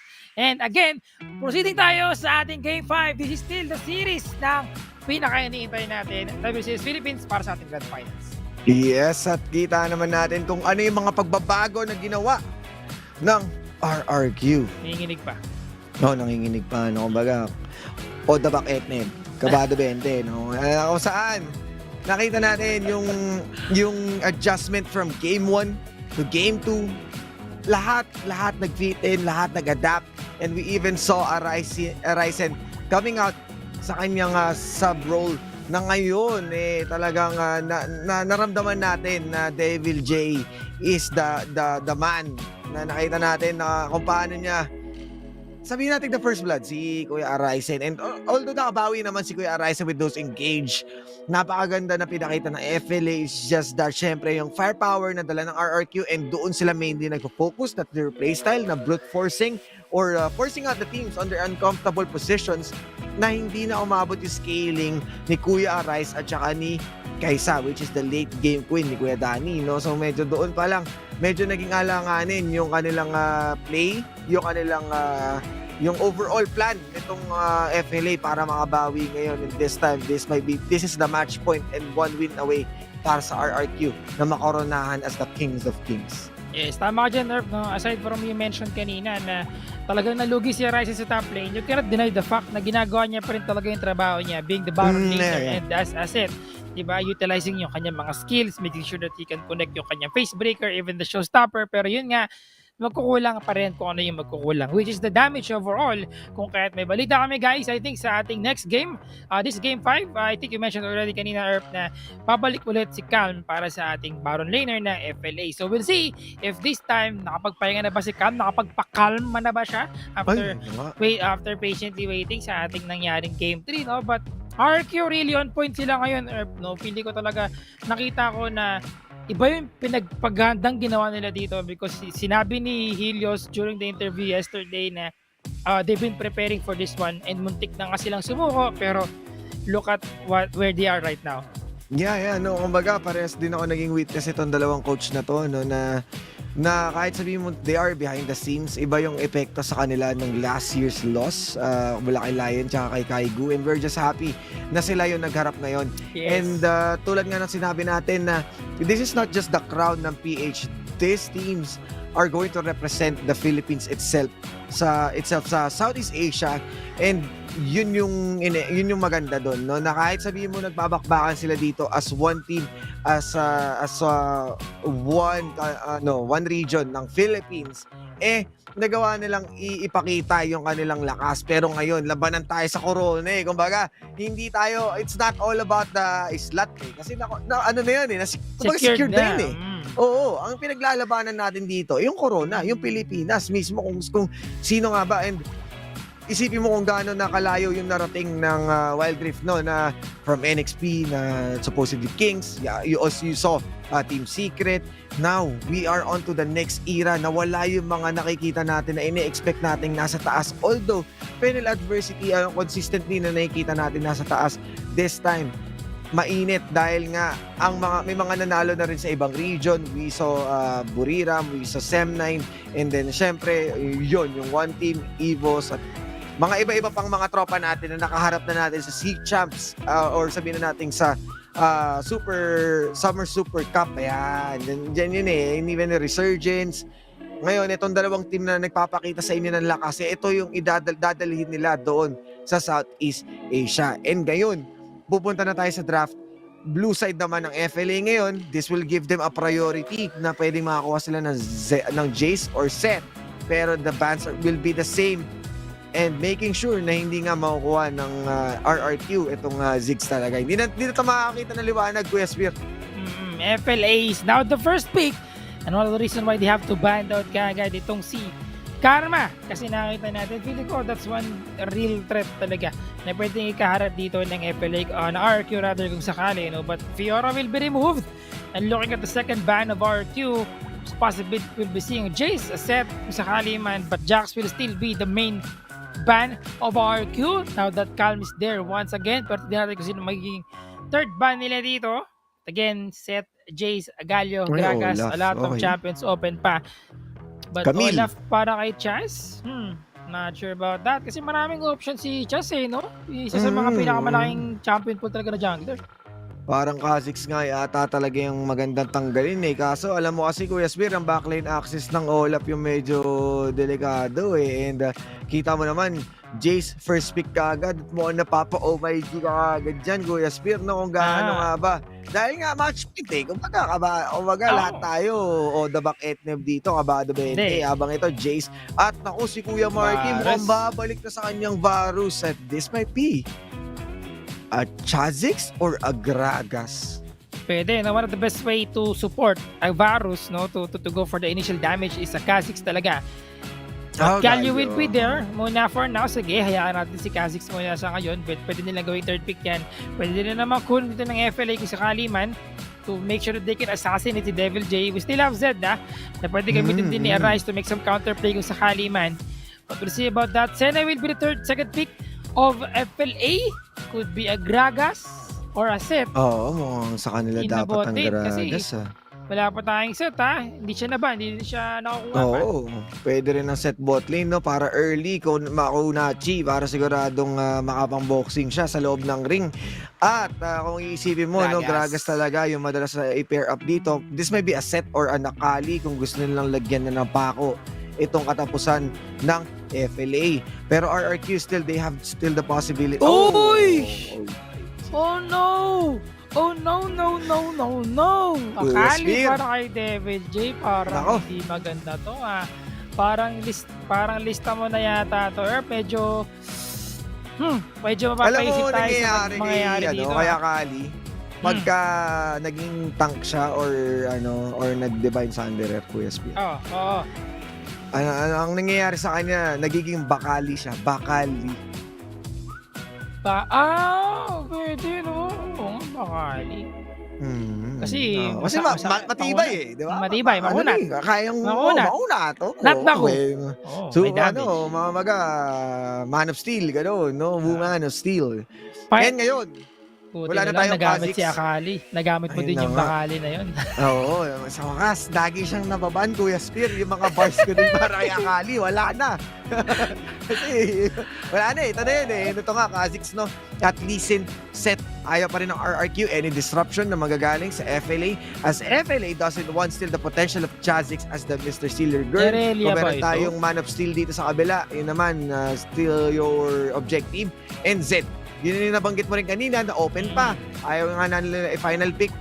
RRQ excels a lot on a double assassin which is Akali and a Kha'Zix na nakikita natin sa kanilang lineup. And at the same time, yung Akali Z.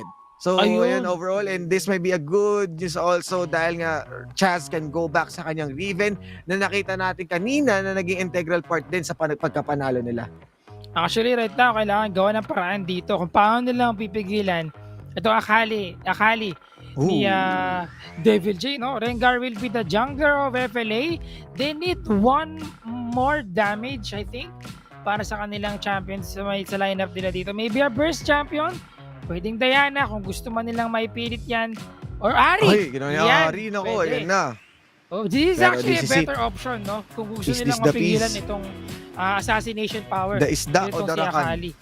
Pwedeng Fizz, pwedeng Rakan ulit. O Diana. Pwedeng sa kanila mapunta ang Diana. Kuya Spear medyo... Kasi may Riven eh.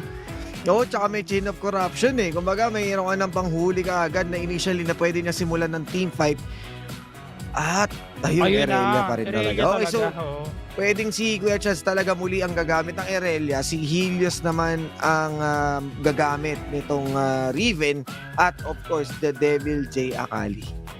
Yes, right now, the problem is how RQ gonna be able to stop itong si Calm sa ating top pick. Kasi kanina nangyari, it was Devil J na gumamit niyan at gumana yun ang gusto. Nakakuha siya kagad ng first blood, remember. Pag level 1 si Jace, dalawa na kagad, tatlo na kagad yung skill niya. Pang switch niya ng weapon, yung dalawa kasama yun. skill pa rin yun, di ba? Sa Pero, trade, panalo, no? yun yung makikita natin dito matchup. But we'll see kasi Devil J with Akali, feeling ko gagana to at magpapakita. At kung yun man ha, baka kasi serious po mag-Akali ha. Ayun, And sure, nako, hindi na. Bibigay na daw. Paglaruin si Kuya Devil J, Kuya Sphere. Pero medyo naalangan lang ako sa lineup ng FLA, especially Rengar.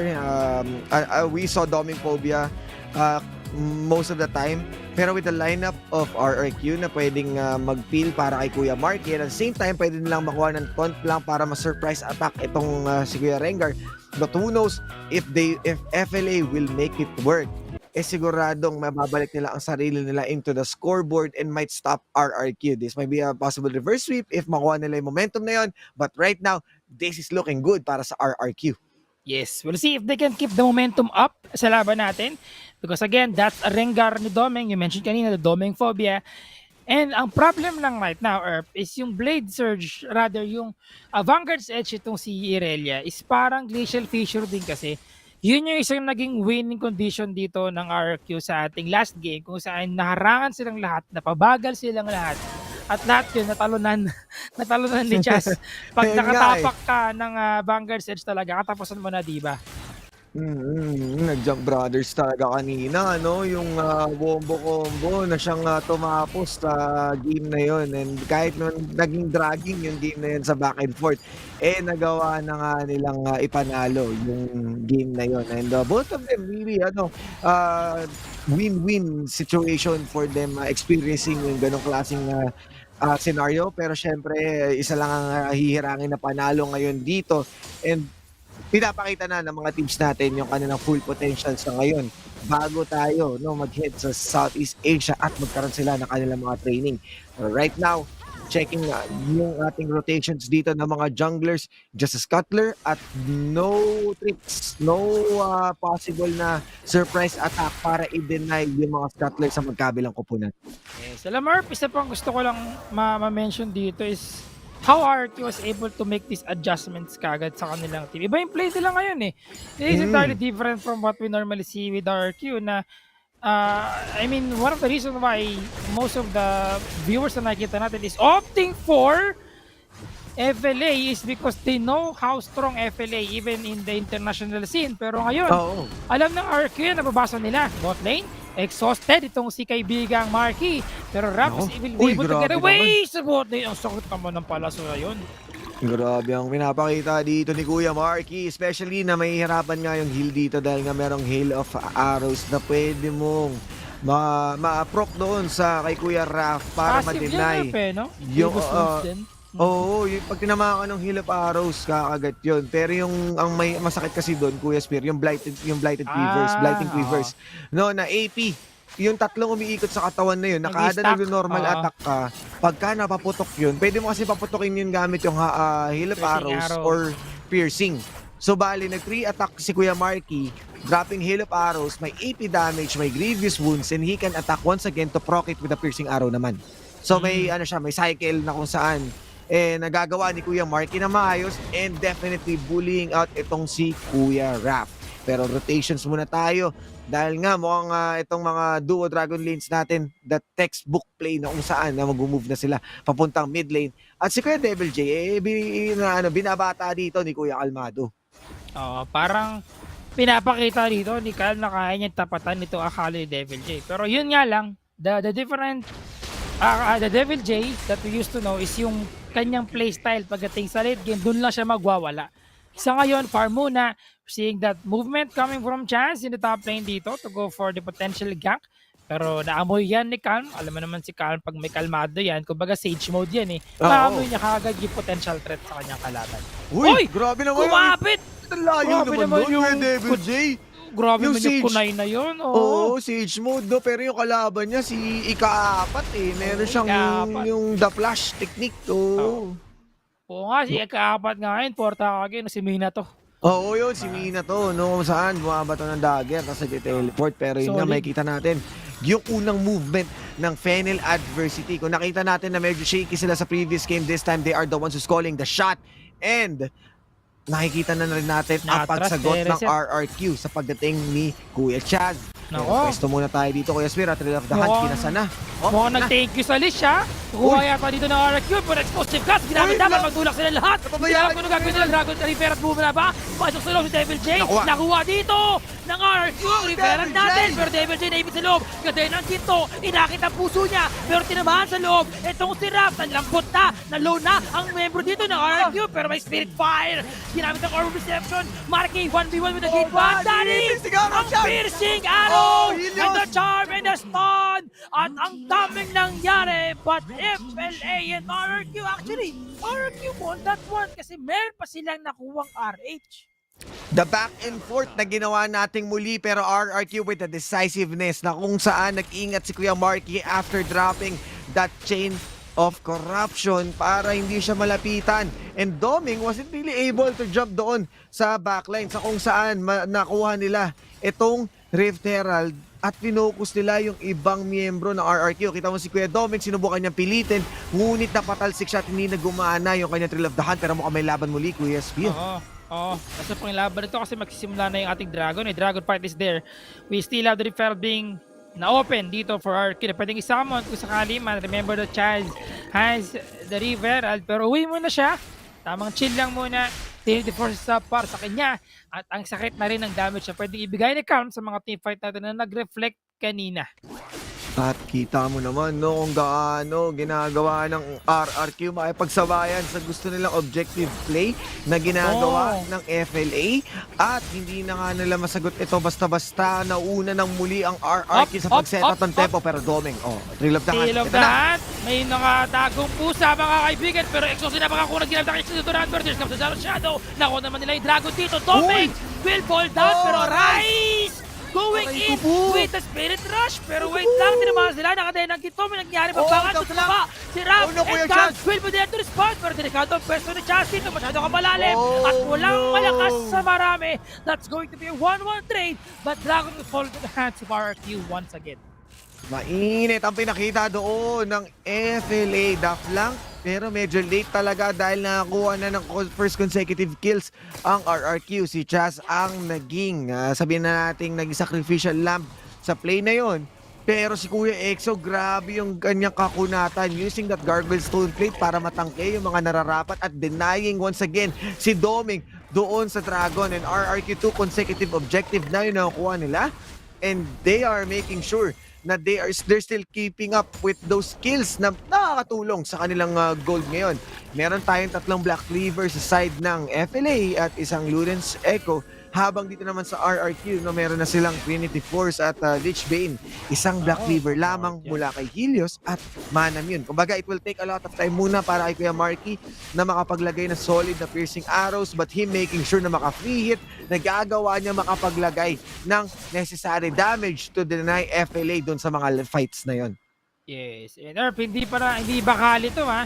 Kasi hindi siya naka-define sa under. Wala namang makunat kumbaga sa lineup dito ng FLA aside from Raph. Now that he has the kanyang Winter's approach, but overall, ang main priority dito ni Devil J is to make sure that he can dish out damage against the Calm, Doming, Arise, and si Danny. Right now, movement coming from RQ, slowly going towards the bot lane. Medyo puno pa yung HP dito ng ating turret, but summon na yung ating referral. Now they're gonna go there slowly with the Curse of the Black Mystery of the Hunt para kay Chaz. Chaz, sinabahan ng bonus strike. Sakto yan kasi rooted siya, but the turret will not fall down for now. With a 781 HP clutch sa ating bot lane. Pero di pa tapos na laban dahil Exos will go in. Ginamit tayo kanyang Justice Punch. And the taunt, not gonna go in really deep for now kasi easy peasy lang. Tamang kalma at pumalik muna tayo sa ating referral. Kalmado lang talaga muna tayo, pero good defend once again from FLA as consecutive games na nag-fail sila as RRQ making sure na nakukuha nila every tower they are storming up front. Yes, FLA did a good job on slowing it down, pero mukhang another pace, big pace na naman to, o big leap dahil nga mukhang lalaban na naman sila dito, Kuya Spear. Laban na nga, ginamit na kanyang Spirit Rush kanina pero dito mama yung Charm. However, they have the information that wala nang ult si Arise ngayon. They still have the flash and also yung pwede pa niya magamit dito na Ignite. Pero yun nga lang, Dragon will be taken down by RQ once again. they cannot respond accordingly kasi pag nagamit na yung Spirit Rush pero bot lane kay Calm, nice. Hoy, mukhang si Kuya Kal push makukuha nun, pero mukhang makakuha rin naman tayo ng push dito sa Baron Okay. lane. They have the information. At teka muna. Doning Shadow sa top lane pero tinamaan dito ng Charm ang isa. Exhausted wipe pa. Pero wait lang, Arise will fall down. Kasama dito, boy, sana ni Rapper. Tumama yung kanyang Vanguard Edge. Pero yung pusa natin gumagala sa taas. Ang pusa Kalay Kuya ko Marky! will try to kill one champion. Pero yun nga lang, tumalbog. With the hero center as a shield of Doran. Marky! Doming will try to use yung kanyang heal. But not enough vitamins and energy. Energy gap ka doon sa nangyaring yun.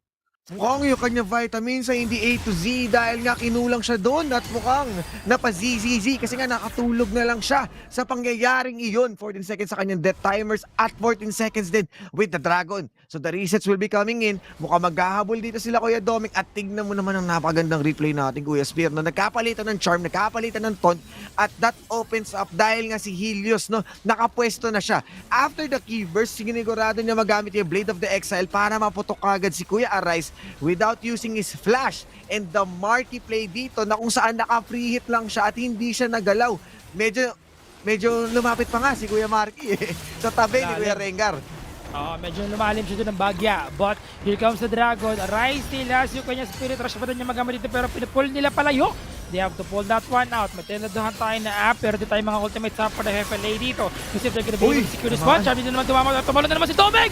Doming in! Pero wait lang, secure talaga na naman. Stays it by time, exhausted, super low na yung kanyang HP. But they will be able to secure the life of Doming. They're not going in with the side. Fate of the Exile will be there. Pero nakuha na naman ang buhay ni Rap. Rap did fall down. And 3 members of FLA ang dito to defend this first tier turret in the game. But wait, hinahabol ni Marky. Itong si Calm sa bot lane, pero hindi niya na mahabol yun dahil yung basic arrow niya ay na 10 bits sa bot lane. At hindi na kailangan pang gamitin ng sobra ang kanyang palaso dahil nakakuha na nila ang kanilang gusto and it's just Marky once again na nakaka-free it standing on a 5-1-4. Ang maganda pa dito ay si Kuya Devil J having that Banshee's Veil para maprotektahan ng kanyang sarili for those early engage. But what happened was the Shock Blast hit him pero dahil nga meron siya niyan, naprotektahan sa kanyang damage. Ang nakakatakot dito sa side ng FLA naman, pag nakuha ni Kuya Arise yung kanyang charm, siguradong may mapapatumba na siya with the Rabadons and the Ludens Echo. Pero it takes a lot of time para maramdaman pa natin yung sakit na dala ni Dali dahil nga wala pa yung kanyang items habang si Kuya Raf naman nakuha na ang kanyang Fimbul Winter. Deadman Split definitely would be next para siguradong makapwesto sila na maganda dito. Having the Oblivion Orb naman para kay Kuya Arise will slow down itong mga spell vamp na mapapakinabangan ni Devil J and Helios on the Divine Thunderer. So ito na. Curse of the Black Mist, tinodaan, hindi connect. Connect pala, tinabahan dito sa Exhausted pero kapalit ang buhay. Napakaganda ng timing doon. But Arise will not be able to survive that one. Ignited! Ang ganda ng Chain of Corruption niya na yun. Nahuli niya kagad si Arise dito. And it did fall down, hindi siya na-Arise. Si Ferald, eto na, umaamba, tumama ng kanyang Shock Blast, buto. ako po. Hindi makahabol. Eto na, Ayun. prickly trap, napagsakan ng barrel. Explosive cast will stop the referral from going in sa ating second turret. Pero bot lane, ang next target ng RQ. Papasok ka pa sila dito, binabuto lang ng araw. And up, hindi mo na sila mapasok kasi pa-up na yung ating Baron. At Baron play nga dahil nga 11 seconds, no? Delikado. Once na may ma-let go silang advantage doon, pwedeng gamitan ng FLA as an opening to completely deny yung mga kalakasan na yun. And nakakatakot na dito si Kuya Exo, no? Ilang beses na siya nakaka-survive. At nakita natin dahil nga sa kanyang gargoyle but this time mas solid pa ang kanyang survivability having the force of nature at ang kanyang Deadman Split kung saan pwede rin siya makapwesto ng kanyang magagandang taunts. Si Kuya Marky naman, meron na siyang mura mana and makakita tayo ng galaw dito ni Kuya Doming na may Thrill of the Hunt. Tamang hanapan. Sinilip lang niya kung nagbabaron na dito ang RRQ and pwede sila makakuha ng pick dito para maibalik ang kanilang sarili sa scoreboard. Pero naramdaman nga nila, alam na nila na nandyan si Kuya Domengar at umalis ka agad si Kuya Helios. Alam mo, Erp, kailangan dito ni Arise ng Banshee's Veil din kasi pag tinama siya ng Chain of Corruption, talaga siya kinakagat ng 7 Lions. Pero yun lang, Chas, hindi umabot yung kanyang Vanguard Sledge. Nag-flash in siya, pero nag-flash up din naman si Dani dito. So because of that, ligtas sila sa paparating na sa kuna. Papasok, lalabas. Napakasakit naman kasi pinapaasa ng bahagya dito ang FLA. Uy, They will teka lang, not may go in for tinamaan. now. Tinamaan na shock blast. May Ang laman yung isa, damuhan. may laman niya, hindi. At nasaktan ng bahagya. Dragon is about to go up. This is an Infernal Drake, so for sure, hindi nila ito mapamayaan makuha ng kabilang team. At 6-12 tayo dito at this might be a good play para sa RRQ. No? If may ace nila, si FLA, definitely no makukuha na nila yung panalo dito, pero dahan-dahan lang, unti-unti, pero ito na. Exhausted, napakalalim, wala problema. Ginamit ang kanya sa Esports, so ginamit ang flash in, and they're now flashing in one by one. Domeng, ang next target nila. Pagtawa nila sa Domeng dito, teka mas lang. pinala yung Dragon, pero hindi mag-back down si Domeng. Ginamit ang kanya, tinaduhan, wala siya takot na tanong kahit na sino makapigil sa kanya. Wala yata makakapigil dito. Pero Devil J, naharangan sa loob, sa gitna ng ating bush. They're now, ginigising na nila yung Dragon, pero tinaduhan, malapit na mawala. Para dito, kay Domeng, hindi ito maganda para sa kanila. Nawala na, next square na, but they're now going in the stun. Keepers once again, exhausted, and Devil J is doing it. They will stop them inside. Helios as well with the damage, but si Jazz, trabaho lang, walang personalan, securing the Dragon straight into the Baron. The firepower, the item that they have, and the advantage na meron ngayon itong si Kuya Devil J and Helios on the Triven. Sinisigurado nila na nagagawa nilang i-zone out itong miyembro ng FLA at that shuriken flip para Layo! mag-scout, pero may laban na. Hindi na to, hindi. Ang Pero sinusubukan din naman ko dito yung Baron din sinusubukan Uy, saba, Bibilan si din sa Dani loob. naman. Pero sinupirang din naman ang kahit na isa. But Charm securing Tonic Shadow. The Dragon Baron is will fall into the hands of RRQ. Pero napapapitas sila pa isa-isa. Si Chat ay buhay pa. Ginamit na kanyang Vanguard Snare. She got Charm. charmed once again. Eevee. Chat mo sa doon malalim. Hindi magandang ideya yan. Pero pumasok pa rin siya. What was that? God did fall down in change of life ni Chas at nakuha nila yung Baron, but 3 champions of FLA will fall down. At napakagandang pwesto mula sa FLA na subukan hatakin pabalik sa kanila ang advantage. They got shutdown kills. Pero yung moment na pumasok si Kuya Chas, wala na siyang no choice dun, Kuya Swir. Kailangan na lang niya magsama ng isa sa hukay at nagawa naman niya. Pero Doming nakakuha na siya ng advantage by taking the tower. Pero ito na. Wala siyang trinuduhan dito para makagamit para makapag-mamba out, pero yun na lang hinahabol siya dito with the Blade of the Exile. Pwede niya magamit pa loob, but he will not go in. Medyo pinalaya niya na itong si Domeng kasi mas maganda na makapag-push siya with the Baron back. At maganda nga ang pagkakapalaya doon, no? Dahil nga nakatalon pa si Kuya Domeng from Tribrush to the Grog. Siguradong na depensahan niya ang kanyang sarili. And tignan mo naman dito. Uy, teka lang, wala ko makakuha pa eh. Uy! Grabe naman si Kuya Marky. Galit na galit Gustong kumuha ng blue para makadire-diretsong hatak ng pana. Kaso, hindi siya nabiyayaan. Pero mukhang si Devil J, delikado yung sitwasyon. Dalawa yan ha. Curse of the Black Mist. Meron silang information right now pero may bunch spell siya. Pero hindi sila nagkaroon ng magbakan. Ito ba? Ganyan naman! What was that once again? Donic Shadow will be able to get the shield. Pero siya, sobrang lalim. May turret pa kayo dyan. And they will be able to get the turret for them. Pero wait lang, tinabahan dito. Nakadena ginto. Itong si Exosen. Exosen, super low yung kanyang HP. But they will not go in. Arise in the flash. Kabulin for Marky. They got the taunt. Kumonek sa isa. But grabe. Here comes Sirius to give you the devil. Yung demonyo, mga kaibigan. The Devil J will use the 5-point strike. And Veneto will kill them all. But wait a minute. We have the Nexus nila right now. Dalawang inhibitor right down na. Ang turret nila sa puti na titira. They will push it. Wala na silang Baron pa ba, but Raph will defend that one. They will not be able to secure this turret muna for now. And Helios masyadong malalim. Marky will back off. Triple kill para sa kanya kanina sa laban na yun. Masyadong kumukulit dito ang RRQ at sa napakakulit nila nagawa nilang lumikot kung saan nakuha nila itong mga tore sa mid lane at nahirapang sagutin yon ng FLA. The damage coming in from Kuya Dani hindi pa ganun kasakit para matreatened ang RRQ.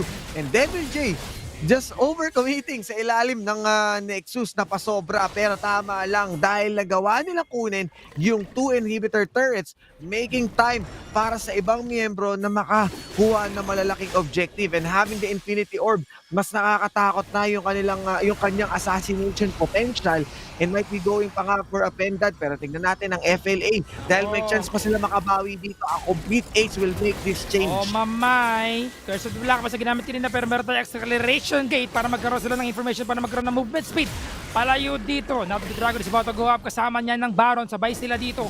Pero anong dapat unahin? Siyempre, Dragon yan. Nakapesto na ngayon ang RRQ. Habang ang FRA nagdedepensa pa ng mga base. May dalawang Gundam sa ating top lane. Dito na nagpupush ng top lane. Malaking chunk. Malaki na, chunk pa ng minion wave ang nasa top lane dito. Pero meron tayong Curse of the Black Beast. Teka lang, Kay Doming. Pero nagka-information na kaya dito mama yung kanyang Vanguard Edge, pero Rice na naging target dito. Pasok sa loob ng Devil Jay, ginamit na Isos sa kanya, pero buhay pa rin. Si Rice sa loob, he will stand in disengage. Hero Central, sa ulo dito si Rap, and they will kill down one by one. Si Rice ay nakatakas, pero si Doming at si Calm, Danny will fall down together with Rap. Now, they can get this Dragon. Doming gagawa na imposible, makakagawa pa siya ng pagkakataon na madepensa na kanilang Dragon dito. Meron siya trade-out na ginamit niya ngayon. Devil Jay, meron silang mga checkpoint, mga barangay tanod na pipigil sa kanya na papasok sa loob. Doming, i-risk mo ba dito na makuha yung Dragon? Or no, I don't think so. Kasi si Hero sila nag-push din naman sa bitin. Dragon will be secured by RRQ for sure sa ating laban na to. Pero bot lane namin may malaking wave ng minion. Naku, berang yun na lang yung pwede nilang i-bato dito, pabalik. Pero second tower lamang yan para dito sa side ng RRQ. Pero FLA, a good rotation para mag-defend muna sila dito dahil nga mahirap na may pagsabayan. Thrill of the Hunt na ginamit si Kuya Doming, hindi rin napakinabangan na sobra. Habang itong RRQ, kayang-kaya na kunin ni Kuya Jazz. Sitting on a 2-4-12, kayang-kaya niya solohin yung Dragon with the backup of Marky. And sabi nga natin na yung Yagnarab Donut o Barangay Tanod na pinapakita dito ng RRQ at kinumpleto na nila ang Infinity Gauntlet dahil sa mga zoning potential ng kanilang lineup. The Gauntlet is complete. Para na lang talaga para maisara, para makapag-snap na nga ng tuluyan at makapag-FLAs. Kailangan hinihintay natin or could this be the end of this grand finals kasi medyo inaabangan na dito ng FLA yung gagawing desisyon ngayon ng RRQ. They still have the turret at the bot lane na up until now pero tumama nga ba? Kanya Shuriken? Hindi. Here comes the Dawn para magkaroon ng information kung nasan dito ang members ng RRQ. They're now pushing themselves towards the mid lane and Resit Pansit indeed. Repeatedly push ang ating mid lane dito with the Elder Drake and 3 Dragons on their hand together with the Baron. Tumamang charm para dito kay Exosen pero sapat pa yan na makakunat yan. Nagre-recall sila! What are you guys doing? They are mocking FLA right now! They're just trying their best! The minions will push the ball! Straight from the loser's bracket and the first ever champion of WCS Philippines, none other than RRQ, defeating FLA!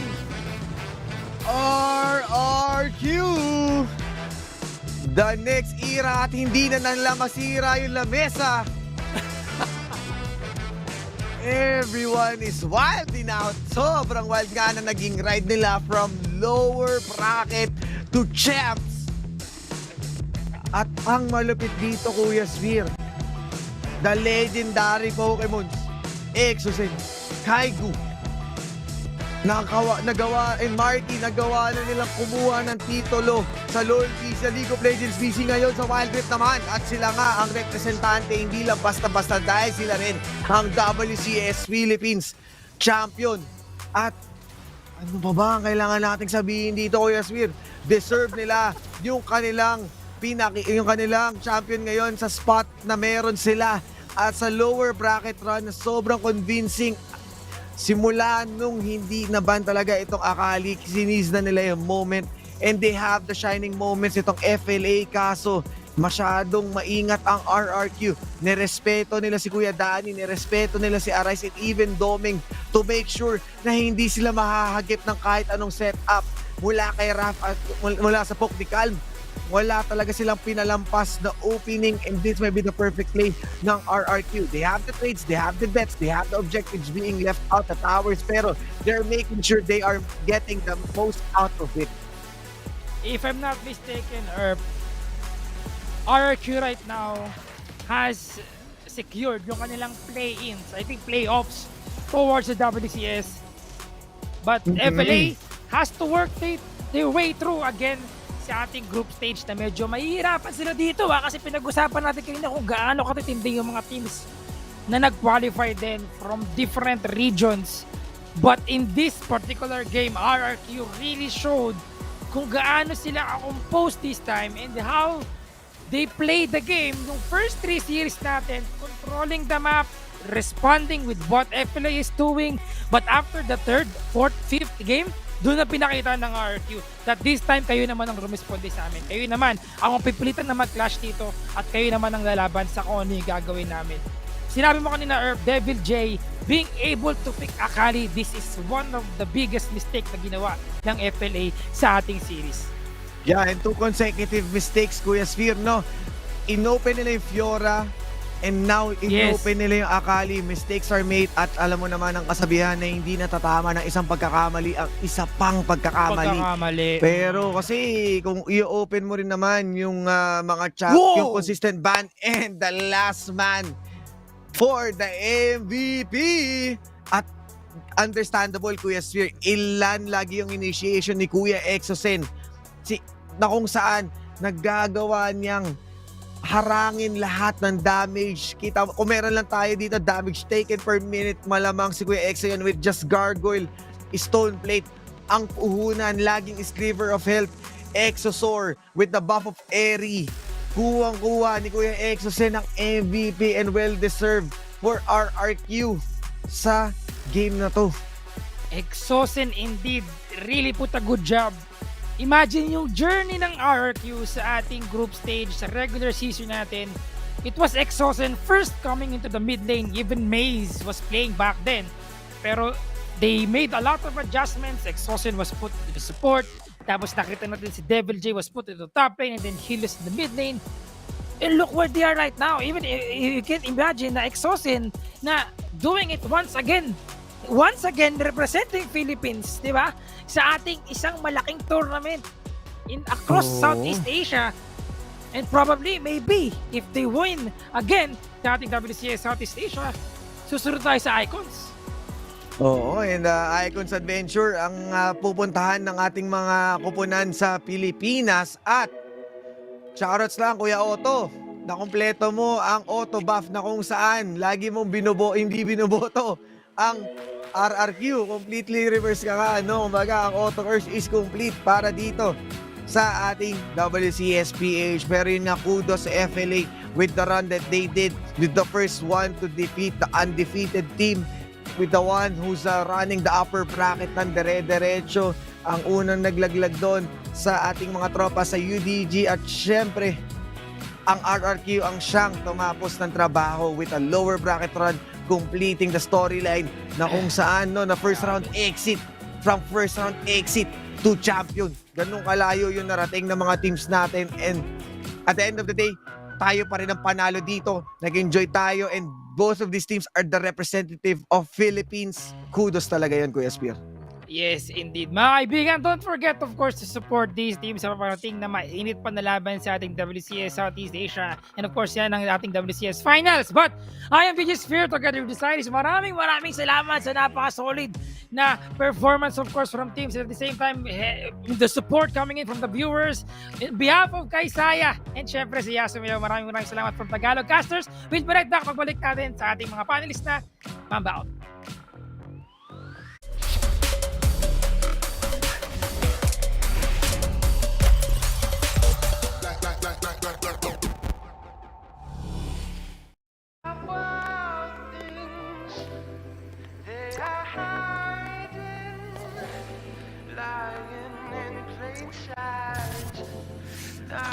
Hunting in the night.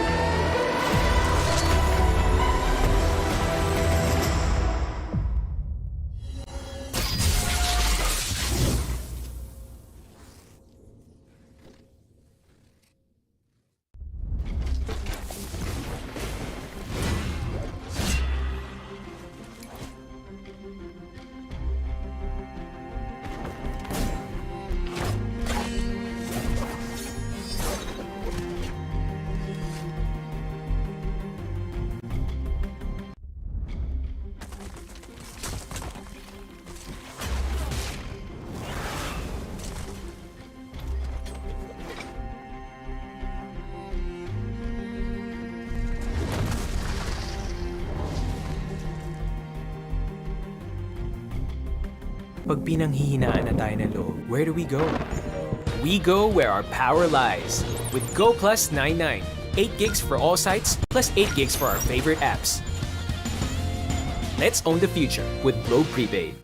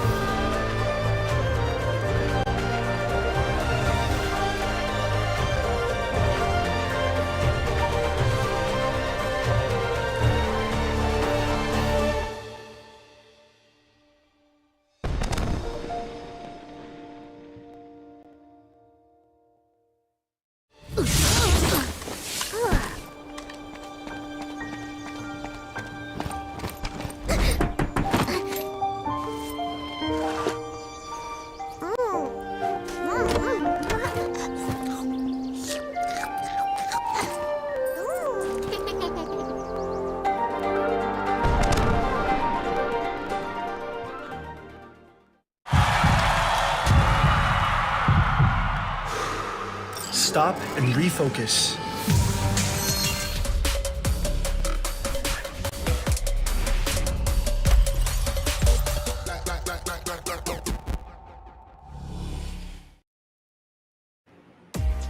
Ladies and gentlemen, your WCS PH champions are the King of Kings. RRQ win the Grand Finals versus FENNEL Adversity 4-1. What an amazing finals indeed. As we jump into our series highlights right off the bat, because there is a lot to unpack here. And of course, there is a lot more that we need to discuss, because this is our team. This is the team that will represent us in the WCS finals. And Autolus, you know, just as a teaser over here, RRQ going into the WCS finals, I don't know, I'm feeling pretty good about our Philippine representatives here. You have to. Again, when we talk about RQ, not only do they have strong solo laners, but they have what we call the experience already. So, you know, in the international waters, at least for 2 or 3 guys for RQ, it's not new. It's nothing new. And against FLA, I actually just would like to commend FLA first before I move on to RQ, because they really showed that they would not hesitate to go for different composition. We saw in games number 1 and games number 2, you know, slow and steady composition.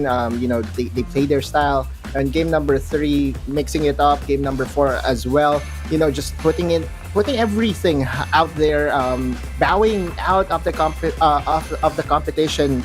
Not really, you know, giving an inch to RQ, but RQ just proved that they are the better team. Going back to my main point, their solo laners, again, Devil J and Helios is just so formidable.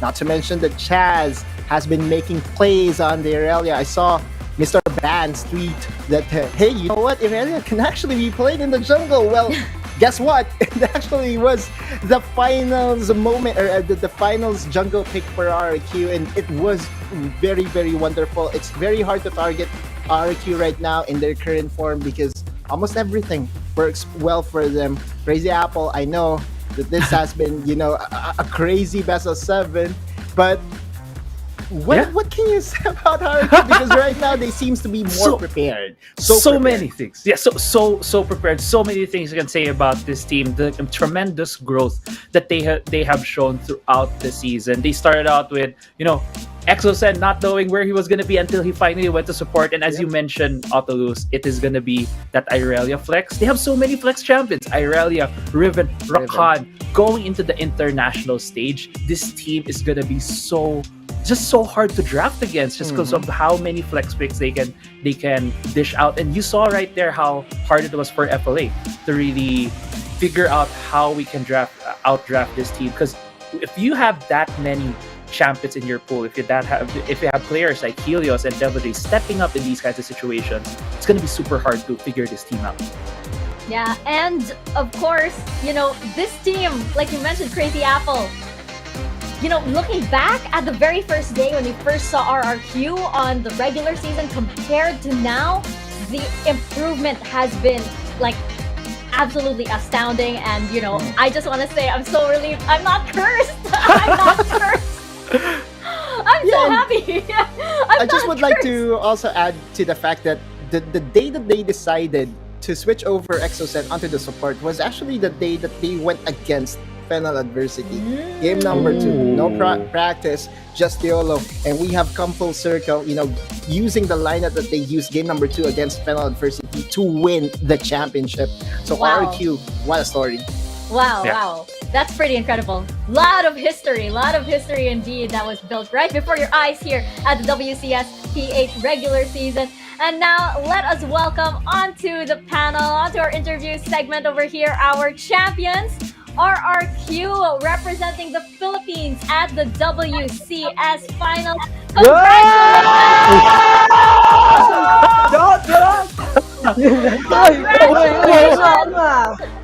Kalma. Congratulations, Alvin. No, you guys deserve the celebration, of course. So, first question, recap lang natin yung final moments ng series na yan, yung final game. Nung nalaman nyo na nasa inyo na yung series, what was going through your minds? Mahal ko kayo! Kumakanta po kami. Nag-vibing na po kami. Pero relax pa rin po kami. Yung emotion po namin, middle pa rin po. Focus lang pa rin. Well, sabi mo, recall tayo. Sabi mo, recall tayo eh! Dahil lang sabi mo. So, tonight, how will you guys be celebrating? Ano yung plano nyo?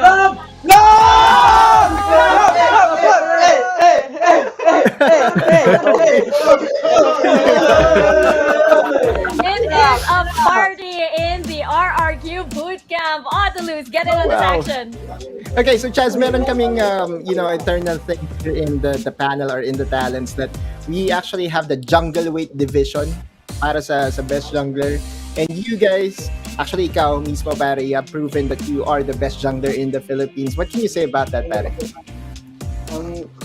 Di ko rin po kasi in-expect kasi yung roster po namin sobrang dami pinagdaanan. Maraming roster changes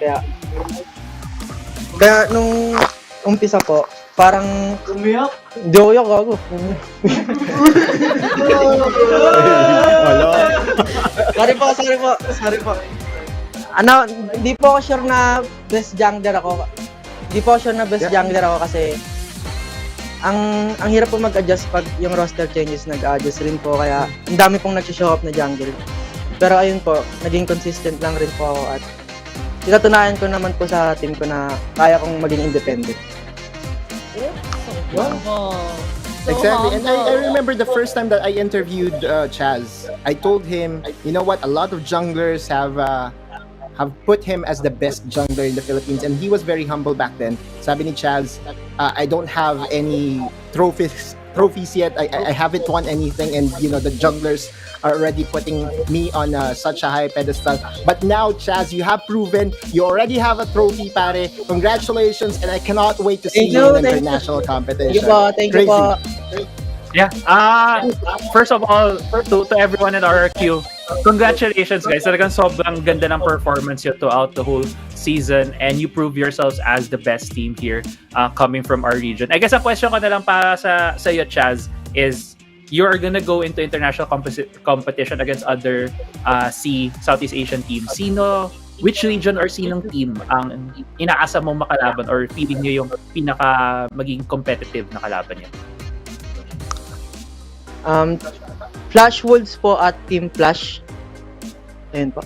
Oh. And Buriram siguro rin po. Buriram. Mga undefeated team, yeah. Yeah, that's only the questionable one for me. Congratulations, guys, and talagang mag-celebrate kayo, enjoy niyo yung inyong pagpakapanalo. Thank you. Thank you. Oh yes, and RRQ, now is the time. The floor is yours. If you have any shoutouts that you'd like to give, and of course, any victory celebrations that you'd like to give for all of your fans right now here on the broadcast. Okay. Shout out po sa boss po namin si Boss Ricky, Boss Nano at Boss AP at saka sa buong RRQ po. And shout out rin po pala sa family ko, kay mama, papa, kay kuya, sa pinsan ko, sa mga nanonood, saka sa mga tropa ko sa labas. Di ko na kaya maisip sobrang dami. At saka sa girlfriend ko, shout out din po pala. Mahal kita. At wait lang po, saka po sa alalahanin ko lang pa. Kay Boss TG po sa Liab, shoutout. Ooh, Coach TG. At sa yan kay Yuri, yung lagi nang suporta sa akin si Yuri, shoutout po. At saka sa inaanak ko kay Qeon Fiore. Pati kay Ara, yan, dami. Sige po. Shoutout kami. Yeah. Go ahead. We This have is your time. moment. Shoutout din po sa family ko. Pa-shoutout din po sa family ko. Pa-shoutout din sa mga tropa ko dyan sa labas. Yung Skidat, saka sa mga tropa ko sa LPC, shoutout din sa inyo. And sa mga relatives ko rin na sumusuporta sa amin, sa mga fans ko, sa mga tropa ko din, sa mga Wild Rift, yung mga friends ko dyan. And syempre especially sa girlfriend ko, mahal na mahal kita. Unang-una, shoutout sa ex ko. Kung hindi dahil sa kanya, wala ako dito. True up and down kasi laging nakasuporta po sa akin. Balikan na nga, sabi mo. Okay. Tsaka, shoutout sa Skida, tsaka sa pamilya ko. Tsaka, maraming salamat talaga sa pamilya ko na supportive sila. Yun po. Next. EXO. Shoutout pala sa mga kaibigan ko dyan sa Taguig. Tapos, yung mga dati kong ka-team sa LOL PC, yan yung Liab, yung Void, tapos yung Minetsky, tapos shoutout kay UDG Carl, tapos shoutout din sa family ko. Shoutout nga pala sa family ko, sa mga tropa kong sumusuporta sa amin, sa mga Wild Rift na friends ko, sa mga kaklase ko na sa tuwa na lagi ako sinusuportahan din, tsaka sa girlfriend ko, tsaka sa mga K-Rebs din na lagi kong pinapanood tuwing pagkatapos lagi ng laban namin. Tsaka sa mga hindi naniwala, shoutout din sa inyo.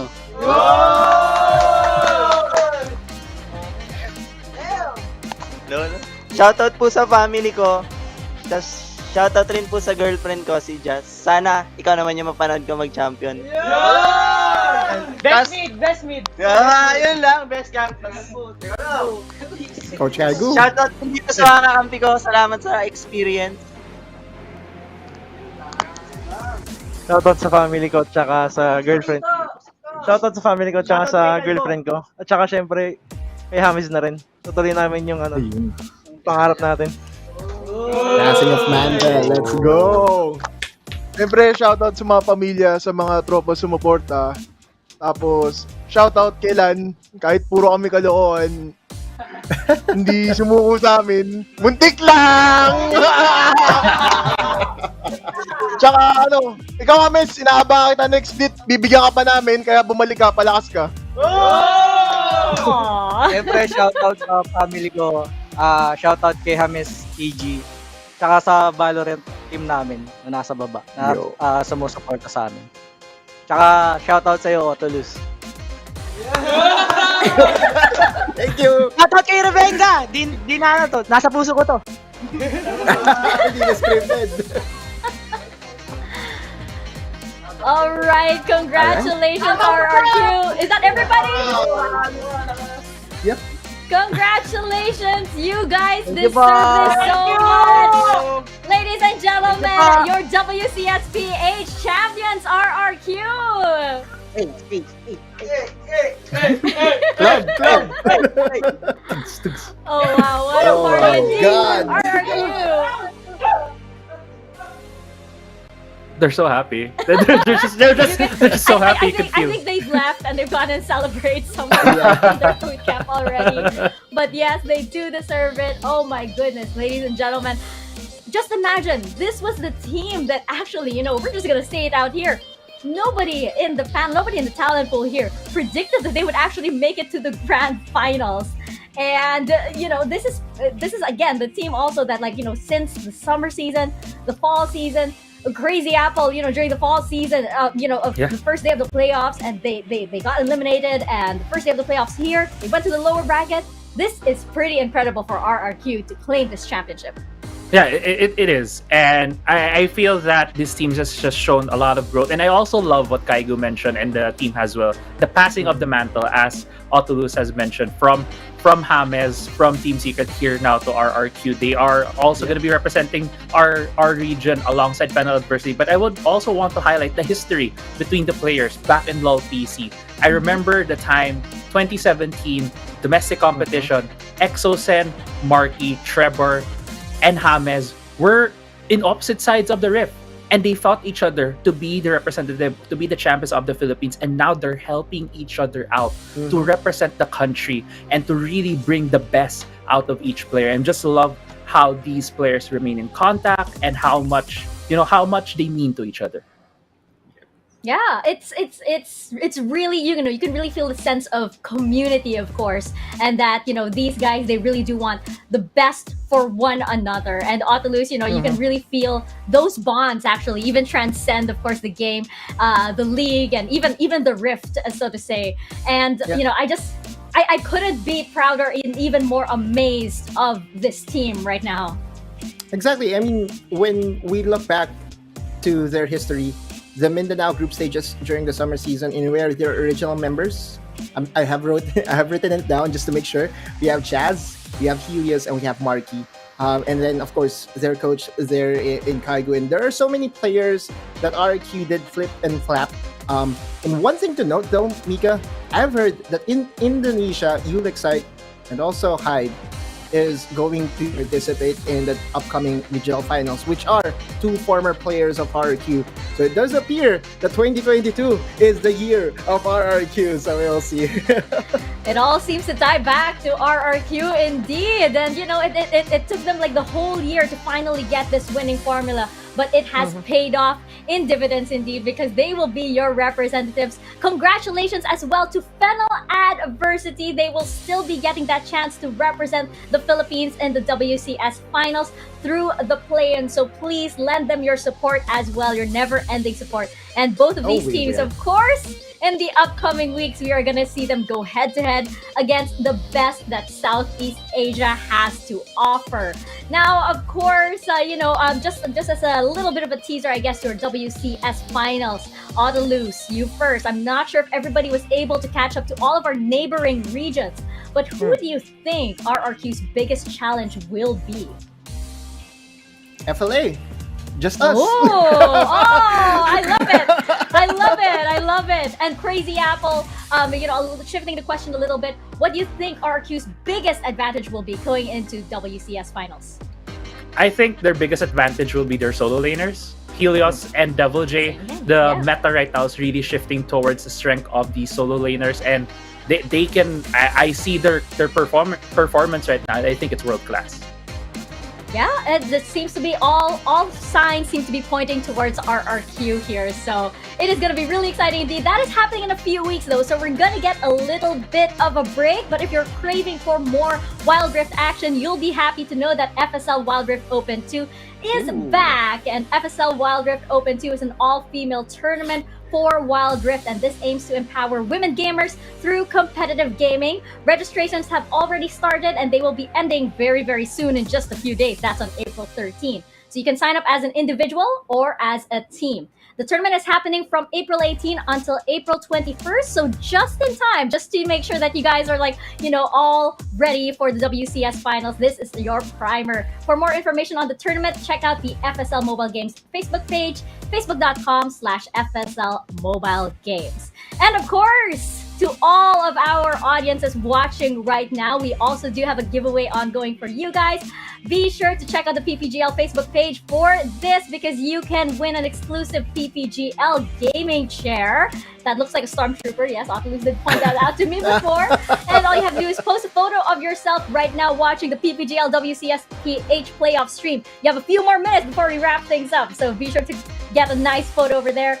And make sure that your post is public with the official hashtags PPGL and PPGL Wild Rift. Explain in your caption why you love watching the WCS PH playoffs and which team you're rooting for. Well, there's only one option right now if you're referring to the WCS finals. Well, there's two options, of course, if you want fellow adversity to make it out of the play-ins as well. And who knows, maybe we can carry on this PH versus PH finals into WCS finals. It's possible.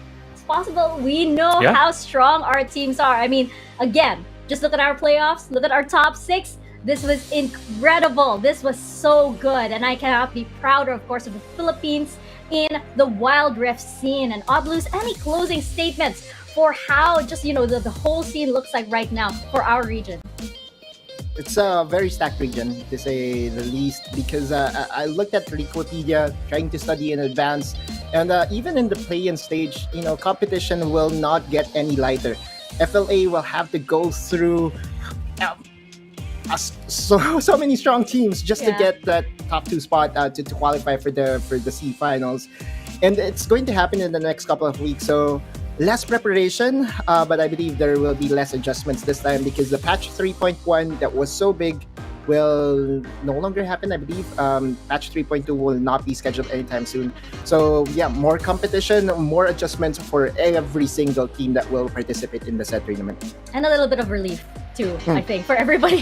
that thankfully there will be time to adjust to the Wild Rift as it is right now. Crazy Apple, what about you?